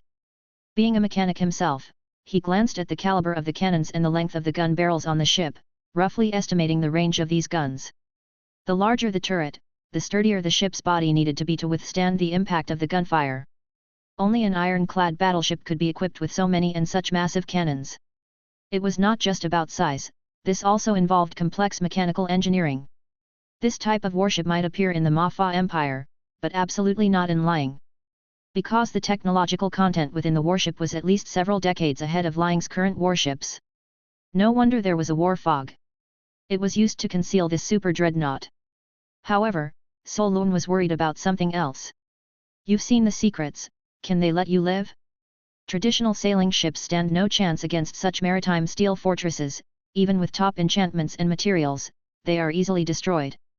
Apart from the advantage of speed in fleeing, none of their other qualities could compare. The cannons on these sailing ships are like rifles against tanks. Simply inadequate. Sailing warships might have a chance to escape from ordinary ironclad ships. But not from this behemoth. The range of cannons this size could be tens of nautical miles. If you see it, you're within range, with no chance to escape. Others didn't know what Duke Raphael was doing here, but Solun immediately guessed it. Not long ago, the pirates under the King of the North Sea attacked Black Reef and looted Duke Raphael's mines, and just yesterday, the super mechanic soldier blueprint was auctioned off at Gadrant Harbor. This was no small grievance. He was now concealed by the war fog, lying in wait here, obviously out for revenge. Could it be that the blueprint wasn't carried off by Mafa's people last night? Solun immediately thought of the soul shard from the mechanical soldier he stripped last night. Our task is to act as bait. It was indeed possible. Even with submarines, this was Liang's hinterland, it would be difficult for those people to break out of the blockade with the blueprint and escape. It's not impossible, but the likelihood of being intercepted was greater. So, last night was actually a feint. The Mafa Legion commander himself led people to break through as a decoy to attract fire. In fact, the blueprint didn't leave Gadrant Harbor at all last night. Solun immediately connected all the clues in his mind and deduced the rough truth of the matter. He originally thought that such matters had nothing to do with him, but now it seemed he had been implicated. Moreover, if Duke Raphael's warship was keeping such a high profile here, then he must have some precise intelligence. It seems that those guys have some means to locate the blueprint. Solun murmured to himself. And now he was almost certain, the one with the blueprint was hidden on one of the ships in this fleet. Seems like I'm not having the best of luck. Solun felt as though if he did not leave the harbor, he might not be implicated. Could the druid's prophecy have been wrong? Coming to the sea, not only did he not receive protection, but encountered danger instead. But obviously, that was not the case. The crisis stemmed not only from this ironclad ship but from something else. Suddenly, a strong palpitation struck him, that familiar sensation of being thought of washed over him like dark clouds overhead. This feeling, just like the one he had in Old Lington when he was tracked down by the divination of William Rigatti's people. Solun immediately had a bad premonition, someone is divining me. And by the time he sensed it, a gaze from the dreadnought locked onto him as well. Half an hour earlier. On the Duke Raphael battleship, in the captain's quarters. The exquisite magic crystal chandelier illuminated the spacious room with a warm, dim yellow glow that bathed the chamber in a lush spring hue. The cabin's decor was elegant and luxurious, exuding the noble air of aristocracy in every detail. Directly opposite the door was a row of neatly arranged bookshelves, and in front of a vast sea chart was a solid wood desk. Adorned with navigation instruments, on the desk was an open bottle of red wine, and in 2 tall glasses remained some undrunk scarlet liquid. On the rim of one glass, there still lingered the faint mark of lips. Walking towards the inner room, the soft cashmere carpet was scattered with some clothing items. Luxurious black gowns, women's intimate garments. After a while, a mature woman with undiminished charm walked naked from the bed. She picked up the clothes scattered on the carpet and chairs, standing in front of the dressing mirror. Though the woman's face bore the grace of years, the splendid naked body reflected in the mirror shone with a luster no less smooth than a young girl's skin. One could tell from the skin alone that this was a noble woman of exceptional care. The middle-aged man also got out of bed, embracing her from behind, his large hands kneading the delicate and smooth skin, seemingly insatiable. The man had a beard, a robust body, yet there was a calm and intimidating composure about him. This man was none other than the current hereditary Duke of the Raphael family, Vogt Raphael. "Lady Portia, the time spent with you is truly delightful," he said. Hearing these frivolous words, the mature woman didn't find anything amiss, instead, she smiled coquettishly. She freed herself from those greedy hands and said, "Oh, Duke, I am but an old woman whose charms are fading. Your compliments should be reserved for those young girls." Lady Portia indeed was a duchess, but not Duke Raphael's. Duke Raphael looked at the naked beauty before him and generously lavished his praise. "No, madam, in my eyes, you are the most perfect lover." Lady Portia, not minding in the least, laughed lightly at his words. This was praise for her. Such ambiguous relationships were not uncommon in the Liu Ying noble circles. It was no novelty for high-ranking nobles to have several lovers. Not only were the lords and young masters promiscuous, but the ladies and misses were too. Even among the upper-class circles, the elites would brag about their numerous affairs. Duke Raphael asked, "Won't you stay a little longer?" Lady Portia had just put on her intimate garments and was pulling her skirt over her hips to cover much of her revealed charms, casually replying, "Didn't you say, Duke, that the blue prince will arrive in half an hour? We should also be going out. Although I don't mind, it would be rather awkward if William saw us, given that he is my son." Duke Raphael laughed at her words. Young Master William is indeed talented. By this time, Lady Portia had already dressed, and she was now standing in front of the mirror, putting on a dazzling diamond necklace. Duke Raphael, ever the gentleman, took the necklace from her hand and helped her put it on. The two engaged in sporadic conversation. "Duke, are you not the least bit concerned about the blueprint? The blueprint's material itself contains a special marker. Whether through sealing in space or other hidden methods, I can lock onto its location. It can't be lost. Moreover, the core part of the blueprint is inscribed with spiritual power. Even if given to those pirates, in such a short span of time, they would have no ability to copy it. The infuriating thing is that they destroyed a lot of important research equipment in the institute, and those mechanics." "Oh? Is that so? Those pirates have some smarts too, having sold what they stole immediately. Hat. It's hilarious that the royal family thought they could take advantage of the situation. Liu Ying has decayed to its core, the royal family's internal struggles never pause. Arms dealers only see the profits brought by war, without a care for anything else. Humph, a bunch of bloated parasites, they will soon be the death of the entire empire because of their actions." Before long, Lady Portia, now fully dressed, made her way to the deck. A handsome young man in a white military uniform was diligently sorting through a pile of documents on the deck. If Solon were here, he would certainly have realized that these documents contained various kinds of intelligence about him. His identity within the Order of the Cross, photos of his bald punk style, social connections, movement trajectories, events participated in, and the methods he was skilled in. By the young man's side, an old mage dressed in a court mage's robe was divining something with a strand of hair when he suddenly said, "Your Highness, the target has appeared within 30 nautical miles to the southwest. He's heading in our direction."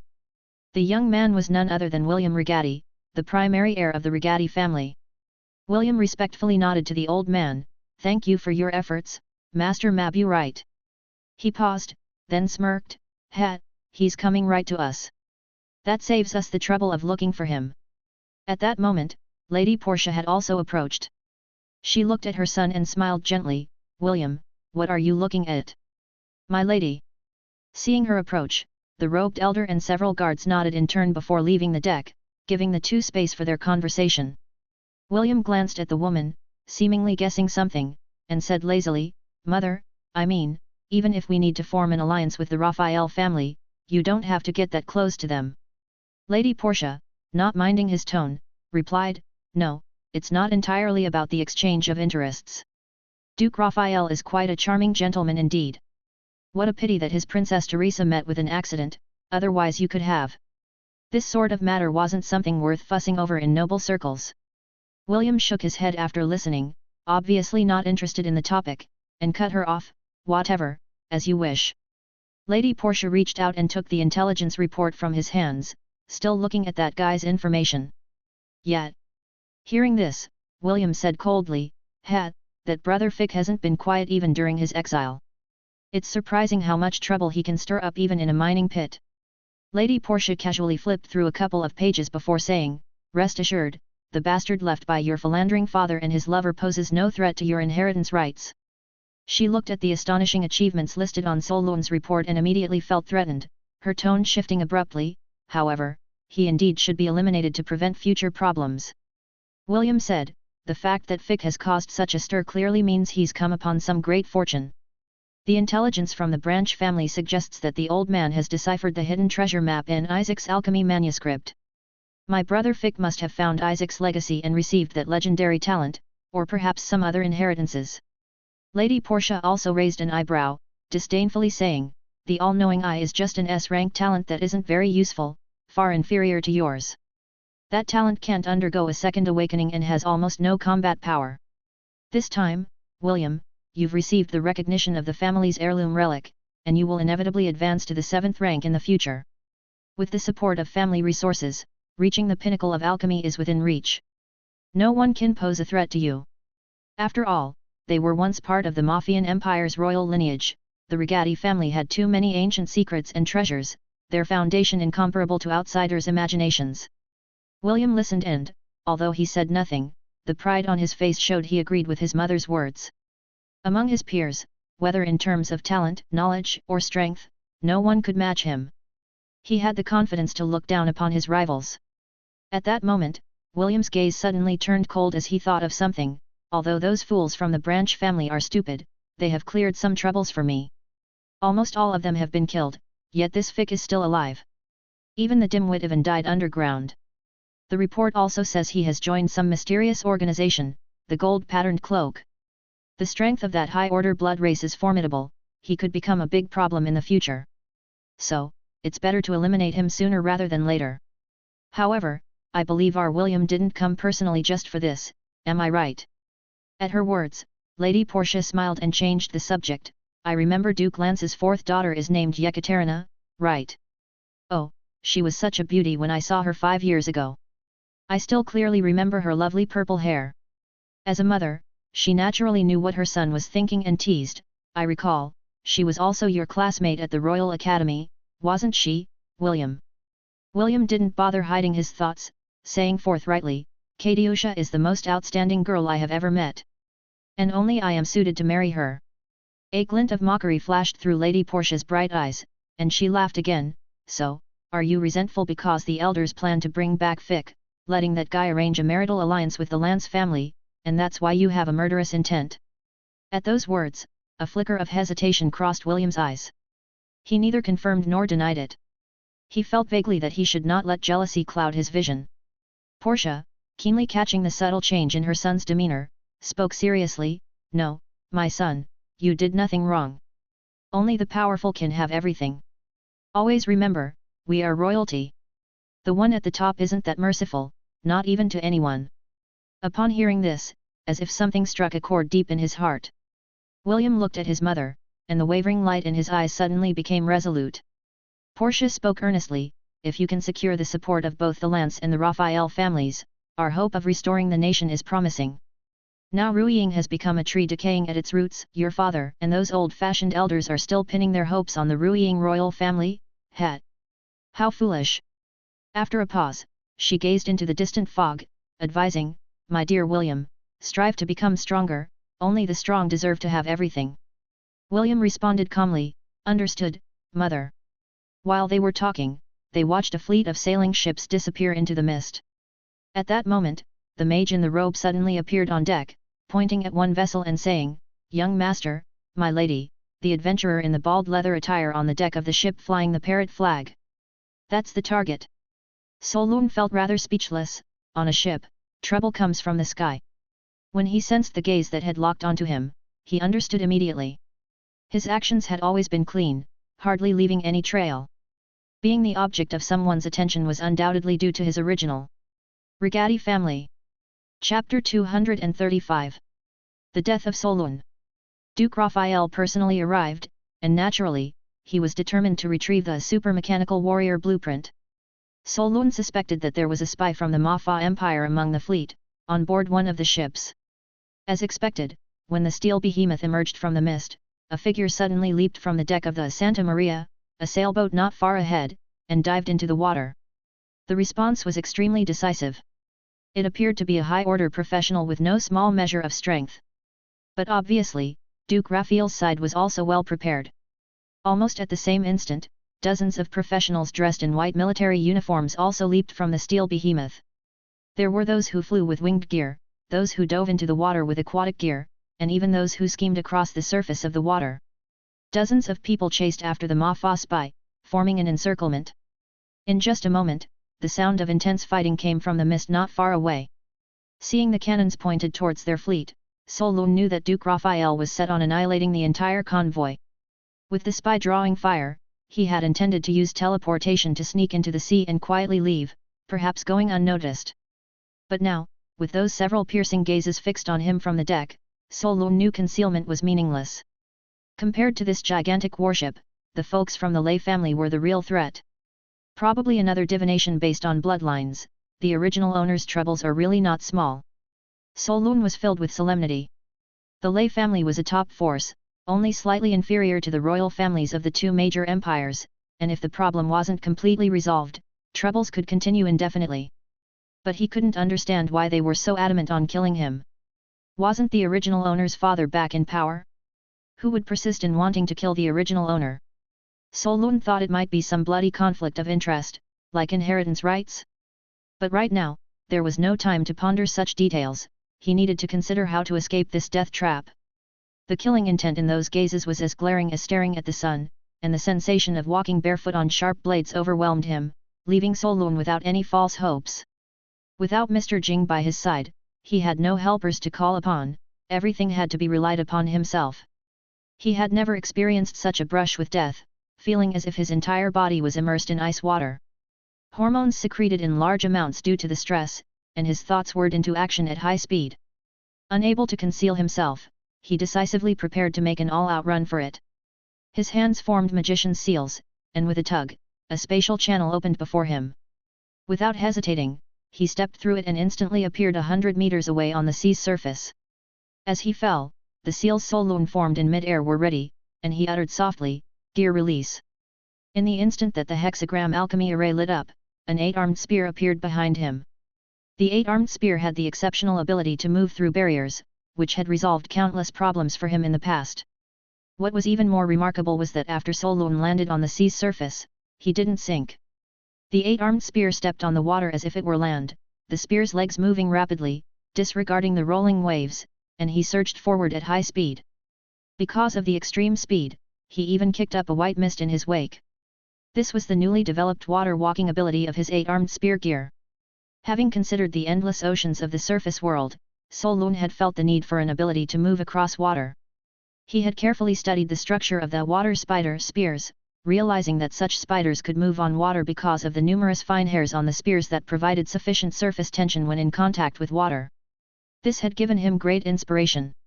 Solun had already researched the functionalities of the 8-armed spear gear to its limits, and controlling the fine hairs was no issue for him. Although there were slight differences between the structure of spears used by land and water spiders, this was not an insurmountable problem for Solun, an alchemist who was an expert in engineering.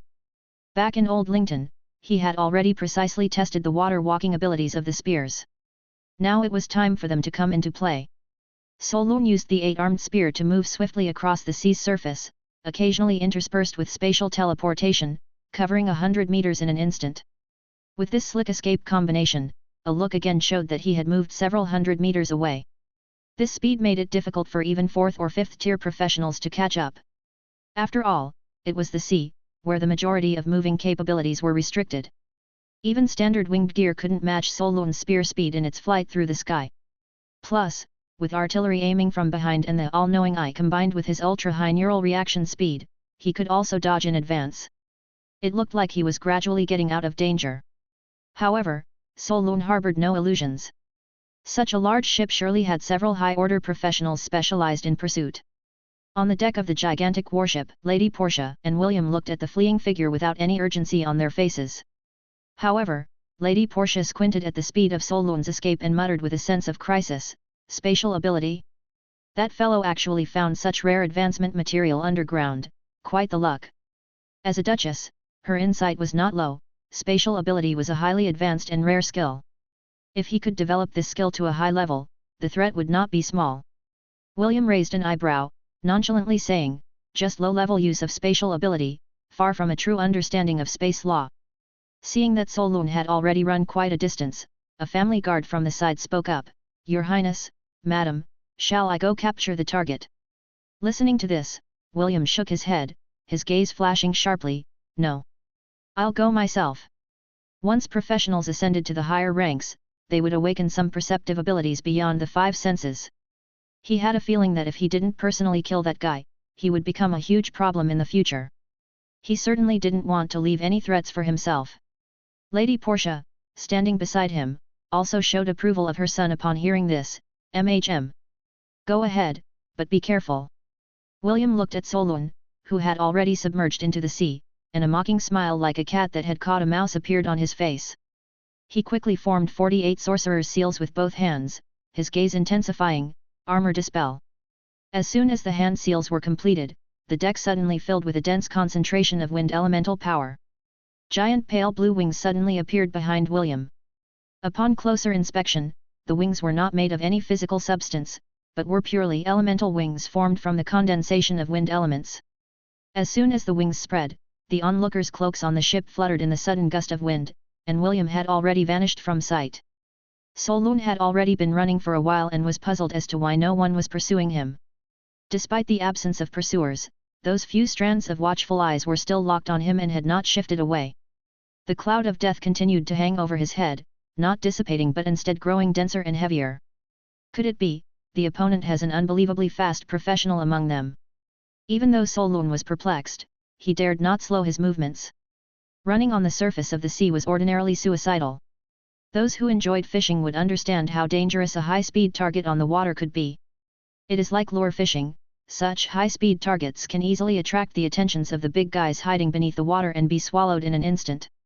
Besides, the seas of this world were not inhabited by merely large fish but various gigantic sea monsters. But Solun had no choice. Seeing that no one was chasing him, he once again teleported into the water and continued to swim stealthily, hoping to use the fog and the resistance of the sea water to shake off those few persistent threads. Suddenly, his fears became reality. Solun kept teleporting rapidly, his peripheral vision constantly alert to his rear. Out of nowhere, he blurted out a curse. It was like a scene from a horror movie where, although Mr. Ghost was still far away, in the blink of an eye, he appeared right up close. When the image of that teleporting figure with wings flashed before Solun's eyes, his heart skipped a beat with intense shock.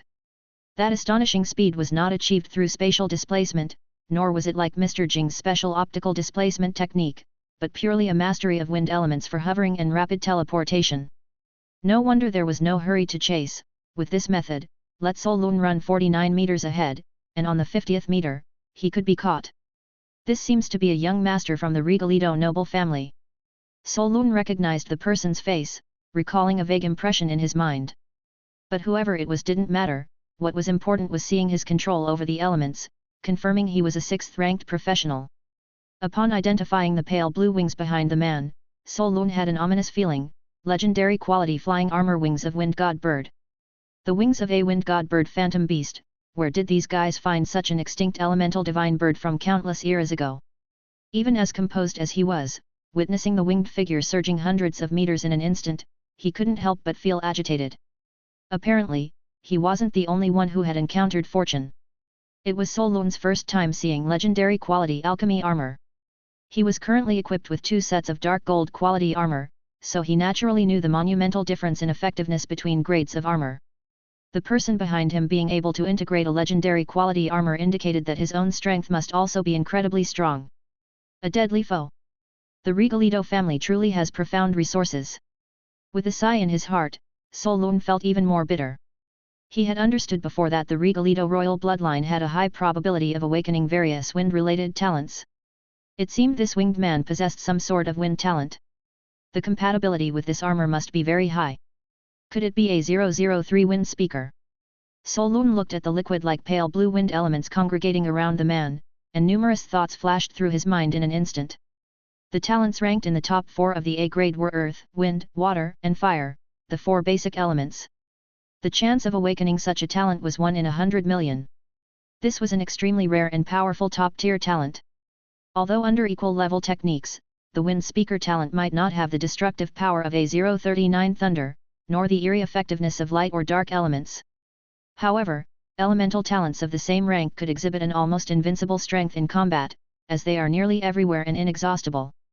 They could easily manipulate elements in quantities 1,000 or 1,000,000 times greater than others. Moreover, the 4 elements talent is the source of all elemental gifts, including control over some elemental variations. Take A036 Flame Lady, for example, which is actually a hybrid talent between A001 Fire Thief and the ability of the earth element. In a contest between the two, the latter would have an obvious innate advantage due to elemental suppression, especially when they are of the same tier. But the more he deduced, the more Solun's heart trembled. In an instant, his mind raced through countless possibilities. But all pointed to one conclusion. It seemed like he was doomed to die this time.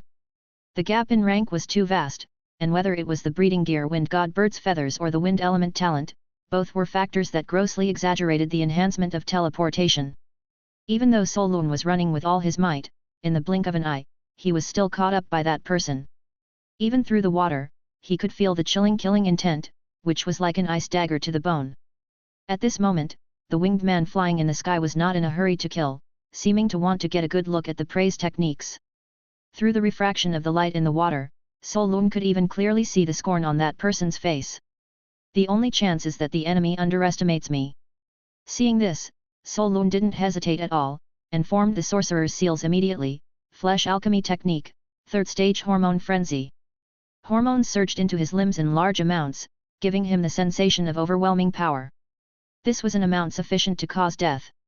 This time, without teacher Syria watching over him, there was no one to pull him back at the crucial moment. But without going all out, he was bound to die all the same. After the hormone surge, Solun's speed increased several-fold. He was no longer swimming underwater, he was running wildly on the sea surface, his figure as fast as a white rainbow. Seeing this, William flying above not only wasn't surprised but instead let out a disdainful chuckle upon seeing the scene he was hoping for. Hey! This secret technique is quite high level, actually allowing for such a huge physical amplification. It's not even recorded in the intelligence. It seems this guy has quite a few secrets. He also knew from the intelligence that this brother Fick had a banned weapon-level black scythe. Although the chance of the other party hitting him was minuscule, he wasn't careless. He wanted to wait. After all, spatial storage is different from a storage ring. Should the target die, the spatial storage could collapse, and the contents could scatter just about anywhere. But just then, before Solun's black scythe struck, he watched him pull out a pocket watch and press it. Watkins' pocket watch could provide a 2.5 times speed boost for a short time. Though it consumed life randomly, Solun couldn't care less about that now. If he couldn't escape now, he wouldn't have a chance later. He knew the gap in ranks was too large to choose battle. Even if he took out the black scythe, he had no chance whatsoever. Now he saw a pitch-black sea cave on the ocean floor, bottomless and dark, and immediately thought of last night's prophecy by the druid of the Dalo tribe. The prophecy tells me that you will go through a death ordeal in the future. But, the ocean will protect you. This was his death ordeal. If the prophecy was coming true, was the second half of it also true? The ocean? This was the only chance he could think of now. The moment he pressed the pocket watch, Solun's speed surged again. He gambled on the maximum 5 times speed. With this increased speed, he dove into the deep sea, disappearing from sight in the blink of an eye. Seeing this, William's calm demeanor shattered, and his brows finally furrowed as he wondered, does he have some other means of escape? The unequivocal rush towards the sea left one doubting. Luckily, he came in person. If not for his slippery escape tactics, others really might not be able to catch that guy.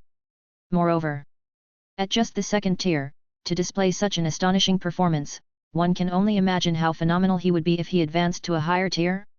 For the first time, William truly felt threatened by someone of his generation. He absolutely wouldn't allow, within the Rigaldi royal household, the emergence of a genius even more exceptional than himself. Moreover, that astonishing speed was heading towards a deep, bottomless sea cave. Even if he wanted to chase, it was too late. Although he knew that such a temporary augmentation secret technique wouldn't last long, his instinct told William that he must not let this brother Fick escape again. The Regaldi royal treasury had many treasures, and though he was curious about the black scythe, it was still something he could do without. Seeing this, William stood in the air, his eyes glinting fiercely as he formed the sorcerer's seals with his hands and uttered a light cry, "Condense!"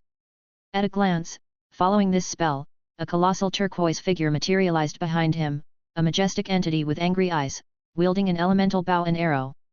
This was the secret technique passed down through the Regaldi royal family, one of the four guardian spirits' ultimate mysteries. The wind's phantom guardian. Solun's peripheral vision caught the scene as well. But his heart held no surprise anymore, only charging fearlessly towards the pitch-black sea cavern. William watched him flee and formed another sorcerer's seal, shouting out, "Wind language song, Rhombik arrow."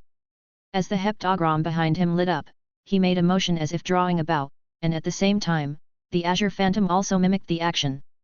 The bow, made of wind elements, bent like a full moon, and with a whoosh, an elemental arrow shot out towards the fleeing figure. The arrow, silently formed from multiple secret techniques, hit the water without resistance. It crossed a kilometer in a blink and struck Solun's back instantly. The next moment, the high-pressure wind elements within the elemental arrow exploded violently. The fierce wind pressed against the sea, pushing it to either side and instantly creating a giant whirlpool.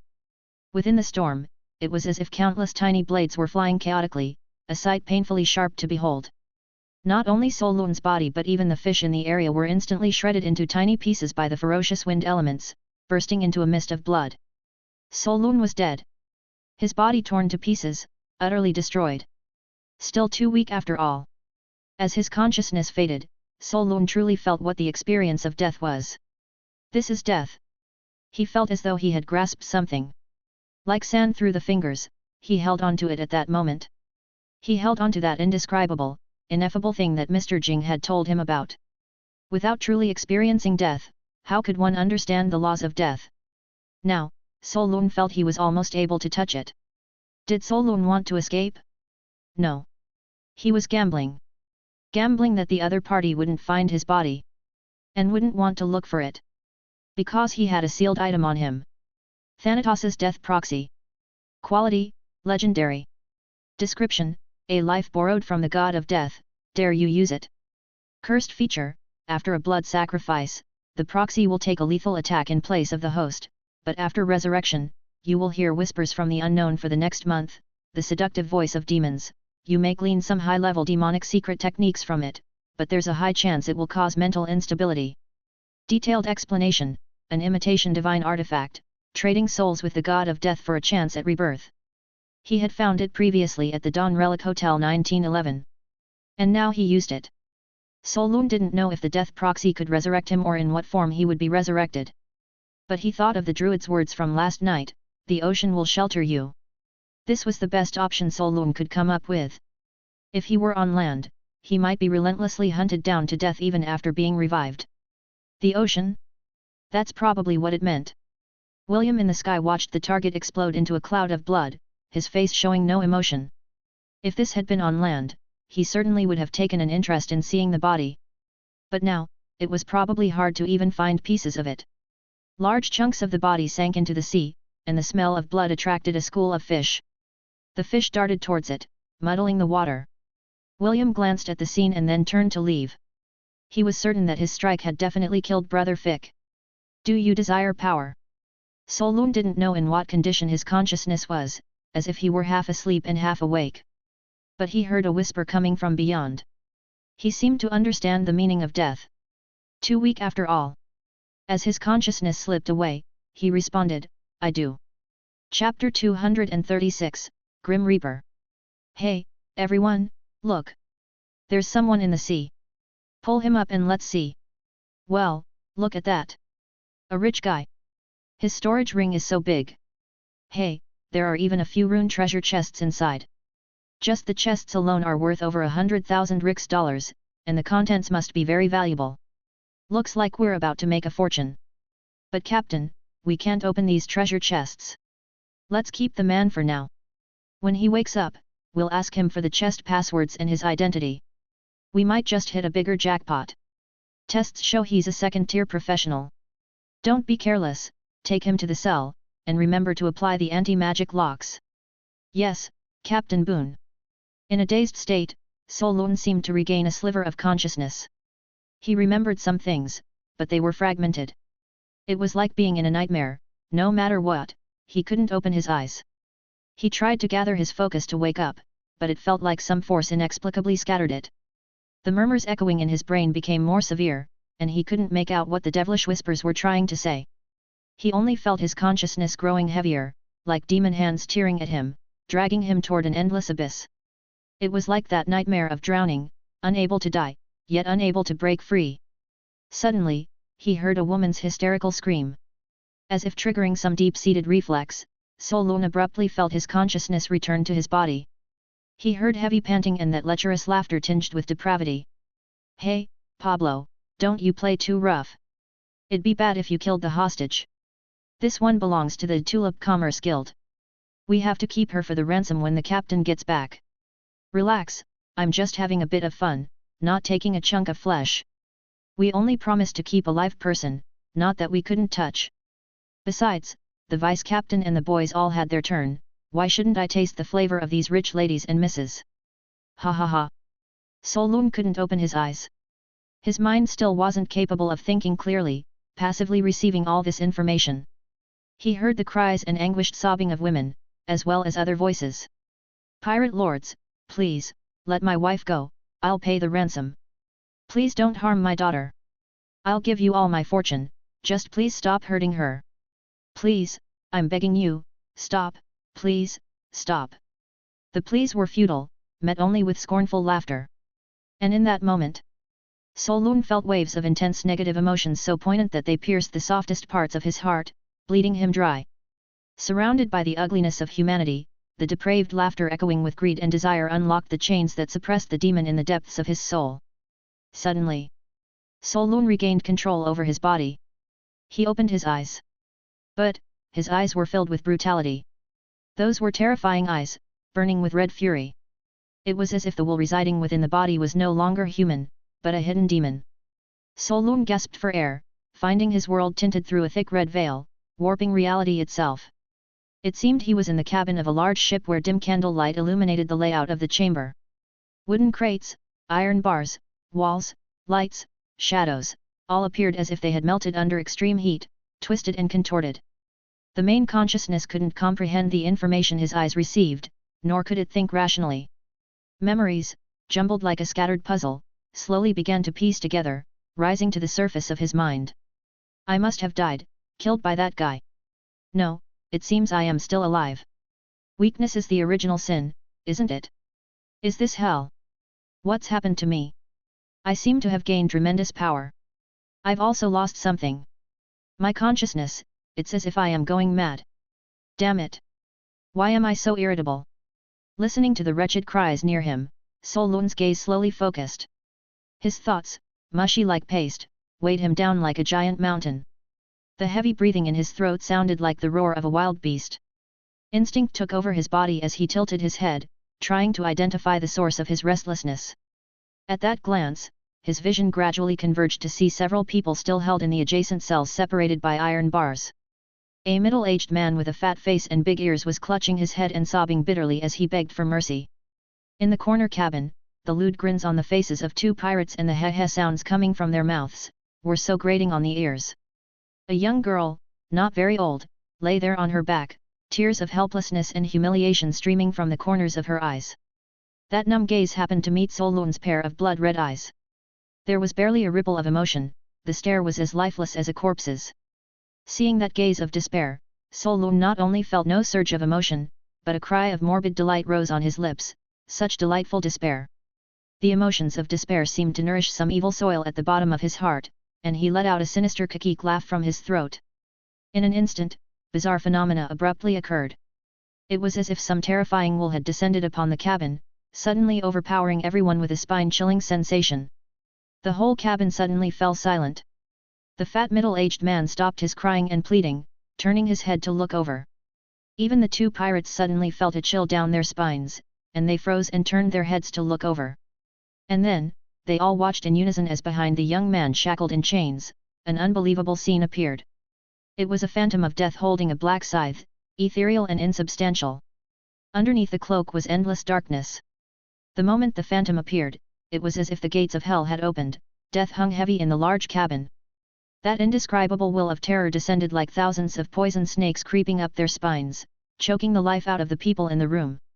Solun's blood-red eyes stared at the two pirates, his face sporting a demonic grin. The two pirates also stared at him, frozen in shock. This exchange of gazes, as if they had seen some great terror, locked their eyes wide open in horror. In an instant, their bodies seemed to have been drained of color, turning ashen. A foul stench of urine and feces wafted through the air as the breath of life fled in an instant. With just one look, the two pirates were literally scared to death on the spot. Having killed the two pirates, the restless emotion in Solun's heart was vented, and the red glow in his eyes faded somewhat. His rationality also took a brief respite, and he suppressed the surging frenzy of thoughts, beginning to ponder the situation. He was suddenly clear about his current condition. This sensation was very familiar to him. Like numerous times before, negative emotions had taken over his body. But this time, it was worse. Solun had the ability to control his emotions. Before, he had used this method to suppress a multitude of negative emotions. To put it in perspective, he had used 10 parts of rationality to imprison 90 parts of negative emotion. Later on, after learning mental secret techniques, those 90 parts of negative emotion had become nourishment for assaulting his brain. But now, he guessed that he still had 10 parts rationality, while those unknown emotions in his brain totaled up to 10,000 parts. Each type of negative emotion was like an instinctual desire: murder, hatred, violence, lewdness, irritation, depression, fear. Once, these emotions were like negative personalities confined deep within Solun. And now, each one was as strong as a giant, each capable of easily tearing through the bars of their cage to break free. Rationality was like a dam holding back an apocalyptic flood, feeble as paper, always on the verge of collapse. I have been resurrected. Solun finally understood what was happening to him. He didn't know how long he had been unconscious, but his mind was currently filled with numerous violent emotions. His thoughts shifted, and he remembered the aftermath of using the Thanatos' puppet. Those extras in his mind were the whispers of demons, the powerful demonic secret techniques, and potentially the powers that induce humans to become slaves of strength. That was information beyond his brain's current capacity for processing, in the realm of supercognition. So the cost of using that sealed item was this great. Solun didn't feel much relief at having survived the ordeal. His current state was still crazily hovering on the edge of death. It was also fortunate that he knew how to control emotions, as well as having these moments to think for himself. Otherwise, if were anyone else, they might have already become a slave to their desires upon resurrection. I seemed to have stared 2 pirates to death just now. What power was that? Solun had no time to think in detail as he felt the violent emotions threatening to surge back. He quickly glanced at his attribute panel, wanting to see what had happened. But before he saw anything else, he immediately noticed a glaring negative status: spiritual power aberration. My spiritual power has become aberrant. Solun finally understood what that uncontrollable stream of thought was all about. If he didn't find a solution, his rational mind would be dispersed by that flood of negative emotions. Solun's emotional suppression method couldn't hold back those negative emotions anymore. However, this mutation in spiritual power wasn't all bad. On the panel, Solun discovered that the number for his spiritual power had jumped from 200 plus to 700 plus, more than tripling. Under normal circumstances, even with a top-level secret technique like the Starry Sky visualization technique, it would have taken him several years or even more than a decade to achieve such an exaggerated figure. This was the mutation of the mind. Solun found that the willow tree-like spiritual power in his mind had also become very vigorous, with roots twisted and entwined, crazily growing into a monstrous tree. That spiritual power was strong and dangerous. He simply couldn't control it. Solun temporarily managed to suppress those negative emotions, but he was aware that this would not last long.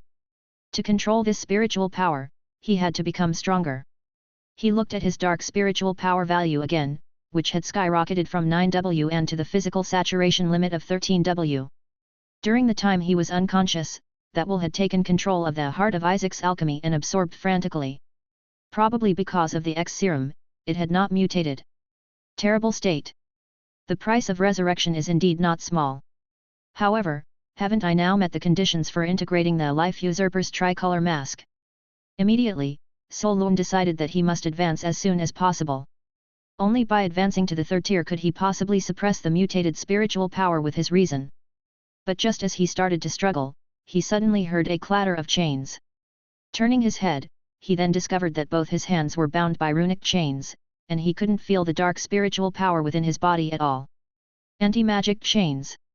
Solon immediately realized what was happening, his gaze sharpening. Such chains were forged from anti-magic stone and specifically used to bind professionals. With his hands chained, unable to break free or form seals, he couldn't do anything at all. Solon looked at his empty fingers. Several storage rings and Sarai's blessing were nowhere to be found. In an instant, he guessed what had happened. He must have been floating at sea, saved by a group of pirates. Then, those fellows didn't kill him but imprisoned him in a cell instead. Probably because of the runic treasure boxes.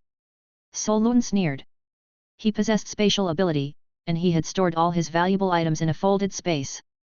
But as a diversion, he also wore several storage rings. Moreover, Solon had anticipated the possibility of falling unconscious and being looted, so he had taken some precautions. In the storage rings, he placed some valuable items, as well as several runic treasure boxes that required special passwords to open. Those boxes were very sensitive, forcibly opening them would instantly destroy everything inside. These were bait. Solon had imagined that if he were looted, the looters, in search of wealth, would likely kill him after taking the storage rings. But if there were a few treasure boxes that looked obviously valuable, greed would make people more curious about their contents. Just like now. The pirate's greed gave Solon the chance to wake up. Advancing is urgent. Solon tested the chains tightly fastened around his wrists, they were very sturdy. Without dark spiritual power, his strength was reduced by 80%, making escape impossible. The pirates were cautious enough, probably to guard against such an eventuality. Advancing required dark spiritual power, which meant he had to get rid of these anti-magic chains. Now that he had already killed 2 pirates, there were probably more above. Delay could lead to more complications. If the chains couldn't be broken, then something else had to be. Seeing this, a ruthless glint flashed in Solon's eyes. His body's strength had reached the standards of a third-tier muscle profession, and while 20% of his strength was insufficient to break the runic chains, it was enough to tear off his own arm. Having made his decision, he relaxed the muscles in his left arm and then pulled hard. The next instant, a crack sound that made one's scalp tingle echoed through the cabin. The intense pain turned Solon's complexion to a ghastly pale instantly, as sweat dropped from his forehead like soybeans. But as the humerus dislocated from the joint cavity, and despite the sound of tissue tearing, it did not break. Not enough force. Solon did not back down, instead, his gaze revealed a fierce smile. In the next moment, he forcefully kicked against the cage and thrust his body in the opposite direction with all his might. Then came a terrifying ripping sound, tear, followed by a spray of blood. There was a tear. Yet some tissue still connected the arm and shoulder joint. He gritted his teeth and pulled again, violently tearing his entire left arm off. His extremely high agility gave him precise control over his muscles, so much so that when his arm tore, he compressed the blood vessels with his muscles, instantly stopping the heavy bleeding. Having torn off one arm, Solon gasped for air, taking a few seconds to allow his body to adapt to the shock of the severe injury. Then, without any hesitation, he used the same method as before. With a fierce stamp of his foot, this time, his right arm was torn off in one go. Having freed himself from the anti-magic chains, Solon's face, albeit weak, uncontrollably produced a ghastly chuckle, ha ha ha. The scent of blood excited his body even further. Also, because he immediately felt the flow of dark spiritual power within him. The fat overseer from the cell next door belonging to the Tulip Commerce Guild was completely flabbergasted. He had not yet recovered from the shock of the Grim Reaper's shadow that loomed over the young man. When he witnessed 2 pirates inexplicably drop dead on the spot. And then, he saw the young man in front of him tear off his own arms in an extremely bloody manner. My God, is this guy a devil? Too many scenes that overturned the overseer's understanding appeared before him, leaving him incapable of thinking. He would rather believe this was all a nightmare than accept what he saw as reality. And when he saw the sinister spider lances emerging behind the young man in the cell next door, who had torn off his arms, he was no longer shocked, but just murmured numbly, "It really is a nightmare."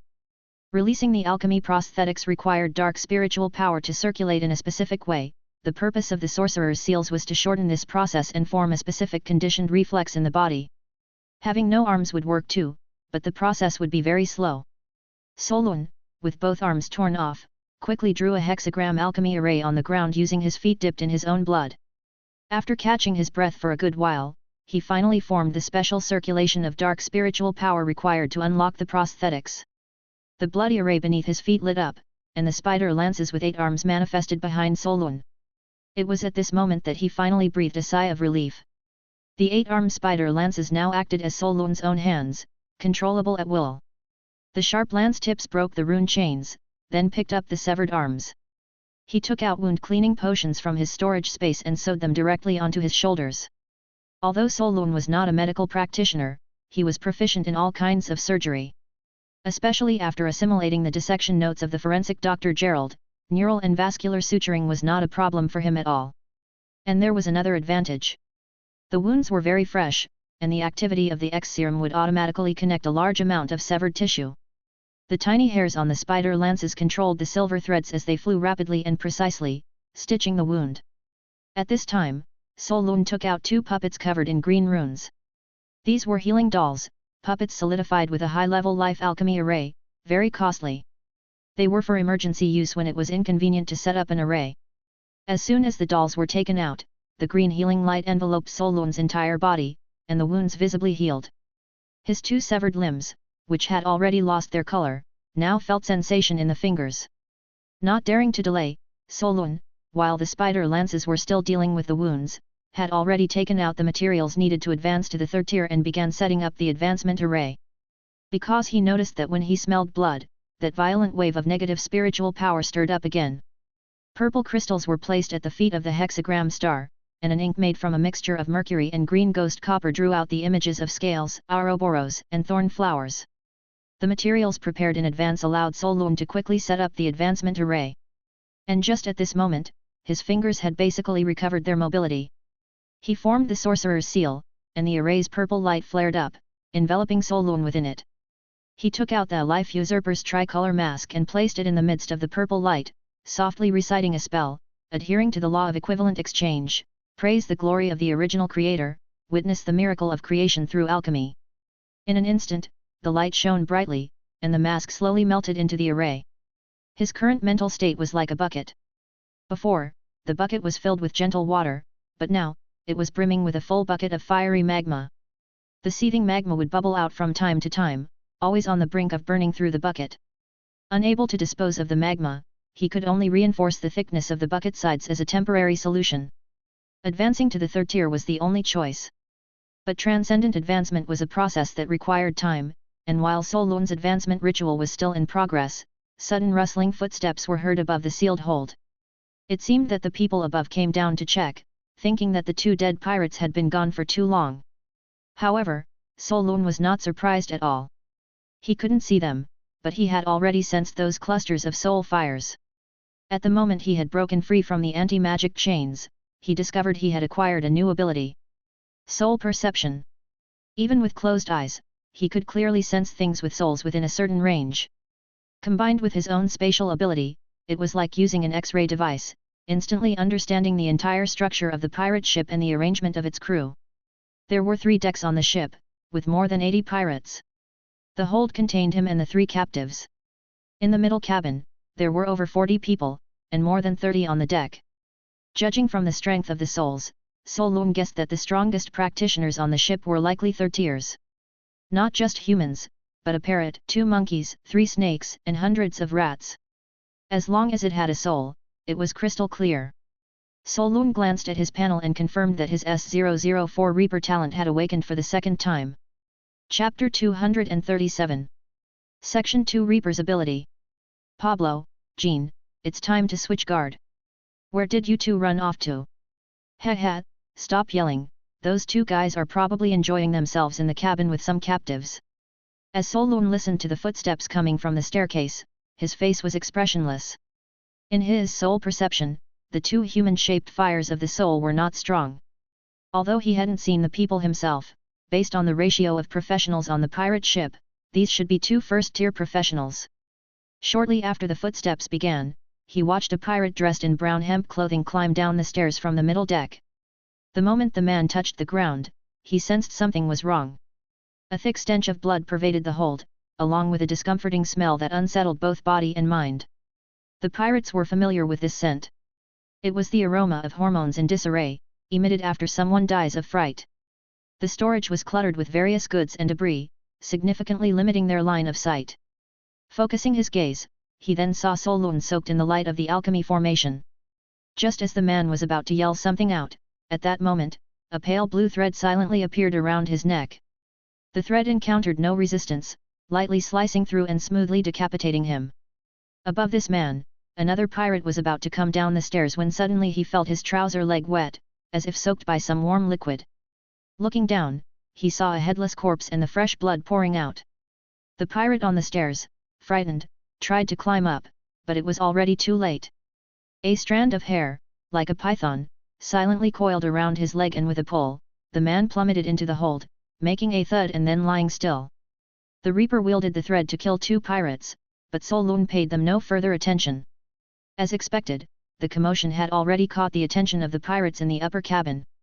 He controlled the dark spiritual power to assault the stage barriers, focusing intently on merging the advancement materials. The supernatural power from the Life Usurper's tricolor mask was being decoded by the formation and slowly integrating into his body. It would take some more time. Indeed, hearing the noise, a loud shouting immediately came from above. "Hey! Rodolphe, Philo, what's going on down there?" A few moments of silence. "Send some people to check." "Yes, Captain." Not hearing a response immediately alerted the pirates, sending a barrage of footsteps clattering down from above. Listening to this commotion, not only did Solun's face show no signs of panic, but his eyes also glinted with a dangerous red gleam. "Ha!" That restless, frenzied emotion, eagerly anticipating the slaughter and bloodshed. For others, advancement could not be disturbed or distracted, but for him, who could multitask, it posed no big problem. While advancing, he formed a sorcerer's seal in his hands, and instantly a cross appeared above his head. The sharp enchanted thread sliced through the prison bars, and dozens of sinister dolls clack walked out, lurking around, their faces grinning maliciously at the nearby staircase. The fully armed pirates had just jumped down when, without any chance for them to probe, the puppets surged forward in a frenzied attack. Blood sprayed wildly in an instant. "Damn it, something's wrong." Pointy Hazard, quickly notify the deputy leader. The pirates swarmed in, and the bodies piled higher and higher. After all, this was on a ship, the pirates dared not set the ship on fire or unleash any powerful techniques. For a time, the whole pirate ship's hold resembled a hell on earth, with limbs and severed arms scattered everywhere.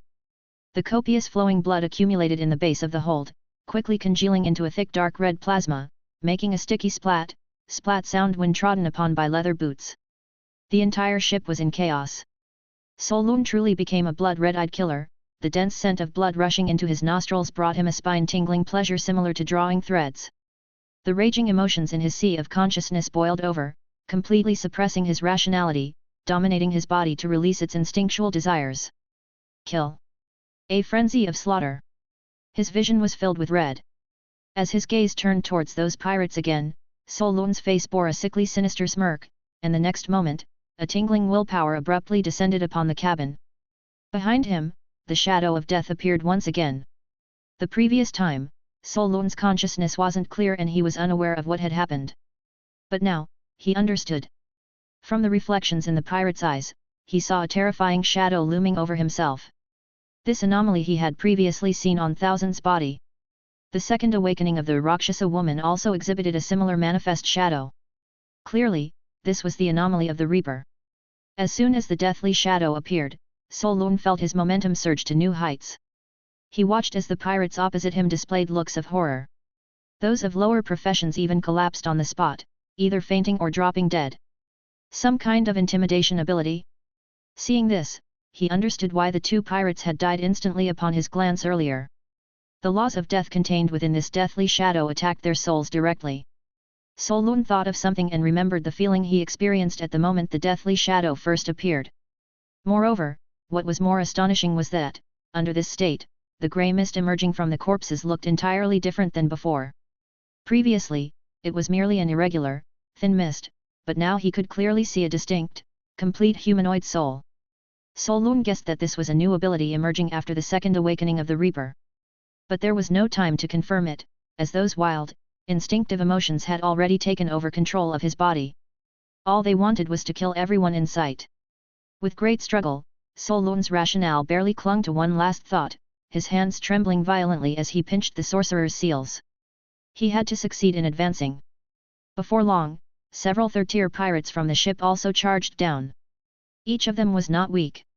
One had a crab claw prosthesis that could easily snap steel, another had a crocodile head with a powerful biting force capable of exploding a doll with a single bite, and another had the talent of a catfish that could spout adhesive saliva all over the cabin.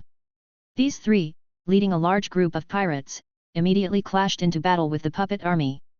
Although Solun was in the midst of advancing and couldn't dodge, the puppet theatre known to be unrivaled among its tier was not undeservingly named. In this narrow cabin, the formations could fully cover, preventing anyone from approaching the prison where he was. The battle caused intense shockwaves that surged one higher than the other, like being hit by cannon fire, sending wood chips flying everywhere, and the whole pirate cabin in disarray. Solun had completely gone mad with killing. Threads continuously spread, enveloping the entire ship into a thick cocoon. He didn't just want to protect himself but to kill everyone here. Finally, the battle ended. Except for a few pirates on the deck who saw the bad situation and jumped into the sea early, the cabin floor was littered with corpses. The group of pirates could neither kill nor outlast the undying puppets, and they were all worn to death within the puppet theatre.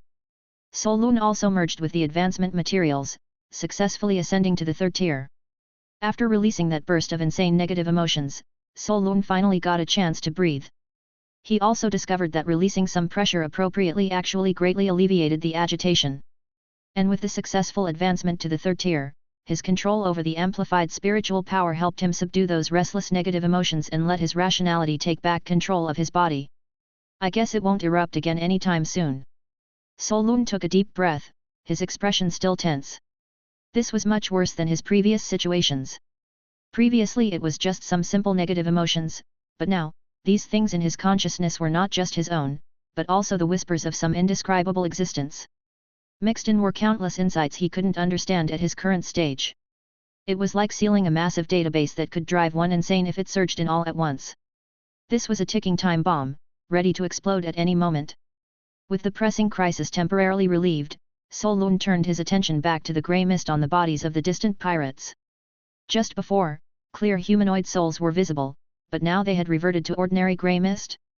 He casually stripped a soul shard from a second-tier pirate, not much different from before, gaining only some scattered information. Was it because of that shadow of death? Solun thought of something and immediately decided to give it a try. He closed his eyes and carefully recalled the feeling when the shadow had appeared before. After a moment, he abruptly opened his eyes. Just then, that cold, mysterious feeling descended upon the cabin once more. This time, Solun clearly felt that elusive sensation, whispering, "So it's true, the legendary law of death, one of the supreme laws." He couldn't precisely describe the feeling. Not dwelling on this law understanding that required extensive contemplation, Solun looked around the cabin. At this moment, his view of the world was once again shrouded in a bloody hue. Looking again, the grey mist on the bodies indeed showed complete humanoid forms once more. He saw death, saw complete souls. It is indeed so. Solun walked over, trying to test what was different about harvesting with this new ability. This trial sent a shock through him. At this moment, the mist was not directly absorbed, and at the instant of contact, Solun saw countless pieces of information within that soul. It was like flipping open the table of contents of a book. He saw densely packed, categorized memory fragments. The immense volume of information would overwhelm an ordinary person. But Solun swiftly scanned through it. Previously mastering 10 lines at a glance, now he mastered 100. Perhaps it was an ability gained from advancing 3 levels? A thought flashed through Solun's mind. Then he looked towards that information. Within the soul, there is a segment of Jack Davis's daily information today, completeness 99%. Within the soul, there is a segment of profound memory information, completeness 85%. Within the soul, there is a segment about musket skills information, completeness 81%. Within the soul, there is an information segment. The memory fragments with higher completeness were placed further up. But the majority were useless daily information. Solun, still somewhat puzzled by these listings, changed his mind and randomly clicked the first one to see what it was all about. Then a series of images flashed through his mind like glimpses: ate a piece of bread this morning, then played cards, losing 500 lira, ate pickled vegetable stew with sea fish for lunch, played cards, lost another 700, heard some noise, big fight, Awe died. Solun immediately processed the information he obtained, which were this body's activities today. This was almost entirely useless garbage information. However, Solun was extremely overjoyed. Because the stripped data were not like glass shard-like memory fragments. These were complete pieces of information. Once this information was stripped, the soul mist on this corpse noticeably dimmed a lot. Solun thought of something and immediately tried to strip a few other skill-based entries, and immediately gained rough musketeer arts of 10 years experience, gunmanship experience plus 13. With this stripping, the soul shard completely vanished. So that's how it is. With this trial, Solun finally confirmed what uses a reaper had after a second awakening. If previously the soul stripping was like a blind box lottery, randomly drawing a pile of fragments, now it was like having the prizes fully listed out, each one complete, for you to choose at will, subject to soul completeness and energy impact. This ability was simply heaven-defying. Countless images flashed through Solun's mind in an instant. Suppose he encountered that 5th-tier professional again who had stripped the diamond skill, he could completely ignore all other trash information and directly strip the complete golden element law comprehension. Then, what he'd control would not be any incomplete laws but a 5th-tier professional's complete law comprehension, theoretically, though actually some would be lost due to death and soul collapse. This also meant that if he planned to pursue the golden element advancement path in the future, as long as the materials and dark spiritual power were sufficient, he could advance to the 5th tier almost without any bottlenecks. And any other skills. For example, the 6th tier wind element professional who had tried to kill him before, stripping his wind law, assuming he could be killed. Those mechanics who died unjustly at Black Reef that he encountered, he could solely strip their mechanical techniques, no need for trash fragments, could instantly become a grandmaster of mechanics. If someday he encountered King of the North Sea Oleg, stripping his 8th tier abilities, he would skyrocket in a moment. Although it's highly unlikely, theoretically, it's completely feasible. This is really a blessing in disguise. Solun tested out the new abilities of the Death Reaper, his eyes barely concealing his joy. Dying once was already picking up a new lease on life, but he'd never expected such a huge pleasant surprise. From what he now knew, a talent's second awakening included soul perception, death's gaze, directional stripping, law of death, 4 areas of ability enhancement.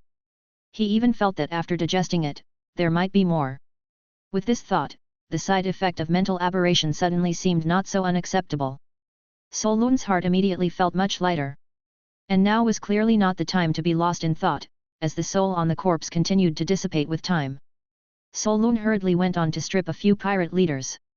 If it had been before, with so many dozens of pirates, excluding repetitive and garbage information, the useful data that could be stripped would have been very limited. But now, it was a huge harvest. You stripped the soul shard from Yunmo Bolton and obtained the mechanical blueprint deep sea diving scuba design. You stripped the soul shard from Tom Nix and learned the coordinates of Pirate City. You stripped the soul shard from XXX and mastered a part of the 20 years of sailing experience. You learned about pirate slang, famous pirates of the North Sea, the legend of the Pirate King's treasure, covered sailing routes, Devil Sea, the identification of 3,000 marine species. Solun chose skills and content that interested him. Even a low-ranking henchman could fill some of his gaps in knowledge. Just when he was joyfully stripping away, a small accident occurred. Solun suddenly felt a moment of palpitations, and before he understood what was happening, he immediately heard that low, chant-like whisper near his ear, which made one's mind wander as if the soul was drifting away from the body. Solun's expression changed in an instant, and he quickly sat down in meditation. After panting for quite a while, he managed to suppress the surging emotions and guessed something. Is this what happens when I activate the second stage of the Reaper state, hearing whispers? Without completely solving the problem of psychological distortion, using the second stage of Reaper must be done with caution. Thinking this, Solun muttered to himself, "It's a pity the communication ring was also taken by the pirates, otherwise, I could ask my senior sister how to handle this issue." He wasn't too worried about fixing the psychological distortions. His senior sister, being Isaac's daughter, was experienced, knowledgeable, and well-learned. She might not be able to solve it, but she most likely knew the method. If she didn't know, there was no use in Solun worrying about it all day by himself. However, the communication ring was not available, so he couldn't contact her for now. He had just learned from the stripped information that the leader of a group called Red Shark Pirates, along with a few elites, had gone to Blizzard City to extort a ransom. Solun's storage ring, communicator, and the blessings of Siriah were all on that guy. I need to find him first and get my things back as soon as possible. The thought flashed through Solun's mind. Aside from a few who jumped into the sea, all the pirates on board were killed. Solun left the cabin strewn with corpses and walked onto the deck.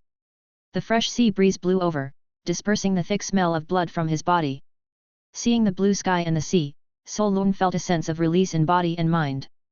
The land was at the edge of his vision, about half a day's journey away. The sunlight shone on his body, warm and comforting. It felt as though it dispelled bad luck and reached into his soul. At that moment, Solun truly felt alive. Only those who have experienced death can appreciate the comfort in his heart at this moment. But suddenly, bang bang, 2 gunshots unexpectedly rang out from the cabin. Solun's gaze slightly narrowed. When he had come out earlier, he had casually opened the cargo hold's prison door, but those 3 hadn't come out. Sensing the 2 extinguished soul fires, Solun knew that the mother and daughter who had been abused by the pirates had taken their own lives. Without waiting much longer, a 3rd gunshot also sounded. The middle-aged man's soul fire extinguished as well.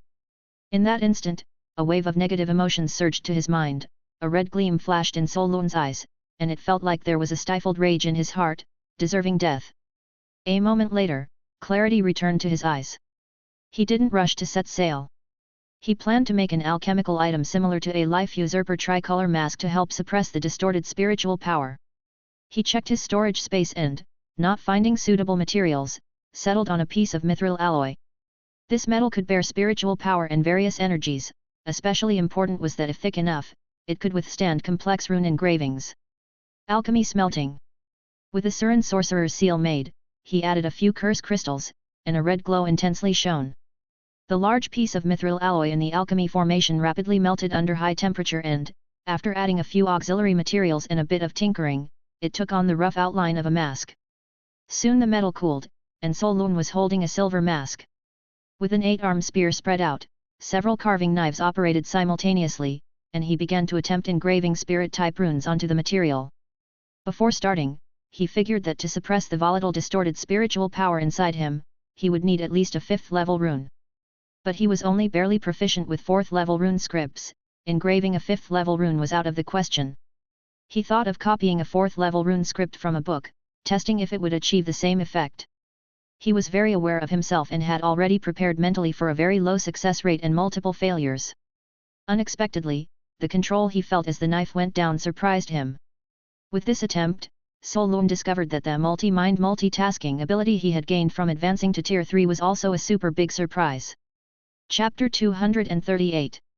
Solun had tried before, and even with the ability to multitask, his success rate in completely drawing 4th-order spiritual rune carvings would not exceed 20%. This was already the normal success rate for those regular rune masters. Of course, if he were willing to spend several months carefully carving, the success rate would be much higher. But now he did not have that time. His distorted spiritual power might explode at any time, turning him into a complete madman. The mask needed to be made as soon as possible. Solun could only try to use the 8-armed spider spear to simultaneously carve the runes he needed in a short time. He had prepared himself mentally for multiple failures, but this moment turned out to be unexpectedly smooth. The essence of multitasking was still Solun alone, controlling various tools for carving. But no matter what, it was still distracting, it was impossible to focus all his attention on one point. However, now, after advancing to the 3rd tier, Solun had mastered a new ability. Multi-mind multitasking. He had noticed during battle that this ability allowed him to control puppets very smoothly. But it was also expected. This was the most important reason he chose this line of advancement. It was an ability with a very high compatibility with puppet masters. Solun had thought it only amplified his combat abilities, but now, he was experiencing other benefits it brought. Each spider spear's control over the carving knife had reached an extremely intricate delicacy. The 8 spider spears, plus his hands, were like 10 Soluns focusing intently on carving, making every line precise and smooth. The advanced engraving techniques that Solun had previously found difficult to control were now effortlessly executed. It was as if his brain had suddenly mastered those not-so-familiar techniques. Having realized this, and guessing something, Solun was delighted. Does multi-mind multitasking utilize the super-high development of the brain domain? He had seen introductions about such extraordinary abilities before. The ordinary multi-mind multitasking ability just plainly increased the number of thoughts that could be utilized. But not like now, where it directly improved comprehension and learning abilities, enhancing the quality. Solun knew his condition differed from what the books described. The only explanation was that he had now reached a super-high brain domain development of 16%. To put it in perspective, Solun's previous brain development was like an AE86 equipped with a racing engine. Although it was somewhat faster, the car could not fully utilize the engine's effectiveness. But now, the multitasking ability was like swapping a broken car's 4 wheels for racing tires, upgrading the brakes, suspension, and dashboard as well. Its effectiveness was instantly realized. The final effect was not additive or doubled, but it increased exponentially. This advancement indeed brought him a huge surprise.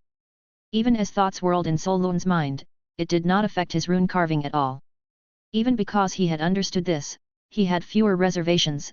The spider spears carved even faster. The sizzle sound of metal being finely cut drew near his ears as large portions of rune grooves were engraved on the metal mask. After embedding rune crystals, applying rune paint, throwing it into the alchemy array for annealing, and coating. In less than half an hour, a 4th-tier alchemy product appeared before his eyes. Upon inspection, it even reached the rough silver grade quality. Is it done? Looking at the finished product in his hands, Solun also found it hard to believe. He tried it on his face, a cool sensation instantly surged to his forehead.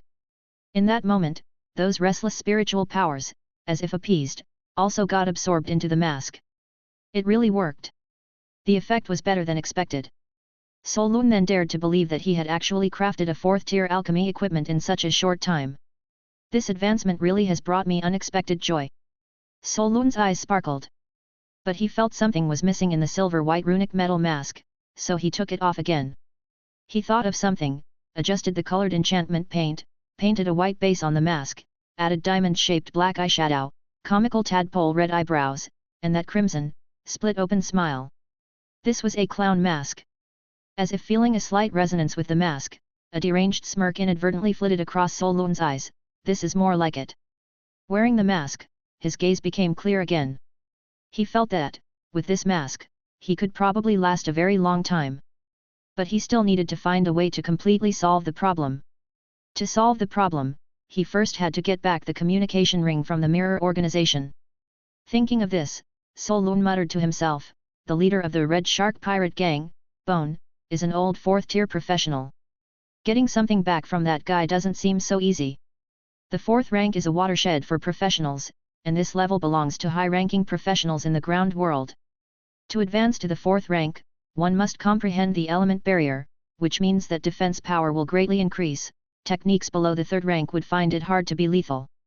Moreover, the body's tolerance to implanted alchemy enhancements will surge, usually indicating possession of a powerful alchemy implant.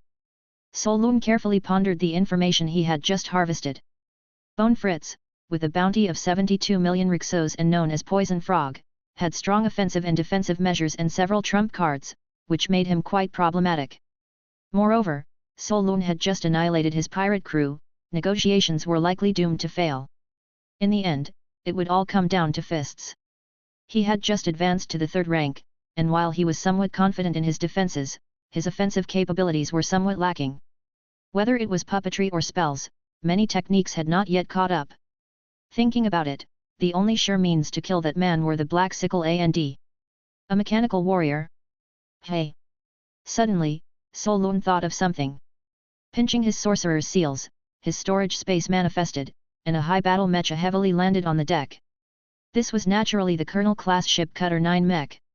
Looking at this tightly integrated heavy-armored mecha, Solun's gaze sharpened, his eyes revealing deep thought. He had already thoroughly studied the overall structure of the mecha. With the information from a stripped soul, he also had some ideas about disassembly. But at this moment, as he looked at this battle suit again, he felt completely different. Like facing a challenging problem, he suddenly had a solution approach. Solun slowly closed his eyes. In his mind, it was as if each part of the battlesuit in front of him automatically started to break down, with mechanical sounds of click, click echoing beside him. Then boom, boom, boom. Time and again, the suit self-destructed due to an incorrect disassembly method. Reassemble. Disassemble. Explode. Reassemble again. At this moment, Solun's thoughts raced at high speed. If one approach didn't work, he would switch to another. This miraculous scene played out in Solun's mind. He knew this unprecedented mental capability was also a new ability brought on by his advancement to the 3rd rank. A flurry of complex thoughts flashed by. After countless attempts, finally, Solun found a feasible possibility. He suddenly opened his eyes, realizing, right, I must remove 3 parts of the armor simultaneously to avoid triggering the self-destruction mechanism. Solun suddenly understood. The disassembly method of this mech was somewhat like the Kongming lock from his previous life. Finding specific components or forcefully disassembling multiple components simultaneously required skill and finesse. Having deduced the correct way to disassemble the mech, Solun immediately set to work. His spider spear controlled the 2 armored shoulder pads of the mech, then, he forcefully twisted a small component on the mechanical spine. Suddenly, he heard the sound of a metallic mechanism with a click. Joy appeared on Solun's face. Not triggering self-destruction meant he had succeeded. He actually managed to easily remove the shoulder armor, revealing various precise mechanical parts inside. Once the first component was disassembled, the rest became much easier. The corpse had already decayed and was directly thrown into the sea. Before long, thousands of small and large components were disassembled. They were suspended in the air by silk threads, completely exposed to Solun's eyes. The mechanical armor technology of the Mafar Empire is truly exceptional. Solun squinted at the components before him, sizing up a peerless beauty without a single modest garment, all its secrets laid bare before him. It was his first time seeing such intricate mechanical armor. Every crucial component bore a model identifier. MF11 individual steam boiler, Hager 2 type explosion-proof air hammer, magic energy high-frequency oscillator, BOS-11 energy core, T-alloy power shaft, Dragon Hunter V mini missile launcher. These were all top-tier military technologies that, aside from the Mafar military, were unseen anywhere else. Each component captivated Solun's gaze. They were the core technologies of the Mafar Empire. True priceless treasures. After looking for a while, he averted his gaze. Without a blueprint, it was nearly impossible to manufacture such a sophisticated and complex mechanical battle armor. Even Solun did not foolishly believe he could replicate this battle armor in a short amount of time. These technologies would require a great deal of his time to decode in the future. The current priority was to transform the battle armor into combat capability. His mind worked furiously, and he tried again, quickly deducing how to use those mechanical devices. He manipulated with threads, ignited the power boiler, and the machine started moving. Solun was delighted, perfectly intact. The reason Solun was fixated on mechanical puppets was not only that he was a transmigrator who had witnessed the power of machinery. Another reason was that mechanical puppets could compensate for many shortcomings of traditional puppets. For example, strength, defense, kinetic energy. Assume if Solun had a puppet swinging a blade with a force of 100, then after the steam boiler was charged, it could reach 10,000. The two were not on the same level at all. To achieve a force of 10,000 with a traditional puppet, the requirements for runes and materials would be very high, and the cost would be countless times that of the steam machinery. This was a qualitative gap. Moreover, this also involved a subsequent development path. A brand new advancement path for a mechanical puppet master. The reason Solun planned to integrate spiritual tentacles into his third-tier armor was precisely because of the controllability of mechanical puppets. The Mafa officer's battle armor before him was controlled by a person. But if Solun inserted a corpse, he could achieve the same effect. Because this mecha operated on a purely physical system, he now needed countless threads to control the mechanical puppet. It was arduous and complicated, and even with multitasking, he could not control many puppets at once. The entire process would be, Solun's brain sends signals, body exerts force, threads convey force, control the corpse's limbs, control the mechanical switches. While spiritual tentacles only needed one thread to control the corpse by transmitting neurological signals, completing complex control commands. The process would be simplified to, Solun's brain control machinery. This would massively increase the control efficiency and the number of controllable units. No. Once the technology matured, it might not even require a complete corpse. If there were super-mechanical warriors with such nerve-mechanical technology, just installing a nervous system could control these mechanical battle armors. Solun thought of something, and his thoughts became more active. He had some knowledge of nerve mechanics in his mind, but it was incomplete. Even not limited to humans, but anything with a nervous system. Such as the mechanical spider that can control 8 arms. The mechanical millipede that can control thousands of legs. Or mechanical dragons, mechanical octopuses, mechanical reptiles, mechanical jellyfish, mechanical dogs. Any biological entity with a nervous system theoretically could be an option for the mechanical puppet's nervous system. They could meet various functional demands, working in coordination during combat. If such a mechanical puppet army were created, it would definitely be an invincible force. This was the path of the mechanical puppet master that Solun envisioned for his future in this magical world after understanding it. Moreover, he was well aware that there was an endless potential in mechanical technology. Although the current mechanical technology was far behind the top tier of alchemy, in the future, it might not be impossible to develop battle armors of higher order, or even divine-level mechanical forces. Since Duke Raphael has mastered the nerve mechanical technology, could it be that he has already created such a mechanical monster army? With countless thoughts in his mind, Solun suddenly had this idea. He thought of the super dreadnought previously. Since Raphael could secretly develop such a warship, other black technologies might also be possible. Solun was not worried at all, he was even somewhat looking forward to Duke Raphael having such capabilities. A grand lord like him, who could mobilize enormous societal resources, was truly the driving force behind the development of social sciences. Solun's research capabilities might not be said to be very strong, but his harvesting ability was still quite formidable. If there really was advanced technology, it might have saved him a lot of time for his plans. However, plans are just plans, and right now, Solun had many problems to solve. First and foremost, was to make sure he didn't die. Solun now possessed an exaggerated learning ability, which allowed him to control the mecha skillfully after only a short attempt. The mecha, grasping the high-frequency vibrating ship cutter, swung it fiercely. Under absolute power, any elemental barriers were like paper. Besides, the ship cutter had high-frequency vibration black technology. If it could cut through steel ships, couldn't it cut through people? What a pity, these specially made micro-missiles, alchemy bullets, and the like are consumables, used up in an instant. If only he could get his hands on some high-precision mechanical forging equipment and instruments, then he could manufacture some substitutes of the same caliber. Solun looked towards the horizon's coastline, with no intention of staying at sea a moment longer. He maneuvered the sail and began heading towards that port.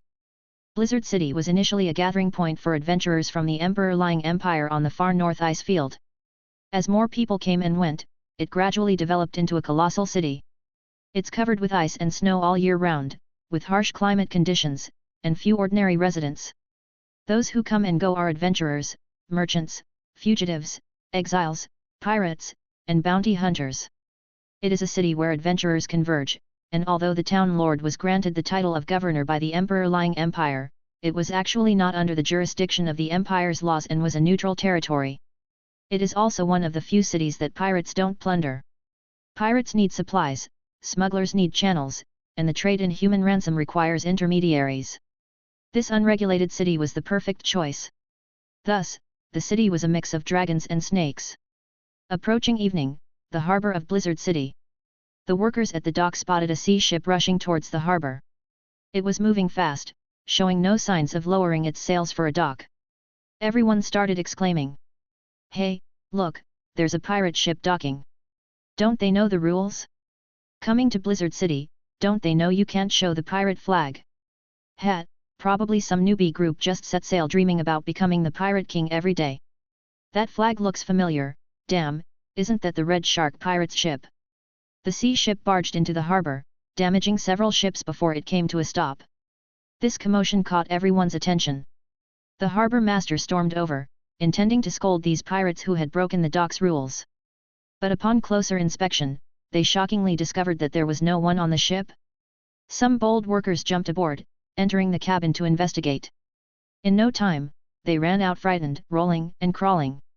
Ah, so many dead bodies. The cabin is full of dead bodies. My God, the Red Shark crew has been wiped out. Someone killed them all. It's terrifying, none of the bodies are intact. People then realized the reason why the ship hadn't slowed down was that there was simply no one on it. To be precise, there was not a single living person. But then, how did a ship that required a dozen people to operate manage to sail to the port? Could it be haunted? There were plenty of stories of ghost ships at sea, and many people thought of various mysterious events. A creepy atmosphere spread across the dock, and the news quickly spread into the city. But no one noticed that, as the ship entered the harbor, a person wearing a clown mask, taking advantage of the chaos, had already teleported to a corner of the dock. Solun was in no rush to go into the city to find someone, instead, he patiently waited on the dock. He was certain that Bone, the leader of the Red Shark crew, would come to investigate after hearing the news. Sure enough. It wasn't long before he saw a burly man with a grizzled beard leading a few people to the dock. Having previously extracted information about the pirates, Solun immediately recognized those few, disguised as merchants. Seeing the main characters, a murderous, chilling smile spilled from his eyes hidden beneath the clown mask. Chapter 239. Toadbone led a few subordinates to the dock and looked at the all-too-familiar blood shark, his expression extremely grim. The news that not a single person on board was left alive had already spread throughout most of Blizzard City, and as the captain, Bone was naturally furious. But instinct told him there was something odd about the situation. He restrained himself from boarding the ship to investigate personally and sent a subordinate instead, blending into the crowd that had gathered to watch what was happening and to enter the cabin for inspection. He and a few subordinates mixed in an inconspicuous corner and started talking. Could it be that we encountered bounty hunters? That doesn't make sense. Bounty hunters are only interested in pirates with bounties. I've never heard of anyone committing such acts of silencing. Could it be one of our enemies? Captain Boone, could it be a ghost incident? As Bone listened to his subordinate's speculation, his face was stern. Soon, the pirate who had gone aboard to check the situation came down quietly, his face very grim, and he reported softly to Bone, "Captain, the hold is full of severed limbs, all the brothers are dead." Upon hearing this, Bone immediately seized upon the useful information in the report. "You mean, the bodies are concentrated in the hold?" The man nodded, "Yes." Bone's eyes flickered with thought, and he immediately asked, "Is the person in cell number 2 of the hold still there?" The man recalled carefully and suddenly remembered, responding, "It seems. I didn't see them. Since they were locked with magic restraining chains, if dead, the body should have been there." But clearly, he didn't remember seeing it, and the magic restraining chains were broken, yet no body was seen. Hearing this, the people beside him also guessed what their own captain was suspecting. Someone asked, "Captain, you don't suspect that guy did it? But, isn't he just a second-tier professional? We can't be careless." Bone shook his head without elaborating further and asked again, "Are there any other clues? Can the traces of the battle tell us who might be responsible? Some great bounty hunters all have their own distinctive abilities that are highly recognizable." The man replied, "The battle traces at the bottom of the ship are very fierce, looking very chaotic. Mostly traces of cuts from swords." Bone felt somewhat relieved hearing this. If it was a melee, then the person who acted was probably not a 5th-tier professional. This would rule out a lot of troublesome big shots. He thought for a moment and then analyzed, "Previously, the 2 rings we took from that guy were appraised in the black market as high-grade alchemical items. That guy's background might not be simple. Seeing this situation now, I guess, probably an accomplice used some method to locate his position and went to rescue him." Hearing this, a sidekick also regretfully said, "Damn it, had we known, we should have just killed the guy and thrown him into the sea." At this point, Bone no longer dwelled on what couldn't be changed. He pondered for a moment, a hint of ruthlessness appearing on his face as he said, "Now that the ship has come here, that person must also be in Blizzard City. Maybe he's hiding in some corner watching us right now." Upon hearing this, the sidekick looked a bit uneasy. "Captain, what shall we do?" Bone snorted coldly, "Don't worry, no one dares to start a fight in the city. Besides, if he's only a 4th tier, it's still uncertain who would kill whom. Since he wasn't a 5th tier, he also felt somewhat confident. After a pause, Bones' face showed a trace of ferocity, and he added, "We can't just wait around either. Inform the smuggling gang guys to find this person first and see who he is." "Humph. Even if a legendary bounty hunter comes here, he must lie low. Whoever killed our Red Shark crew, I won't let them off." Sidekick: "Yes, Captain. Quite vigilant, hey."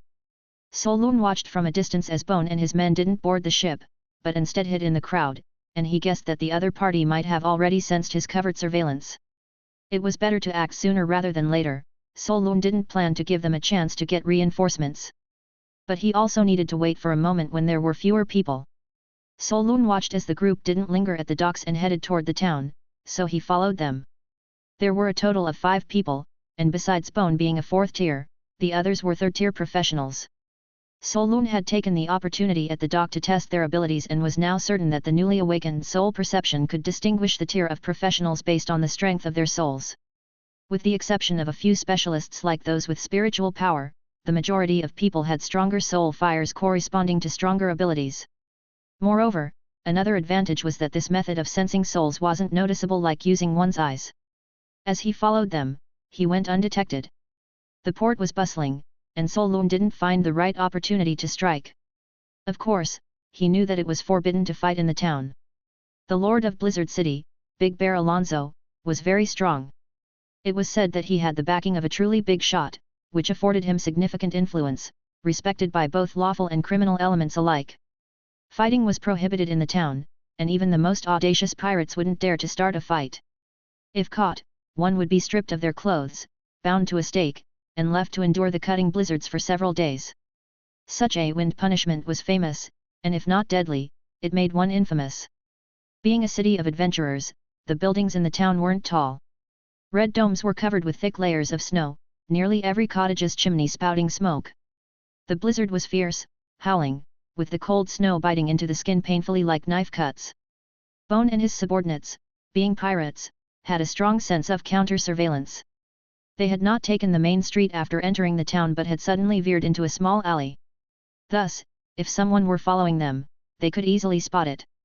Unluckily for them, this was exactly what Solun had intended. He sensed the location of their soul fires, smirked coldly, and followed them into the alley. He had not gone far into the alley when Solun immediately sensed several hostile gazes fixing on him. Bone and his pirates emerged from around the corner, brandishing their weapons. One of them called out, "Hey! What wind blew you here, and what flag are you flying?"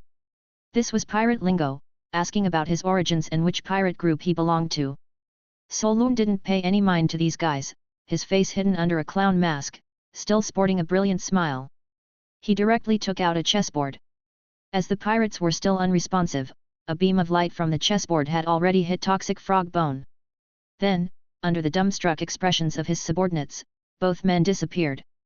Bone had not expected that the man following them would act without exchanging any words. He was even more surprised to find himself pulled into a separate space. Looking at the black and white tiled floor beneath his feet, he guessed it was a very rare spatial artifact, and not of low grade. Upon entering, Solun quickly made a few magician seals and behind him appeared the octopus-like spears, his body emanating a cold blue flame. Above him, a huge cross appeared in the sky with threads hanging down. Facing a 4th-tier professional, he dared not take things lightly and pulled out 2 more sealing scrolls, calling out softly, "Release." Upon a second glance, numerous puppets and a mechanical suit of armor had already appeared before him. As a high-rank professional, Bone's reaction wasn't slow. The instant the beam hit him, his face transformed into a bump-covered, green-skinned frog visage, his thigh muscles swelling so much they tore through his trousers, visibly harnessing a surge of explosive power. His limbs morphed into webbed shapes as he sprawled on the ground, ready for a powerful attack. This was a talent for Beast Transformation Series D055 Frog, not a very strong talent. But fortunately, it was highly functional, especially in the sea. Puppet Master. Upon seeing Solun take action, Boone guessed his profession. The cross-shaped formation in the sky, although never seen before, took at least a mystique-level secret technique given its complex pattern. Moreover, upon seeing the cold flames and the mechanical armor, he immediately wondered, mechanical combat armor from the Mafa Empire, the royal family of Lying's secret technique wuxi. Who is this guy exactly? Without a doubt, with so many treasures and secret techniques, his background had to be incredibly significant. Feeling cautious, he asked, "Are you from the royal family of Lying?" Solun didn't respond to him but asked coldly, "Where is my ring?" Boon's eyes shifted, a sly look passing through. He didn't play dumb, saying, "If you came for those 2 rings, we could have a good talk." Both were speaking, yet neither stopped moving their hands. Solun's hands were still forming the sorcerer's seals. Boon, in the form of the green toad, also gathered a thick water elemental magic shield around himself. Just as he was speaking, suddenly, a crimson whip shot out of the toad's mouth, moving so fast that it was nearly impossible for the eye to catch. Boon chose to launch a surprise attack. He had already seen that although the man with the clown mask had many treasures, his own strength wasn't strong. The lack of an elemental barrier meant he definitely wasn't 4th order. He was a pirate, daring to kill no matter what the identity. Asking was just a way to lower the guard. He had used this tactic before to kill those naive nobles who relied too much on their abundant treasures and advanced cultivation techniques. Hee, mere lambs. Solun, seeing the other suddenly make a move, showed not the slightest surprise but a hint of a cold smile appeared in his eyes. Negotiation? No. He also wanted to kill this man. The moment Solun saw this pirate leader, even under the restraint of the clown mask, an innate desire to kill stirred within him. This man deserved to die. In that instant of lightning-fast decision, the crimson tongue, carrying a corrosive stench, moved as fast as a bullet, piercing through the puppet and striking Solun heavily. With a snap, a sound as if a whip hit wood erupted. Solun was instantly shredded into pieces, and wood splinters exploded everywhere. This wasn't his real body, it was evidently a trick of puppetry. Upon seeing this, Boon's eyes narrowed. A substitute? Tisk tisk, some tricks indeed, no wonder he dared to make a move. He couldn't believe that his once infallible tongue attack had been dodged. But, this wasn't the end. It was the moment when the electro darts shot back, Solun's legs suddenly ballooned, and with a thrust of his feet against the ground, a visible air wave exploded right beneath him. With a loud pop, the explosive force propelled Captain Boon's body forward like a cannonball right in front of Solun.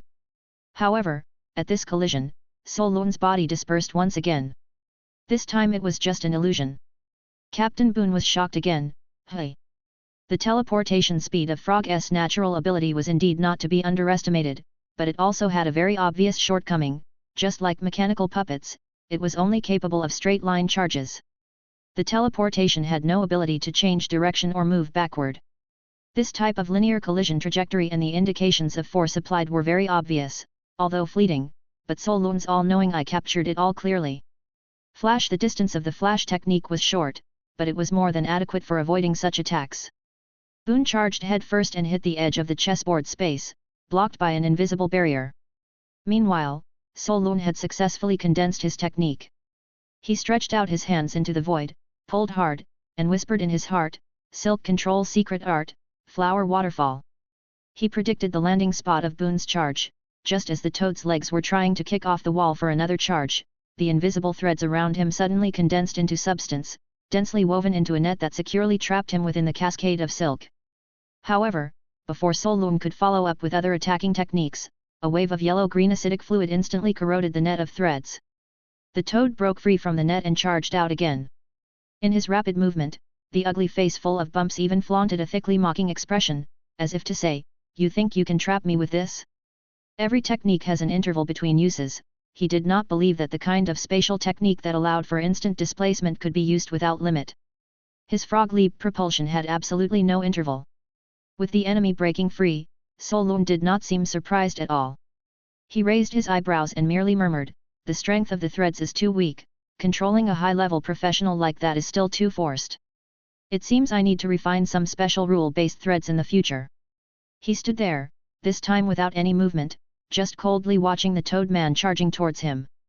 Just when he was about to be smashed to pieces, Captain Boon, as if he had seen something horrifying, suddenly changed his expression. He suddenly turned over, stepping on the air with his flippers, performing a move that resembled stepping on air to forcibly turn around in mid-air. But even so, Due to his high speed, one of his feet still touched the pale blue threads in front of Solun. Smoothly, a toe was immediately severed by the thread.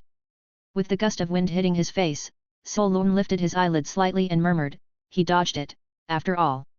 The threads, imbued with the element of wind for slicing, could not be hidden, just like a preset trap, the enemy would not just walk into it. He could only wait for that moment when Boone's vision was blocked to set it up. By taking advantage of the toad's exaggerated charging speed, he hoped to create some trouble for the guy. Yes, just to create some trouble. If a few threads alone could kill a fourth order, then this enemy would not be worth 72 million bounty. The green toad halted abruptly in midair, reversing and stepping on the air. It seemed to escape the risk of being split by the threads. Just as he thought of slipping away to create some distance, would Solun give him that chance? Since he had calculated that he would charge over, and the threads didn't kill him, naturally, there was a backup plan.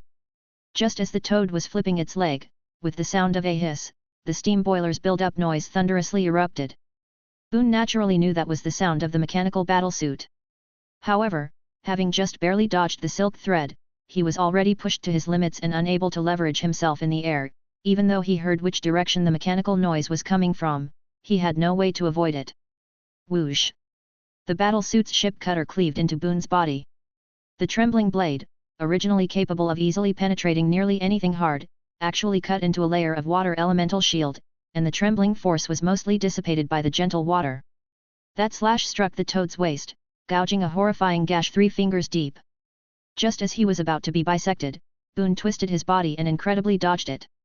Not finishing him with one strike, this guy hit the ground and without any hesitation explosively backpedaled a great distance. Even more incredibly, the wound on Boone's waist visibly healed, and even the previously severed toes, like a gecko's regrown tail, had regrown. Solun watched this impressive self-healing ability with interest, lifting an eyelid, and thought to himself, 4th tier silver-grown salamander regeneration muscle. To be a pirate captain, he indeed has some tricks. The difference in the combat power of 4th tier professionals was apparent. If one were to use the terminology from his past life's video games, this Captain Boone was at least a 4th tier silver boss. Having brushed past death, though his wounds were unharmed, a look of terror appeared on Boone's face. He looked at the enigmatic clown before him, a fear rising from within. Not to mention facing a 3rd tier opponent. Even facing 4th tier or even 5th tier enemies. He had never felt such palpitations. It was a feeling as if death itself had set its sights on him, and there was no escape. The cross in the sky was the mystique level puppetry technique, spatial technique, mystique, wuxi, and the wind element condensed on the silk threads as well. Which of these wasn't a high-end secret technique that would take a professional years or even decades to master? And yet, here they were, all observed in a single person. If these had been seen on a 7th or 8th tier power, that would be one thing, but they were seen on someone of a lower realm than himself. Moreover, the wind element on the silk threads could easily slice open his own water element barrier, which also meant that the opponent's understanding of the laws surpassed his own. Damn it! Boone cursed inwardly. And that wasn't all. The endless barrage of various secret techniques was one thing, after all, he was still only a 3rd tier professional with limited offensive means. What was more terrifying was the ability to calculate every move. Touching his now healed wound on his waist, Boone's gaze was filled with coldness.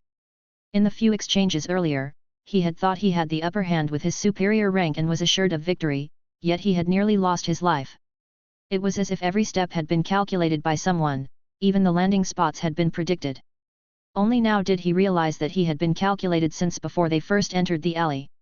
While they had sought to use the alley to find their stalker, this guy also harbored intentions of finding a secluded spot to kill. Just now realizing, hey! A strange red gleam flashed across Solun's eyes, fully aware of what was shocking this guy in front of him. Upon advancing to the 3rd tier, he had unlocked many new abilities. His current multitasking ability enabled him to derive the most optimum combat choices amidst the rapidly changing battles. A normal person playing chess plans one move at a time. Seeing 3 moves ahead was already a sign of a master. Yet now, with his multitasking abilities, Solun could foresee various permutations many steps further ahead. It could be said that he was able to utilize his available tactics 100%. In the midst of combat, he also blocked out his other emotional fluctuations, making it almost impossible for any errors or misjudgments to arise due to emotions. In a battle of life and death, facing an enemy who never makes a mistake, how desperate is that? A single mistake could lead to death, while his opponent would never err. Unless one had overwhelming power that rendered all planning irrelevant, if they failed to kill and the fight dragged on, the one who made mistakes would surely lose. But as it turned out, Bone Fritz simply did not have the power to instantly kill Solun. What truly drove Bone to despair came later. Since Solun had chosen to make a move, he had calculated everything. There was absolutely no chance for his opponent to survive. Bone squinted at the blue silk thread in front of Solun, beginning to retreat. This very thread countered most of his close-range tactics. Not to mention, there was also an unbreakable mechanical armor standing by his side. Most terrifying of all was that he never felt any panic from the mysterious clown from start to finish. This calm control was truly the biggest threat, making him feel a fatal danger. Bone asked in a deep voice, "Sir, if I retrieve your belongings for you, can we just let this go?" Hearing this, Solun seemed to hear something funny and burst out in a snickering laugh.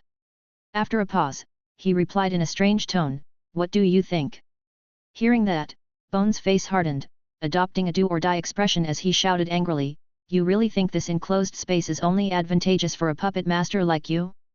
Haha, it suits me just fine." Oh. Upon hearing this, Solun smiled disdainfully, "Then let's try it out." He knew all the tricks of this guy, but his opponent knew nothing about him. It seemed like a negotiation, but it was actually just stalling for time. He hadn't missed the bulging movement in the other guy's throat. No sooner had his words fallen when that toad suddenly squatted on all fours, opening its mouth to spew out a yellow-green stench. Acidic secret art, toxic dragon. Like a burst water pipe, the pressurized acid shot out, condensing into a toxic acid dragon in the air, rushing towards Solun. If close combat was not advantageous, then it was time to use ranged attacks. This restricted space was equally the main field for those who specialized in poison. This guy, known as Poison Frog, possessed a hidden ace of acidic corrosion, capable of corroding everything. The first requirement for a professional to fuse alchemical enhancements was never about the quality of enhancements, but about compatibility. His personal enhancement was the acidic stomach sac of an ancient toad he had encountered at sea, which he acquired after killing it. The stomach sac could produce and store a large amount of highly toxic and corrosive acid. Once released in large amounts, even fifth-tier professionals had to retreat. Yet, as this trump card was played, Bone was shocked to find that the clown with the mask across from him simply did not dodge or evade, but magically, the mask on his face changed to a beaked mask. And next to him, a blue-skinned creature holding a large black scythe suddenly appeared out of nowhere. Gazing at the scythe, Bone faintly felt a palpitation, instantly sensing something was wrong, yet he could not pinpoint where this sense of impending death was coming from. Could this guy have been just waiting for me to make a move? But where did he get the confidence not to dodge? With too many doubts in his mind unresolved. The next moment, he saw the most shocking scene of his life. And it was also the last. As the acidic secret art, toxic dragon surged forth, Bone watched the man he thought was a low-ranking professional suddenly conjure an elemental barrier around himself. And more shockingly, what came next? It wasn't any elemental barrier he had seen before. A veil-like aura flared up like flames, rapidly gaining intensity. Then, on the man's body, a spine-chilling specter of death itself condensed. Seeing this specter of death was like witnessing an indescribable horror. Bone felt as if he had been hit by a club, his expression becoming dazed in an instant. In that moment, before the shock could register on his face, he felt a chill on his neck. As consciousness slipped away, Bone realized how foolish his previous thoughts had been. He had earlier been relieved to have narrowly escaped death. It turned out death had been in front of him all along. With a clank, the head fell to the ground. The 72 million rilso bounty on Toad Bone Fritz was claimed as he died on the spot. Acid rained down loudly as Solun was drenched like in a downpour. However, the sulfuric acid-like greenish-yellow acid that fell was completely shielded by the specter of death. Solun was safe and sound. Trying to kill a high-ranking professional with fast reactions using a black scythe isn't easy. But Solun just happened to know, Bone's acid-spitting move had significant recoil. Meaning, for at least a moment during the spell casting, he would be immobile. Besides, although Death's gaze couldn't kill this higher-ranked professional, it was highly likely to stun him momentarily. Having anticipated these 2 points, the strike with the black scythe naturally fell into place. Back in Old Lington, Everyone knew Solun wielded Xiapunoza's night scythe, and everyone guarded against it. But in the surface world, hardly anyone knew. Equipment of the banned item class was something few lower dwellers had ever truly seen. Bone being caught by it was truly not unjust. As for the Spectre of Death, Solun had also figured out that one of its abilities was actually the elemental barrier that 4th grade professionals must learn to harness. However, other professionals realized it through various elements, but Solun realized his through death. If there were to compare, other elements would be colors like red, fire, blue, water, yellow, earth, green, wind, purple, lightning. Then death would be the black that fuses everything together. The elemental barrier acts like a magic shield, reducing and negating damage, significantly enhancing a professional's survival ability. To break through, one needs a high degree of concentration or element-based counteraction. For example, at the same rank, water counters fire. As one of the supreme laws, the law of death is almost not countered by any other laws. The deeper Solun's understanding of various elemental laws, the stronger the Spectre of Death became, and its elemental countering traits became more prominent. He had divested understanding of 4th and 5th tier gold and wind elemental laws, added with the layer suppression of laws. Naturally, this acidic attack without subsequent kinetic energy caused limited damage. Solun also began to familiarize himself with the new abilities he mastered after advancing. Without much thought, he walked over and came into contact with the soul on the corpse. The soul contains a segment of Bone Fritz's daily information from today, completeness 98%. The soul contains a segment about the understanding of water elemental law, completeness 91%. The soul contains a segment about acid skill information, completeness 90%. The soul contains a segment of information. Solun directly divested the understanding of the water elemental law. You have comprehended a fairly complete 4th tier water law. After digesting that understanding, he clearly felt not only had he grasped Bone's comprehension of the 4th tier water element law, his Spectre of Death had also become more refined. After divesting this information, the soul had not yet dispersed. Solun then found information related to himself. Soul searching, far more direct than questioning. Neither the blessing of Syria nor the goblin communicator were of any use against pirates. He discovered Bone had sold the items to the black market. Watching the soul disperse, Solun indeed felt the turmoil within him stabilize a lot. Heads could still fetch 72 million in bounty, so Solun collected it. As for other spoils of war, Solun hadn't even had the chance to take a closer look. Once the chessboard space collapsed, Solun reappeared in a snowy alley. The battle hadn't lasted long, and as Solun emerged, he saw the few thugs who had been following Bone still searching the alley for something. After all, their Red Shark Pirates were a somewhat notorious pirate group. As pirates, they couldn't just report to the authorities immediately after losing their captain. Seeing Solun appear abruptly, the pirates were taken aback. Engaging in action in the city could get one arrested, and Solun wasn't sure it wouldn't cause other disturbances. He produced the chessboard again, and a beam of light appeared, then he and a pirate disappeared. It was quick, the next time he emerged. But by that time, there were no more figures in the alley. Although those pirates didn't know what method Solun used, with a flash of light, one person was gone. This eerie method also scared them off. Heh. Solun roughly sensed a familiar soul fire nearby but didn't pursue it. He walked on the main street, intending to redeem his belongings at the black market first. But unexpectedly, as he walked, he spotted a shady-looking small figure. Although his face was covered, Solun still recognized him from some details as Benson, the fur merchant's kid who had once given him and Mr. Jing a ride at sea, apparently named Jeek. What's a rich young master doing here, limping? Chapter 240, My name is Katiosha. Jeek seemed to be tracking someone. He moved in stops and starts, frequently using obstacles for cover, but his tracking skills were hardly exceptional. He had pulled up his overcoat's collar high and wore a uniquely designed pair of wind goggles, covering most of his face. Solun recognized them as the wind gear he had given to Jeek before from an inflatable life raft, confirming his identity. Only when Solun noticed his limping gait did he realize the man had lost a leg. Footprints on the ground alternated between a full imprint and a round hole. Upon closer inspection, he saw that Jeek's left leg was replaced with a wooden peg leg prosthesis. At this, Solun felt a twinge of confusion. How had a wealthy family's young master suddenly lost his leg? Since it was on his way, Solun followed for a few steps and glanced at the people ahead. With a slight discernment, he immediately recognized whom Jaik was tailing. It was a young woman wrapped in a lavish fox fur cape. Despite the howling wind and snow, she was very particular about her appearance. Heavily made up and not fully covered, her snow-white neck and plunging neckline were exposed. Wasn't this Marion, Jaik's stepmother?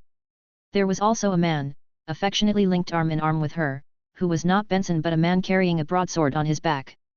Solun remembered, this man seemed to be Benson family's guard captain, Raman.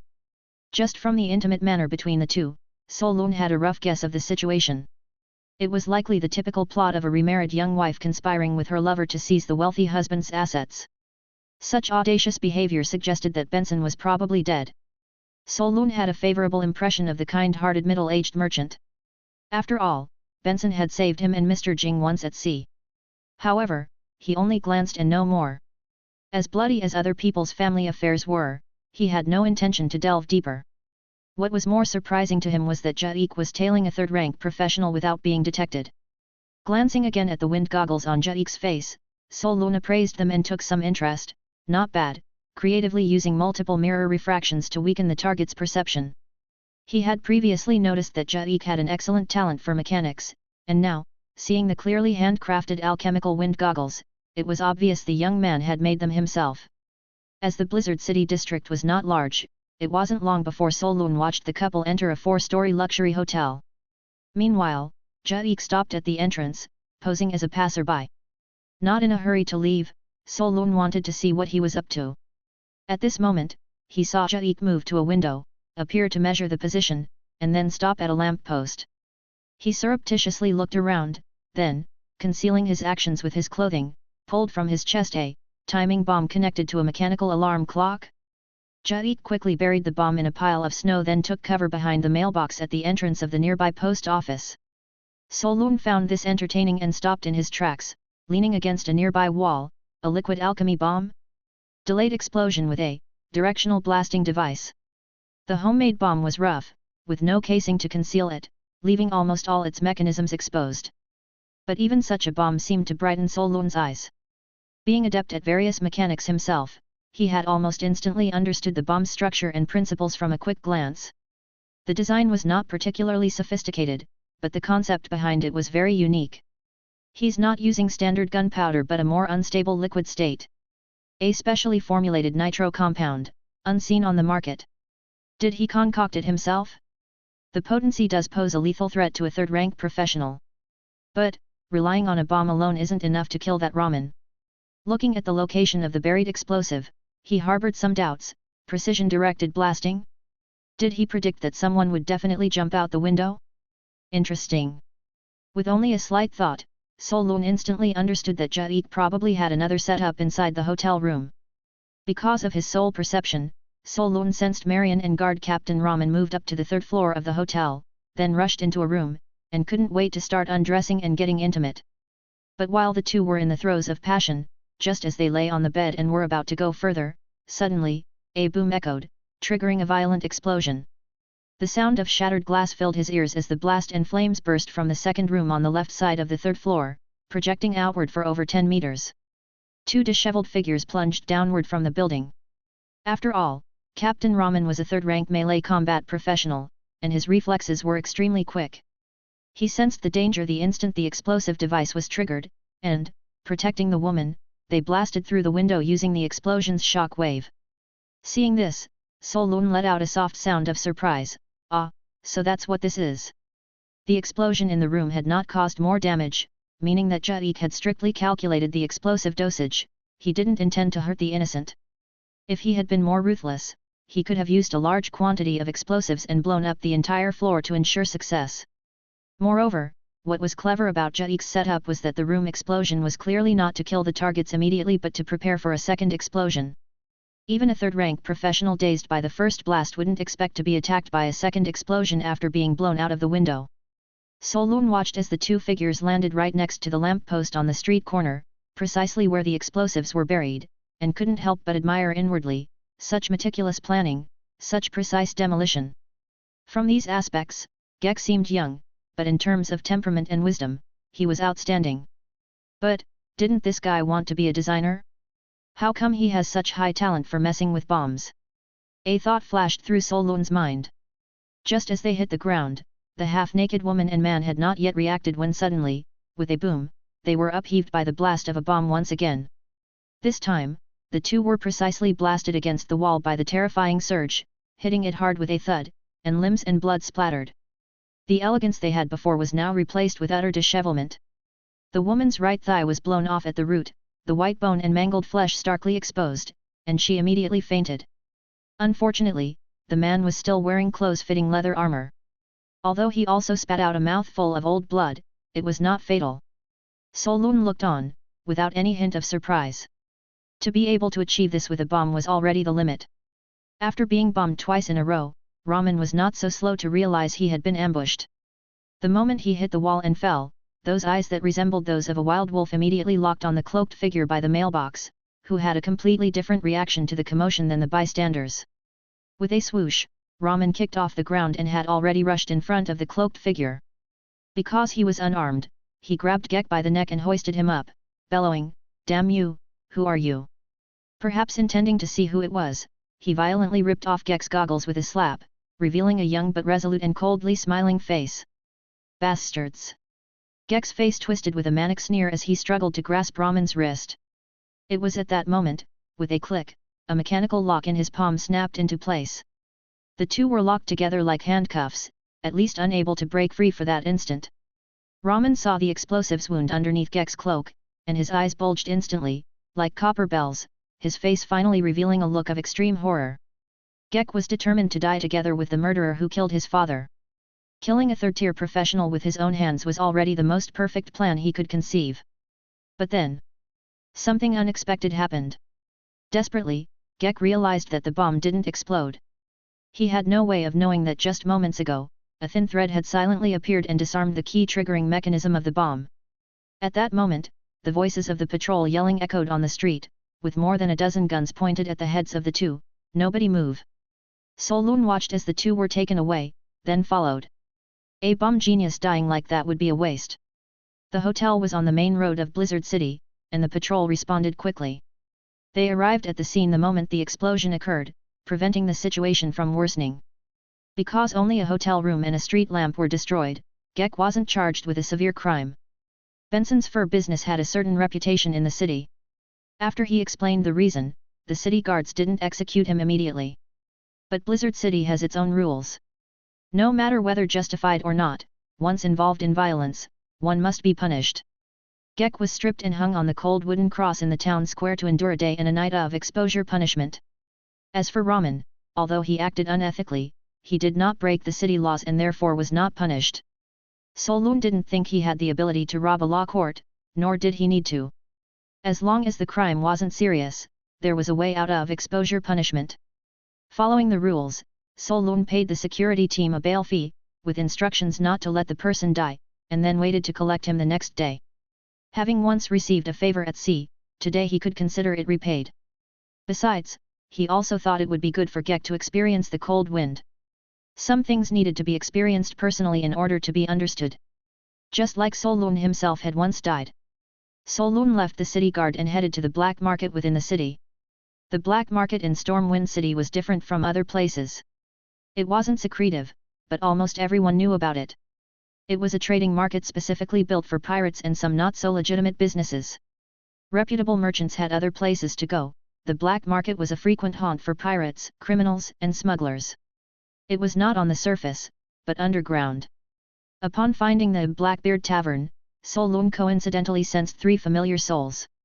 They were the three who had escaped from the Red Shark pirate group before. At this moment, they were quarreling with the tavern owner, their faces red and ears burning with intensity. "Oh, damn it! You Red Sharks took the ransom and swore to me that the hostage was alive. Now where is the person, where? How do you expect me to explain to the people from the Tulip Commerce Guild? Damn it, our brothers in the gang are all killed by someone, and you're still asking for an explanation from us? We can just refund the money to those guys. It's not about the money, it's about reputation. Do you understand? It's about reputation." Pirates also had their own rules. Without reputation, one cannot survive in the underworld. After listening for a while, Solun gathered that the three men wanted to find help to track down the murderer who had annihilated their pirate group. He didn't pay much attention, figuring that if he encountered them later, he would simply kill them. After exiting through the back door of the tavern and passing through a few guarded doors manned by burly men in leather jackets, he descended into the underground. Going down the iron staircase for more than 10 meters, Solun immediately heard the noisy chatter. This was a street paved with dark red tiles, flanked by various crowded buildings, with neon lights of various colors making the streets fairly bright, exhibiting a prosperous and bustling scene. The surface was chill to the bone, but this underground street was quite warm. The web of intertwined, dense steam pipes above provided sufficient heat to this subterranean space. The street was teeming with people, the vast majority of whom were adventurers in leather jackets and boots, with exposed weapons and unfriendly faces. There were also many people in cloaks and masks. Solun, blending into the crowd, did not stand out. The black market had all sorts of things for sale, from storefront shops to street stalls. Various alchemical material shops, controlled military weapons, smuggled liquor, hallucinogenic potions. As long as it was profitable, almost anything could be found here. Of course, the price of most goods was much cheaper than in the precious markets. Solun found the Dark Elf's grocery where Boran often went to offload goods. The shop was crammed with a variety of merchandise, offering very little space. The owner was a plump black woman. When Solun arrived, there were a few other people in the shop selecting goods.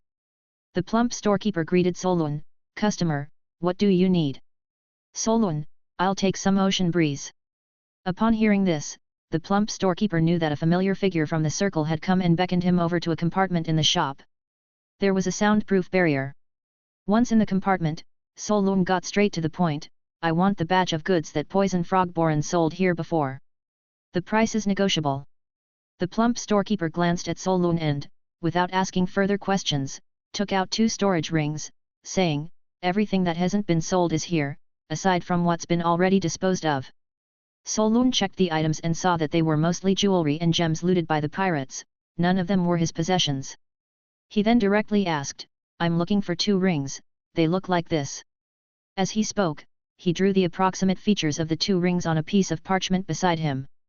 The plump storekeeper clearly remembered and her eyes showed sudden realization, "Oh, I remember these 2 rings, both are high-level alchemical items. However, they've already been sold." Upon hearing this, Solun's brows furrowed, and he asked, "Can I know to whom they were sold?" The plump storekeeper didn't say directly, instead glanced at him and simply said, "You should know, that's against the rules." "It's not that the rules can't be broken, it's that one can't talk without enough money." Solun understood the drill and took out a stack of banknotes. Well. The plump storekeeper tapped the thickness of the banknotes with her finger before reluctantly saying, "This morning, a young girl bought them. I don't know her, she seemed to be a foreigner." Solun added more money, asking, "Is there more precise information?" Seeing the money, the plump storekeeper finally gave detailed information. "She has freckles on her face and big braids, looking young. She seems well-mannered, likely from a large city. She bought some adventurer's supplies, seemingly preparing for an adventure in the forest. You may encounter her at the Adventurers Guild. Of course, if you're willing to spend the money, you can ask the smuggling gang. They should be able to get more information." Solun said. Hearing this, he knew he could not extract more information and took out a stack of money, entrusting, "This is for purchasing information about myself." The fat shopkeeper understood and replied with a brilliant smile, "Of course, no one will hear about your visit from me." Solun turned around and left. He did not expect the other party to definitely not sell him out. But the black market had its own rules, at least in non-special circumstances, these people would still get the job done once they took the money. Solun had not anticipated that the goods would not go smoothly, he only hoped that the person who bought his ring had not left Blizzard City yet. Wherever there is a place to spend money, willingly spending money can save a lot of effort. Finding the local snakes, the efficiency of getting things done is very high. Solun did not blindly search on his own but sought out the smugglers' gang in the black market. He offered a substantial reward for a missing person commission and also inquired about the main materials needed for his 3rd stage breeding gear. Then it was just a matter of waiting for news, so he strolled around the black market. The northern ice plains have many special products, such as frost iron ore, demon cores, high-grade lumber, and some special magical beast materials. Now that Solun was advancing, he exactly needed some high-grade materials to create his intricate puppets, so he scavenged quite a few good things in the black market. Moreover, to Solun's surprise, he actually saw a lot of things from Old Lington. For instance, those mechanical devices that clearly did not match the style of Ruiying technology. He even saw several sets of frost giant battle armor from the Old Lingdun Inner City's city guard. There were also some parts that were obviously dismantled from large mechanical equipment. It seemed like these were things that pirates had taken apart from the inner city's laboratories. Upon inquiry, these items really did come from pirate channels and were quite numerous in the black market now. Many of the mechanical devices were different from ground mechanical systems, thus, very few people were genuinely interested in buying them. Only then did Solun feel that he had picked up a great bargain, spending over 100 million to acquire a bunch of equipment. With these items, his research on mechanical puppets would progress much faster. However, he also realized that mechanical research was indeed a hugely money-consuming field. This trip to the black market, casually buying some small machines, almost emptied his coffers. Fortunately, good news was also on the way. The efficiency of the local snakes was indeed very high. It wasn't long after Solun put up the reward that he received an accurate response. The person he was looking for was in the Star Hotel in the North City. Solun did not dare to delay and went directly to the North City, where he met the girl who had bought the ring. Upon asking, the items were indeed in her hands. Solun also heaved a great sigh of relief. However, the girl's attitude made it difficult for him. "I am called Katiusha, an apprentice astrologer," she said. "How would you like to be addressed, sir?" "You can call me Nicholas." "I'm sorry, Miss Katiusha, those 2 rings are keepsakes left to me by my elders. There was an accident earlier, and that's why they ended up in the black market. If possible, I would like to buy them back. What do you think would be fair for you to part with them?" "But, my teacher said that the ring is very helpful for studying, and I really need it. If I lose it, I'm afraid I won't be able to find such good alchemical items again in the future." Solun knew that if he were in her shoes, he wouldn't believe someone who came out of the blue claiming the treasure was theirs. He arranged to meet her at the hotel's cafe, planning to talk things over. Facing this young girl with freckles on her face and her flaxen hair tied into a thick braid, Solun acted polite and gentlemanly. Since the other party had purchased it with money and was acting courteously, it would not be proper for Solun to just kill her and take the items. Moreover, he noticed a problem. If it had been before, he would have thought she was just an ordinary girl from the city coming for an adventure. But now, with soul perception, this Katiusha's soul was very elusive. It seemed like his perception was being interfered with. For example, by some special cursed item. Realizing this, Solun felt there was something wrong with the situation. If he really needed to take action, he wasn't sure he would have the upper hand.